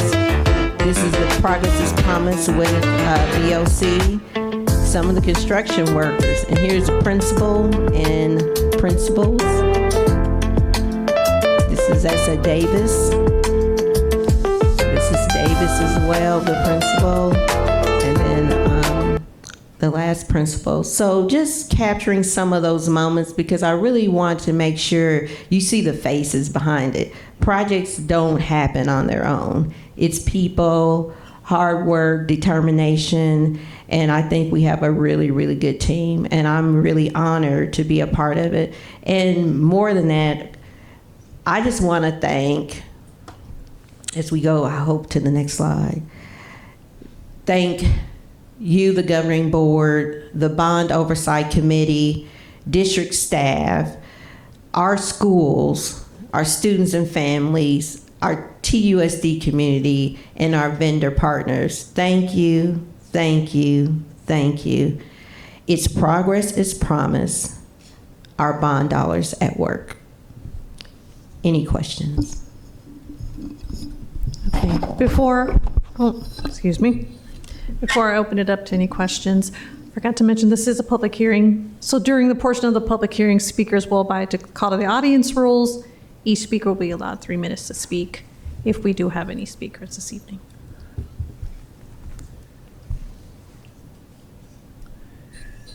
Okay. I think, Mr. Romero, I saw your hand. So going through like our top 3 priorities, HVAC, safety and security, learning space improvements. I want to touch on the safety and security. Where is Project More on that list of safety and security? I know Ms. Shaw brought that up also. Gotcha. So we have, and I don't know if he's still here, we have a list of 32, and I'm gonna, you said Project More? Yes. It's please. showing the second. It's the second project. So it's Sabina High and then Project More. Fantastic. Thank you. Ms. Shaw. Thank you. You beat me to it, Mr. Romero. So Project More is coming up next. Well, Sabino and Project More. And if we feel like we need to reprioritize, I mean, that's definitely under discussion. This was one of the safety and security that was approved by Bond Oversight Committee, but it's the second one. Yeah, I think it should be moved up if, like Sabino, then Project More. You could speak to, Mr. Hallam's about the issues that they've been having. I don't want to speak too publicly about it, but I think that they need better fencing at their site. Thank you for your presentation. And I just want, to apologize to the public for having this item and this public hearing happen at 10 o'clock. I think we should have prioritized it over some of the other items. And I hope that, moving forward, any public hearing that we put at the front of the meeting. Thanks. Any other questions? Okay. Thank you so much. Thank you. And thank you for sticking around. Oh. Okay. We are at item 8.1, rescind the approval to award request for proposal. Consultant for K-12 Public School District Safety and Security, approved at the September 24th Governing Board meeting. Dr. Trujillo. Yes, this item was requested by Governing Board Member Romero. I would like to turn it over to him to walk the board through this item. Thank you.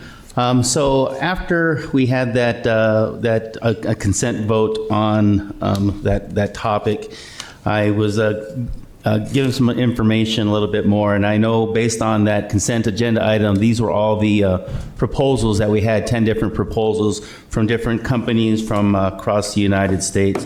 The reason I kind of brought it on up was, come to look at it, one of the ones that was picked on this one was a company out of Massachusetts for the amount of $178,975 for the consultant fee. It was the 6th highest of the 10. And then we also had one that was actually a local company that was less money, that came in at $81,000 less than the one that we gave it to.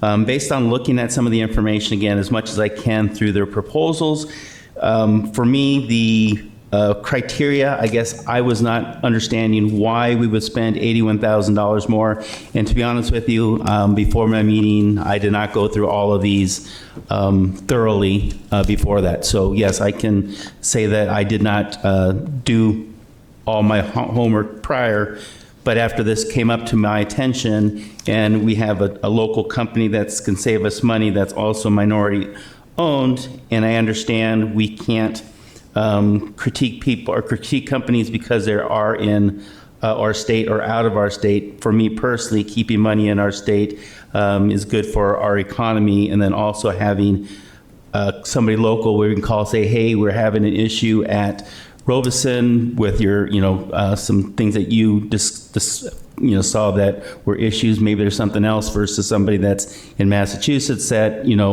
how do we communicate as well with them? So the reason I wanted to bring it on was because of the costs, find out the criteria, and I guess any other information why we chose, because on a lot of these, I know we trust the governor or the staff within the district to make a lot of these decisions. I just want to know the reasons why. And then one of the other things that was given was something that we all got recently also regarding a protest on it from one of the groups. And it just talks about the substantial findings that they had with direction of Director Hallams and Mr. Olivas, contacted the subject matter expert Pantheon Secure Solutions. And then they talked about upon release of the project RFP, we were surprised and concerned to find it was significantly a significant departure from the initial assessment and proposals we had provided the TUSD school safety team. And their concern is that based on their experience, by possibly going with another company that is not, as far as their vision, will ultimately lead to inefficient use of taxpayer funds while leaving key vulnerabilities unaddressed, posing continued significant risks to the safety of students, faculty, and staff. So I just wanted to see if I could get explanations on those items. Yeah, so I'll speak very, very generally, and then I will turn it over to our procurement director, Diana Kierfoot.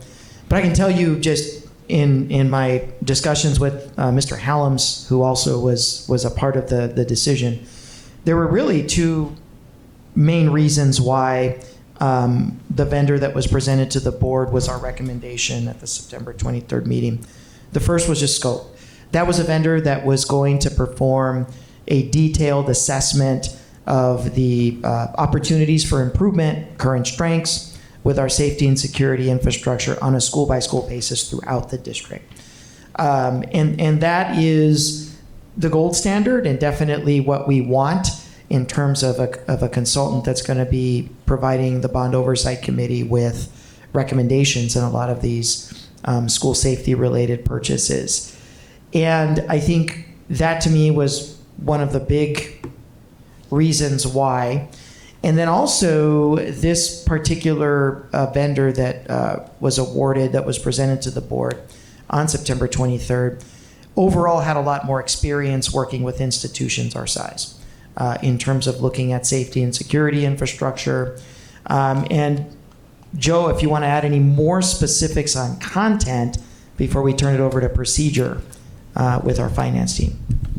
Yeah, sure. Good evening, Board President Luna Rose and board members. I appreciate the opportunity, and I appreciate you bringing this up. And I think what's important to note on this specific RFP, what we're looking for is specific to technology aspects. And I know we just heard from Centegix, and I appreciate the vote we had on that. But this one specific is to access control and our video surveillance systems going forward. We have an enormous school. We have a lot of sites, 87 or 88 schools, various support sites, and we're going to be implementing a lot of camera systems throughout those. So how do we best manage that? What's the best way to implement that? What's the best way to complement the current systems we have? Because we have a lot of various systems that have been implemented over time throughout the district. We want to ensure that we can supplement and complement those as much as possible going forward, while ensuring that it's not just a reactive nature, but this is a proactive, i.e. those cameras just aren't for gathering evidence after the fact, but how do we really utilize that to be that force multiplier for ensuring that our campuses are safe 24 hours a day, 7 days a week, 365 days a year.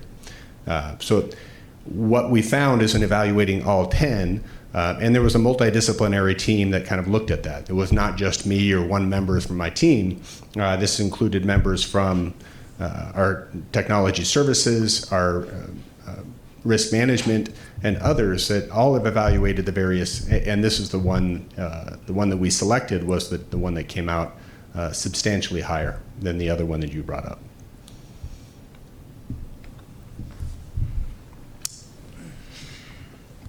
So to address the technical components in terms of the scoring, so you mentioned the pricing, why there was this decision to go with a more expensive out-of-state versus a cheaper local. One, in a request for proposal process, the pricing is not a predominant factor. It can be included as part of the evaluation factors, and these evaluation factors in terms of the proposals are disclosed to all of the vendors who want to solicit or submit a proposal to the solicitation. In the case of this particular solicitation, the RFP accounted for 20% of the total value of the points on cost. So cost was not, was only basically 2/10 of the whole thing. The other part of it is when it comes to local versus non-local, we are not allowed to account for local versus not local. It's against the law. We're not allowed to put that into any one of our proposals. The district does not have a policy on procurement for minority-owned businesses, women-owned businesses, or small businesses. Certainly, we can look into those practices as they apply to a school district. We know that our partners at the city and the county do have such policies and procedures. We do not. So therefore, we don't take that into consideration as part of the evaluation process. So the local component certainly automatically just moves out. We did receive the bid protest by Pantheon on Friday. That is well after the 10 days that the state procurement rules allows a bid protest to be provided to the district. A bid protest has to be received within 10 calendar days after an award has been made. You awarded on September 24th, and so basically they had until October 4th to provide us with a protest. We received it last Friday, which is well beyond the deadline. So they were notified yesterday that their bid protest would not be considered. Also required by procurement rules, we notified the awarded vendor, Smart Security Partners, of the existence of a bid protest. So procedurally, everything followed exactly the way the procurement rules had to go. Ultimately, the evaluation committee decided that they were not responsive to what they needed in terms of the criteria, and the scoring indicated that, and therefore that's the recommendation they brought to purchasing in order to put in front of you for a vote. Okay. Thank you. You're welcome. Thank you. Board members, any questions for anybody that?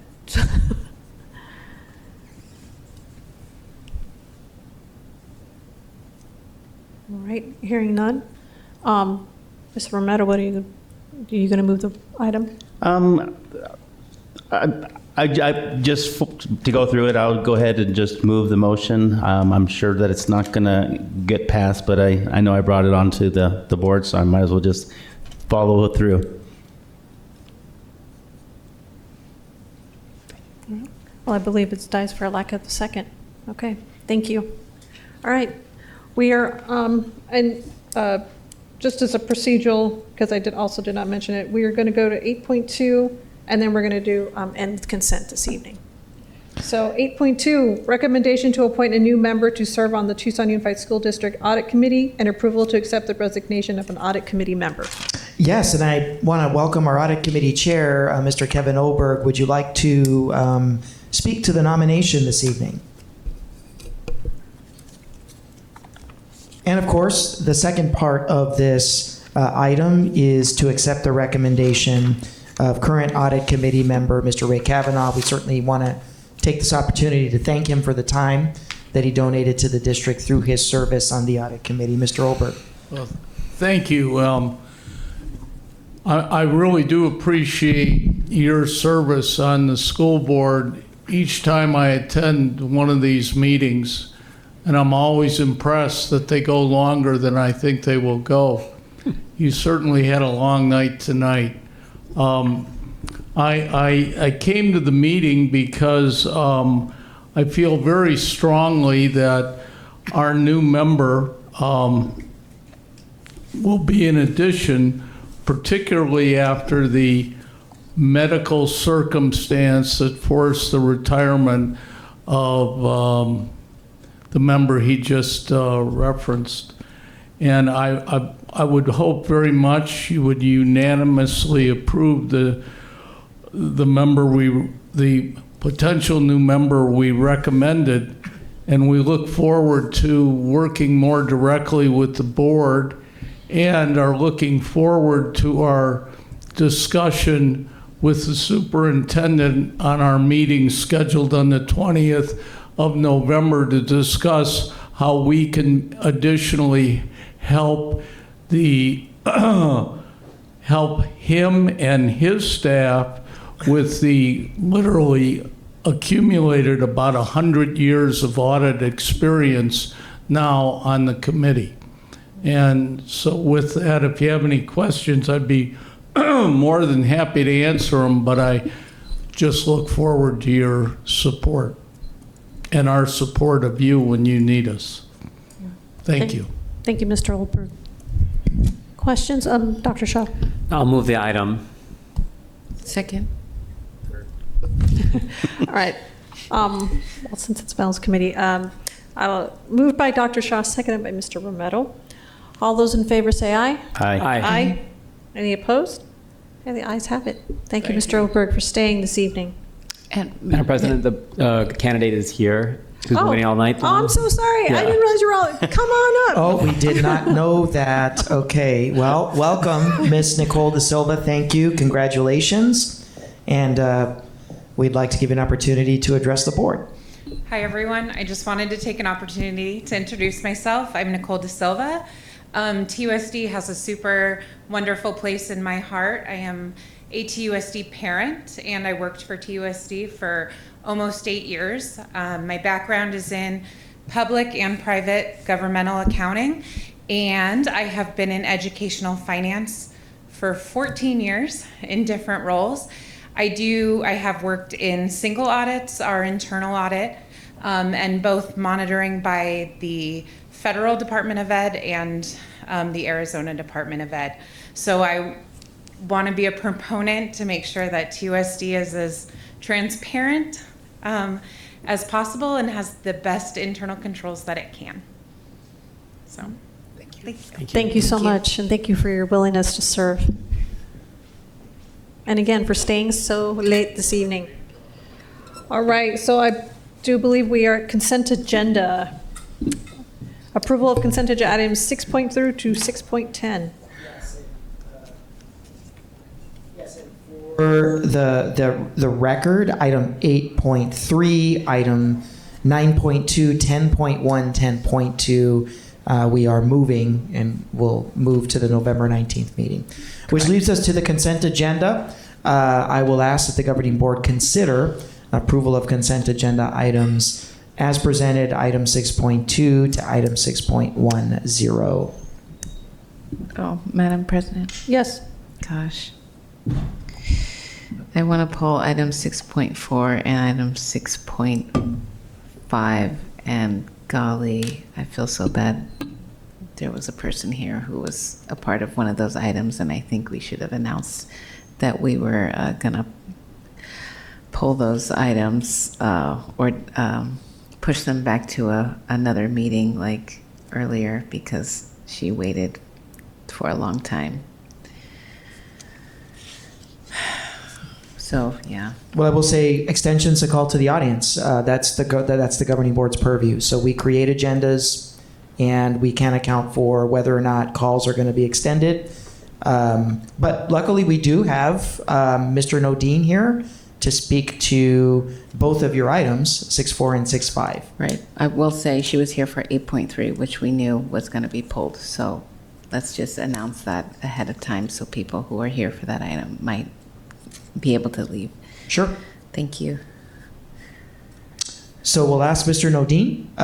We want to go to item 6.4 and 6.5 to handle the questions. Okay. Ms. Shaw, you Point of those order. items? These have been Yes. pulled. Should we vote on the rest of the consent Oh, yes, agenda? correct. Thank you, sir. Okay, so, yes, before we do that, so vote on 6.3 and 6.6 through 6.10. Not 6.2. I'm sorry, 6.2, 6.3, 6.6 through 6.10.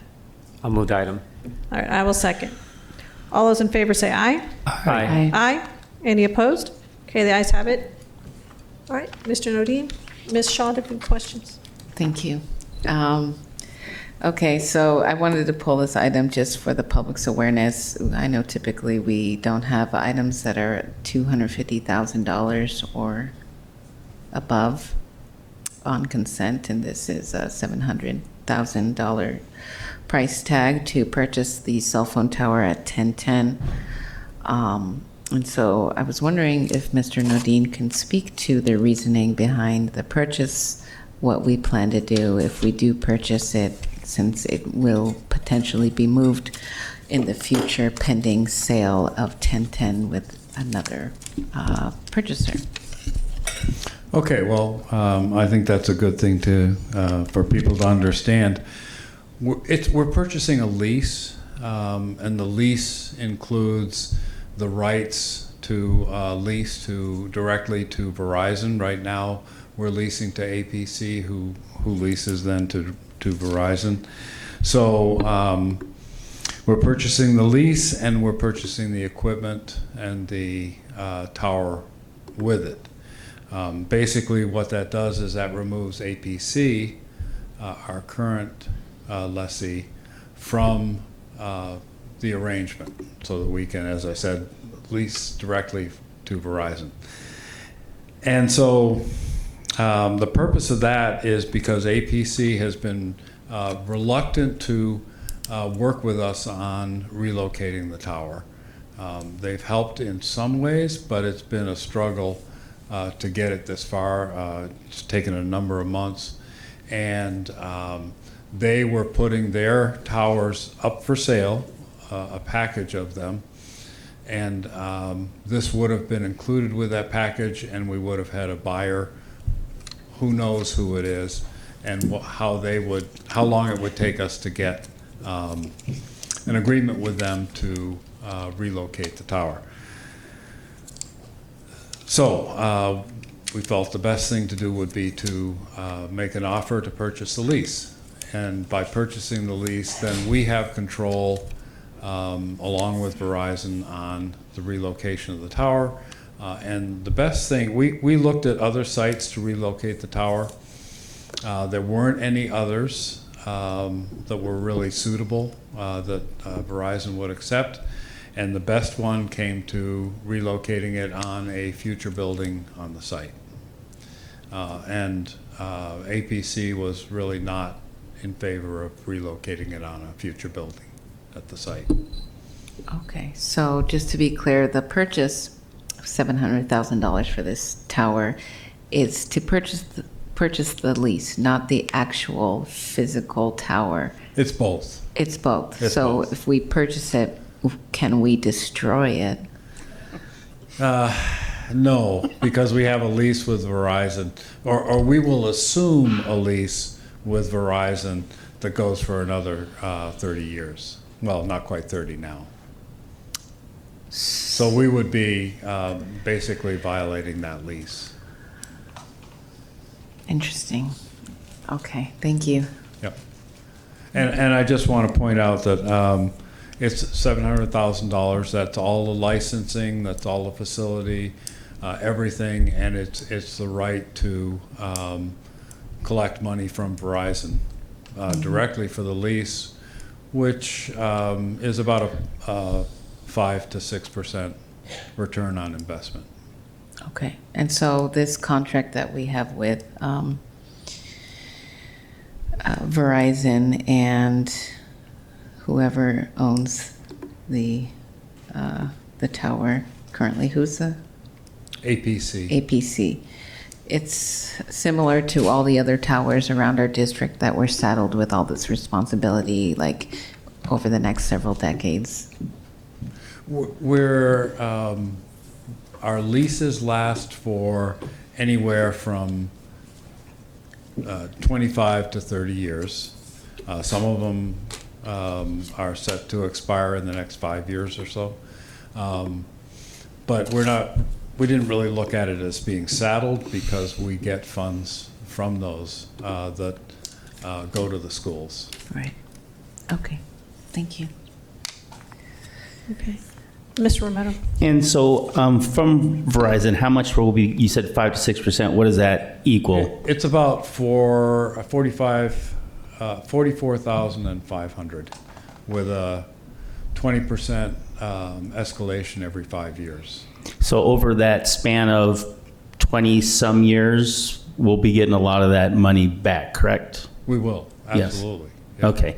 And as far as for a builder or someone that's building that property, putting it on there, that's going to be in our stipulations for the sale, correct? Or Yes, absolutely. Now, we may decide, and this is up to us, we may decide also that we want them to purchase the tower along with the property. Okay. So, we may not have it for 30 years. In fact, I would probably recommend that we don't, because we're not set up to maintain towers and that kind of thing. Thank you. Yeah. Okay. Dr. Shaw. I'll move the item. All right, I will second. All those in favor say aye. Aye. Aye. Aye. Any opposed? Nay. Okay. Oh, okay. 4-1 vote. Thank you. So 6.5, Ms. Shaw? Yes, thank you. I just want to bring this, pull this for awareness of the public. And I was wondering if, Mr. Nodine, you can speak to the purchase price. I know this is a revision, but just for full transparency, if we can state the purchase price of this property and talk about all the things about like the environmental assessment, yada, yada. Okay. Sure, I'll try to be brief and not repeat myself, although that's hard this time of night. So we have a purchase price of $11,300,000. That's for the property, including the building and everything else. And then there's another $250,000 for furniture and another $50,000 for optical cabling. So all of those things are included in the purchase price of $11.6 million.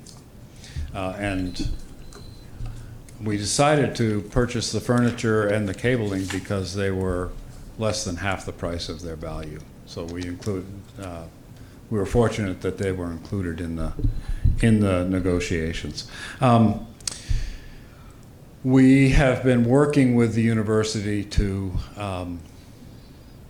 handle some diesel fuel that's on the site. It's been on the site probably since at least the 50s and maybe even earlier. They bought it with that on the site, so what we've been doing is working with them to come to an agreement to how it would get handled. And our expectation was that they would mitigate it,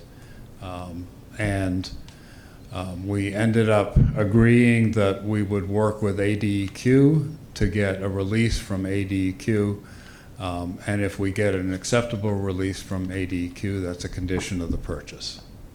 So we won't purchase it until we know we have a good acceptance of release of liability by ADEQ. So that's one of the conditions that we've been working on, and understanding the extent and what would be involved in mitigation has been what we've been working through over the last number of months. The other thing that we did is we also had the university do a air quality study in the building to make sure that there weren't any issues with volatile organic compounds coming from the diesel into the building, and that came out very clean. Are those the only conditions we have for this purchase? That's those are the main changes to the conditions.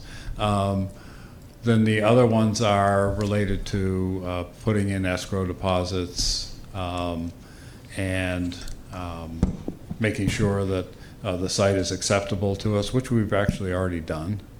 We've checked out the site and how we could use it, and that's fine. The title is fine. The survey came out fine. All of those things have checked out, and the only thing that was left was the mitigation of the diesel.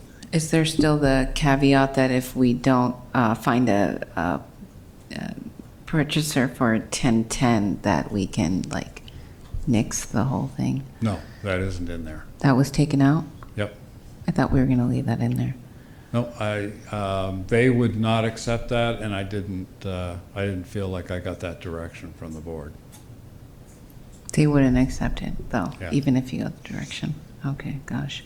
Well, God forbid we lose another buyer for 1010, and then we're like, out of luck, and we have to just find another avenue to purchase this building. I think it's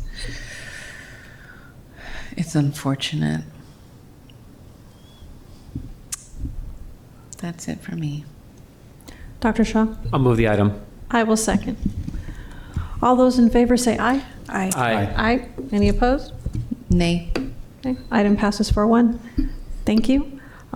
Future agenda items, Dr. and future meeting dates. Yes, we are looking forward to the district calendar potentially being ready for governing board consideration for the 25-26 school year at our November 19th meeting. That'll be one of our featured items, as well as the items that we'll be rerouting from tonight's agenda, which would be TUVA, our update on TUVA, and then, of course, our international teacher update and our first read policy on open enrollment. Those items will reappear on the 19th.